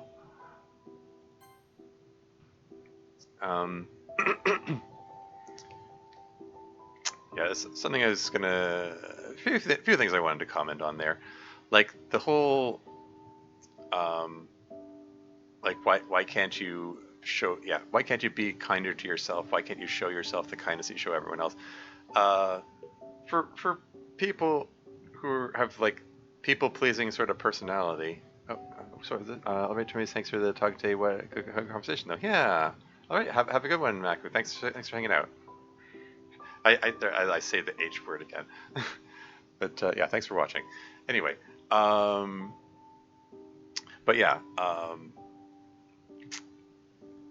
like that's something, it's something I can relate to personally. I think a lot of people can, like the whole notion of having that sort of people pleaser personality, like feeling the need to try to please everyone around you, but while being unable to extend that same kindness to yourself. There are a lot of people out there who like give of themselves too much and don't leave anything for themselves, and balance is important. But that whole notion of why can't you be kinder to yourself? Like it's great that you're kind to others. Be kind to yourself too, you know. And this is something that Sayori struggles with. Extending her own, extending that same courtesy to herself that she tries to give everyone else. But yeah, the other thing that's going on here is Monika is basically trying to deconstruct Sayori's cognitive distortion, cognitive distortions that are going on here, because that's that's what like depression disorders, anxiety disorders, and any kind of mood disorders. Like I talked about the downward spiral, the depression spiral that goes on in depressed people's heads. That's accompanied by what's commonly referred to as cognitive distortion. Depressed people tend to form distorted views of themselves. Views which don't necessarily reflect reality or basic logic, for that matter. Some people get so they get so caught up like living in their heads and like letting those negative feelings go around and reinforcing themselves that they don't take a step back and look like, is it true that I'm that horrible? And maybe if they could look at themselves more objectively, maybe they'll realize that it isn't as bad as they're making it out to be. So I have said before, like I'm sort of presenting Monica as she's a flawed character. I'm writing her. I wrote her as a I deliberately wrote her as a flawed character who doesn't always know the right things to say. Maybe she's not the best at approaching a situation in an empathetic manner or whatever. But um, here she's trying to break through that cognitive distortion and say, hey, these conclusions you're reaching aren't very logical. Could you maybe try to think about this a little differently? Because that is sometimes a helpful thing to do. Sometimes it is as helpful to, like I said before, that a lot of the time it's the best thing to do is to find something to do to distract yourself from the negative thoughts. But this is also helpful, like trying to deconstruct your reasons for feeling that way and realizing that, hey, this isn't actually a logical thing to be feeling. This isn't like maybe just try to reframe that whole internal self-talk going on in there. Like, maybe this isn't as bad as your brain is making it out to be. Like, try to look at it from a different perspective. Sometimes that's why it's important and valuable to have other people to talk to about this, so you can externalize those feelings that you're thinking and talking about and feeling. And yeah. Anyway, that's enough rambling for the moment. Let's move on. Somehow it doesn't feel as bad this time. Are you sure you want to do this? What? Hug you? No, I mean all of this, any of this with me. Yeah, I do. Why? Why not? Because I'm not worth it. Of course you're worth it. There's so much better you could be doing with your time. Not that I can think of. You're beautiful and kind and sweet, and if I can make you even a fraction as happy as you've made me, it's absolutely worth it. Not beautiful, though. Haha, you didn't object to being called kind and sweet. I'll call that progress. Don't you think you deserve some goodness for being kind and sweet, at least? So here, I think we can still continue to talk about this a little. Oh, okay. Good method used by manga. Yeah, for sure. Yeah. I'm not even necessarily. It's not even necessarily that Monica intentionally intended to do that with as a psychotherapy tactic per se, but she's trying to go with what she knows and just trying to approach it with some sense of logical problem solving. Has experienced the most traumatic abandonment from people? Ooh. Oh, I'm sorry to hear that. It very hurts so much, Yeah, sorry to hear that. Anyway, moving on. Don't you think you deserve some goodness for being kind and sweet, at least? It's not that big a deal. I'm just doing what anyone would do. That's not true. You've been going way above and beyond what most people would do right from the beginning. She gives me a squeeze. You came to me when I was crying in that school hallway, and you didn't leave until you cheered me up. You didn't have to do that. You could have left at any time. And hell, I even told you to leave, but you didn't. You even offered to help me start up the literature club. And I am so grateful that you did. She squeezes me again. How many people would do that? It's really not that big a deal. I was doing it for myself as much as you. Well, so you say. But I still remember what you said the other day, that the literature club is supposed to make me happy. So to have bad negativity about people I like to? Like trust issues? Oh, okay. Yeah, that's a thing that can happen, for sure. Anyway.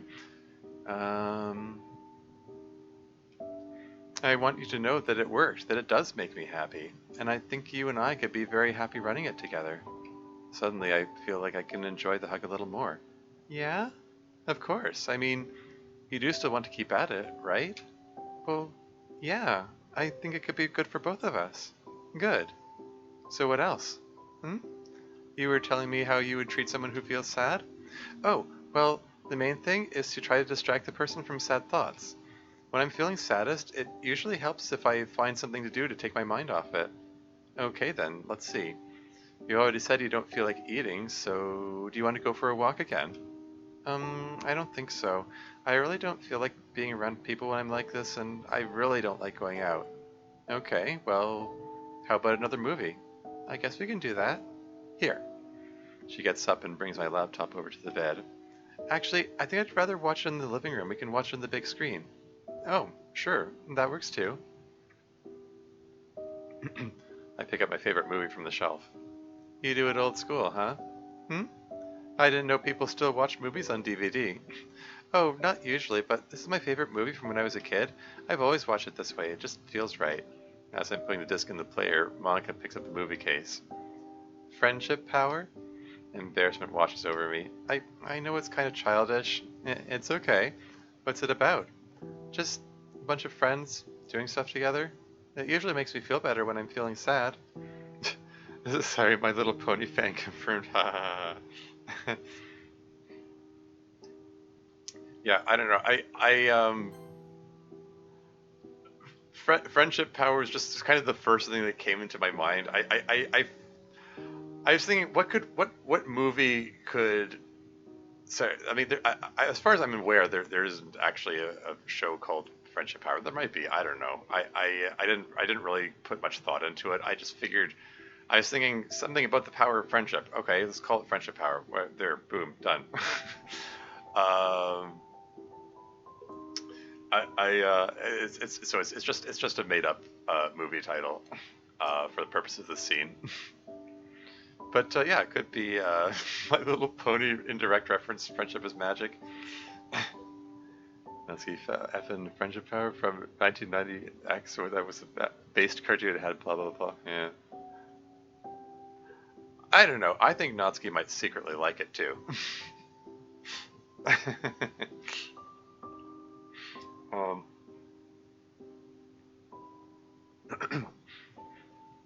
but yeah, I would probably be showing my age if I like if I panned the camera over a little this way and showed you my DVD collection. um, I mean, I grew up in a household that had VHS, so I mean that's the really old school way to do it. I still have a pile of VHS cassettes around here. But yeah, I know these days everyone watches like streaming services. I mean, I watch streaming services too, but um, of course she does. Eyes by VHS. Yes, exactly. Yeah. What do you mean? Of course she does. No, I'm saying honestly, I'm referring to myself. Like I have a collection of DVDs just over here off camera, off webcam camera. I'm, uh, but what was I saying? Yeah, this is me trying to make it relatable to a younger generation. Monica being surprised by what DVDs? How old school. But it also it sort of makes sense in the sense like I'm trying to present like Sayori, 18 now would have been when she was a little kid would have been like the early 2000s, and like maybe her parents were still of an age which we're still going by DVD. Streamer chat lag striking again? Oh. And of course Natsuki would actually like French Power there, of course. Oh, okay, I get it now. Yeah. Yeah. Incidentally, if I find that it improves the streamer chat lag thing. If I go into settings and adjust the resolution and then turn it back again, resets, recatches up the video with the stream. That's I don't know, something I do, or sometimes I'll just refresh it altogether. Sometimes as the stream goes along, it just lags further and further behind, and sometimes it just needs a nudge to catch itself back up. And you just pick a quiet moment to do that. Yeah, actual lag minimal. Okay. But you read all the messages, so sometimes I'll type something in while you were reading tangenting. It'll have been a minute or two until you get to my next now contextless message. Yeah, fair point. Yeah, happens. But yeah. Um, anyway, moving on. Usually makes me feel better when I'm feeling sad. Okay, let's check it out. I take a seat on the couch and start up the movie. Monika sits next to me. I can tell she's still feeling tense from the way she keeps her distance from me on the couch. Makes me feel bad all over again that I'm making her sit through this instead of doing anything else she might want to do. But now that I've started the movie, it just feels awkward to bring it all up again. I keep glancing at her while the movie goes on. She doesn't look back at me, she just sits there with her hands in her lap and her eyes on the screen. She must think this is so dumb that I would pick this movie. If you're not enjoying it, we can turn it off. She doesn't answer. She doesn't even look at me. She just keeps quietly watching the movie. Eventually, I stop looking at her and try to just settle into enjoying the show. Fade to black. Yeah, this is a slightly autobiographical moment here. If you're not enjoying it, we can turn it off. I just have a memory of watching a movie with a friend and feeling embarrassed about the movie selection, and she didn't even answer what I asked when I said that, and we just continued watching the movie, and yeah, it was just me being overly sensitive and feeling awkward. It's part of the tour music experience. I appreciate that. Yeah. Anyway, next thing I know, I'm hearing the sound of the music from the movie's menu screen. I open my eyes and realize I'd fallen asleep. It takes me a few seconds to realize that Monika is closer than she was before, and I'm leaning on her. I start to sit up, but stop when I realize Monika's arm is around my shoulders. Ah, you're awake.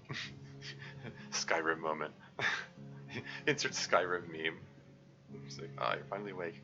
Or whatever that line is.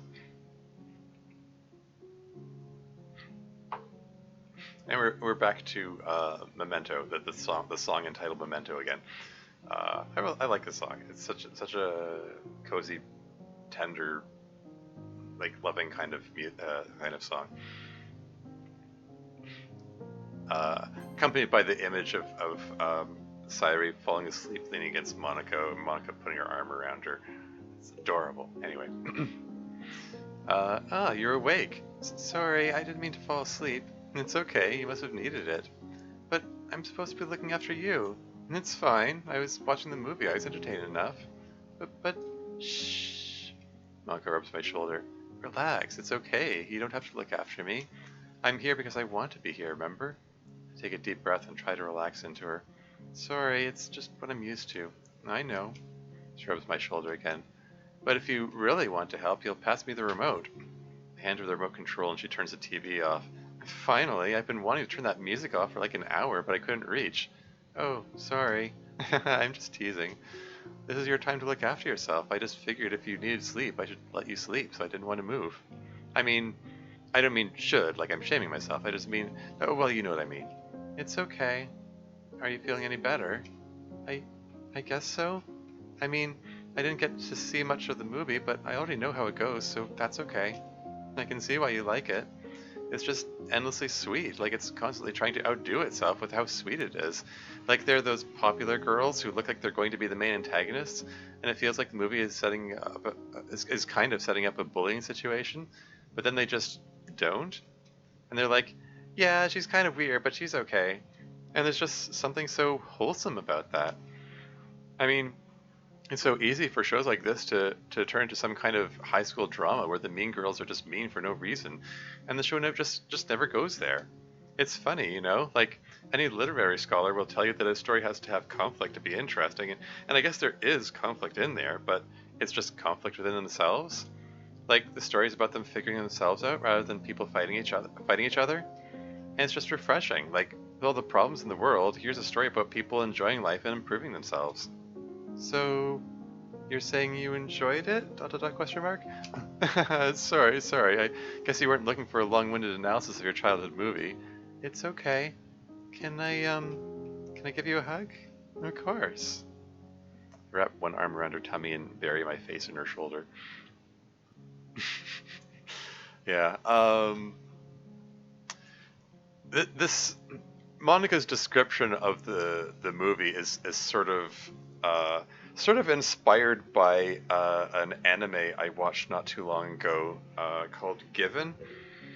Um, it's it's it's a yaoi anime. Boys love anime. Like it features a romantic relationship between two male characters, uh, and it's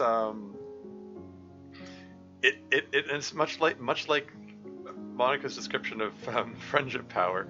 It feels like it's going in the direction of setting up some kind of bullying situation. Like things like some of the characters are going to turn out to be homophobic and like make fun of or bully the characters for for being gay or whatever. But then they just don't, and the conflict of the series is more of an internal conflict, like the characters figuring out their feelings, and it was just such a remarkably wholesome show. Like there's yeah, like there's no they don't deal with like homophobia or bigotry or anything, or I don't know, struggling with coming out to parents or anything like that. They're just uh, these two guys in a just this tender, loving relationship, and it's just so sweet and wholesome, and it's like it's refreshing. It is refreshing in its own ways, it's like it's funny. I don't know, like there's a time in my life when I probably wouldn't have gone for that, like I guess DDLC has sort of softened my sensibilities in some respects about what what kinds of shows to watch, I guess. But yeah, I don't know. I guess I just on some level at some point I developed an appreciation for that sort of slice of life stuff. Other than that, like I'm more into like action or science fiction-y kind of stuff. Like there are tons of like either action or science fiction movies on my shelf here. Like not all of them, but that's commonly what I go for when it comes to like the movies I watch, fiction I consume. But yeah, I don't know. That's what I had in mind when I wrote this scene. Even though friendship power is just a made up title which doesn't actually reflect anything. Yeah. Although I should say, I mean, okay. I don't even know if there's a new season given out yet, but there was an OVA, like there's a movie that takes place after season one. I just as a fair warning for anyone who wants to pick up the show, the OVA decides for whatever reason to go in a, I guess, darker, grittier direction, and it depicts a sexual assault, and it's like, why is there a sexual assault happening in my wholesome show here? It's just weirdly out of place, and it's not resolved very well. I mean, it's some aspects of it feel like they're attempting to also hate that, yeah. But like the when you say you hate that, you mean that like referring to that show specifically, or like genre changes or tonal changes in general, or like the attempts to make things darker and grittier for whatever reason, probably hoping to, I don't know, pull in other wider audiences or something, or maybe they're, I don't know, hoping to make it more dramatic or something. Gotta duck out for 15 minutes or so. Okay. See you in a bit. Um, but yeah, I don't know. It just like it comes out of nowhere, and it really rubbed me the wrong way. I mean, like I've had enough like experience with people in my life who have a history of you know, having been sexually assaulted, that I know what it does to people, and like that's not something you just throw in your wholesome anime out of hand, you know, like don't do that. That you like that's the kind of thing that gives people nightmares, you know. It's like and like I said, like it just wasn't handled well. Like okay, see there are two uh, um, uh, romantic couples in that show. Both of them consist of two men, and the OVA deals with the other pair, um, and the the way they resolve the whole sexual assault scene is they have a time skip, and and they have this massive exposition dump about all the changes that the guy went through during the time skip, and how he's all better now, and it's and we can get back together again, and it's like it's just the laziest heckin' writing. It's just it's just like, trust me, bro. All that bad stuff that I did, we resolved it off camera in between scenes during the time skip. So it's all better now, you know. And now we can be in a happy, loving relationship. Um, lazy writing. You know, it's I don't know. I'd expected better of it from what the first season had presented thus far. Like,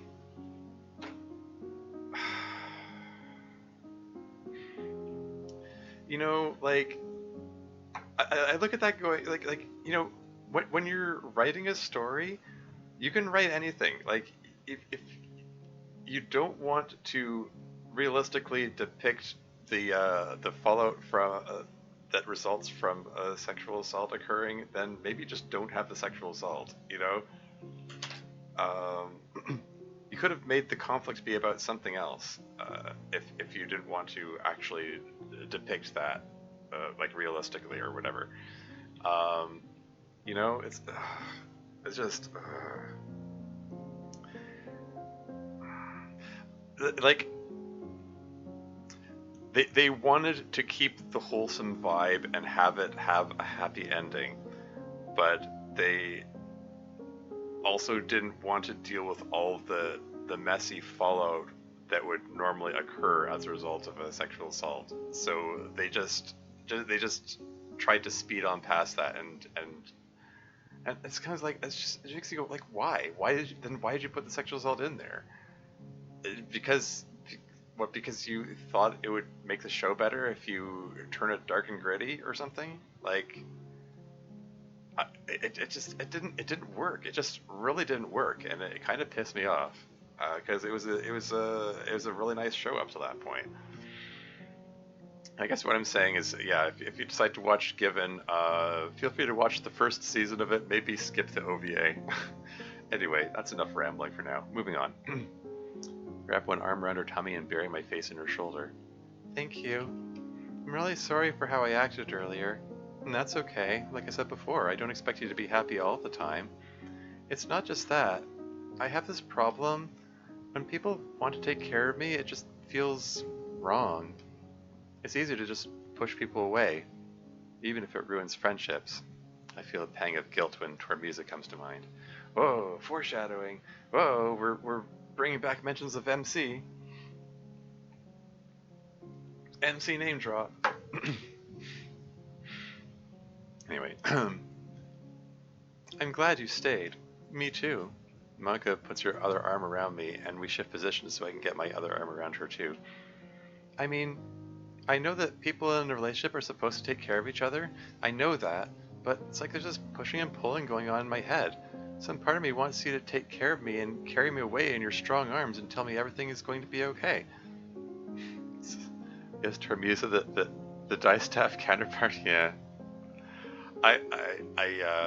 Yeah. I picked the female MC option. So yeah, Tormusa seemed like the choice name to go for gender bent version of me. Anyway, moving on.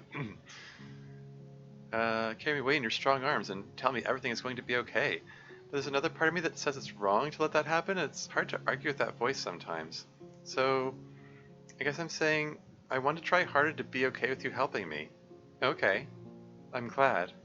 Like I said before, let's see if we can challenge that voice in your head a bit. Suddenly we're interrupted by the sound of my stomach growling. I think the voice in your stomach might still be worth listening to, though. Are you ready to eat now? I don't know. You have to eat sometimes, Sayori. It's important for your health. I guess. I just feel funny about eating in front of you, knowing that you know about that. Are you saying you still want me to leave? Oh, no. I squeeze her harder. Please stay. This is probably one of those things I need help with. Aw. That Sayori saying please stay is a line that gets me. Right after she tried so hard to push her away earlier. Anyway, this is probably one of those things I need help with. Would it help if I point out that if your stomach is growling, that means it's empty and so there's nothing to throw up? You can keep throwing up a long after you think you're finished. Sorry, that was probably a gross thing to say. No, it's fine. It's just fun facts with Sayori. Haha. I laugh weakly. I guess. Suddenly there's another growling sound. That was me that time. I haven't eaten since yesterday. Oh, sorry. Do you want to get some breakfast? It's probably more like lunch by now, but sure. We pull apart. Excuse me. Sorry, there's something I was gonna say. Yeah, no, it's probably... Never mind, moving on. You pull apart. Tell you what, I'm going to make a peanut butter and jelly sandwich for myself. If you feel up to it, I'll let you have half of it. But if you really don't want it, I'll eat it myself. Deal? Okay, deal. No, wait. I thought butter was one of the things we can't have. Ah, good memory, but peanut butter's okay. Despite the name, it's made from peanuts. It's actually one of the few things in your kitchen we can eat. Oh, that's fine then. Okay, come here. She puts one of her arms around my back and her other arm under my legs and picks me up off the couch. I wrap my arms around her neck as she carries me into the kitchen. I sigh and close my eyes, enjoying being able to relax into her, trusting her to carry me safely. Everything's going to be okay. I'll rescue you from your growling stomach. My hero. We're both giggling when she puts me down in one of the chairs. The chairs. Probably should have said stools, since they're clearly stools there. Oh well. I mean, I wrote chairs before I'd picked the background. I think this might be a good note to end the stream on. I was kind of hoping to get to the end of day 5 at least, but we're coming up to 4.5 hours, and I'm just feeling like this cozy tender moment is probably a good note to end on. I mean, we resolved the earlier conflict about you know, Sayori wanting to push Monika away and all that. So yeah, this feels like a good cozy note to end that on. Yeah. In closing, like what do I even say? It's yeah, lots of you know, cozy interactions between Sayori and Monika. I'm pretty pleased with how it all worked and stuff. I'm just taking a peek at it to see if there's anyone want to raid, and yeah, nobody's really jumping out at me when we go, oh yeah, I want to raid that person. Take a peek at who's playing Doki Doki Literature Club, but I mean, unless they're playing a mod, probably not. Yeah, most of these, they're either a different language or they're playing the original game, and I'm like, yeah, well past the point of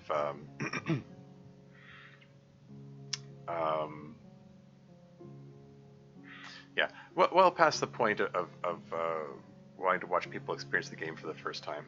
Have a good night. Yeah, have a good night. I see. And yeah, yeah, I think I'm not going to bother rating this time. But yeah, yeah, I didn't get it as far into it as I might have liked, but yeah, things are still moving along. We you guys, Sayori and Monika have slept together, so and did something that involved Monika getting naked somehow for some reason. What could they have done? Who knows? It's a mystery. But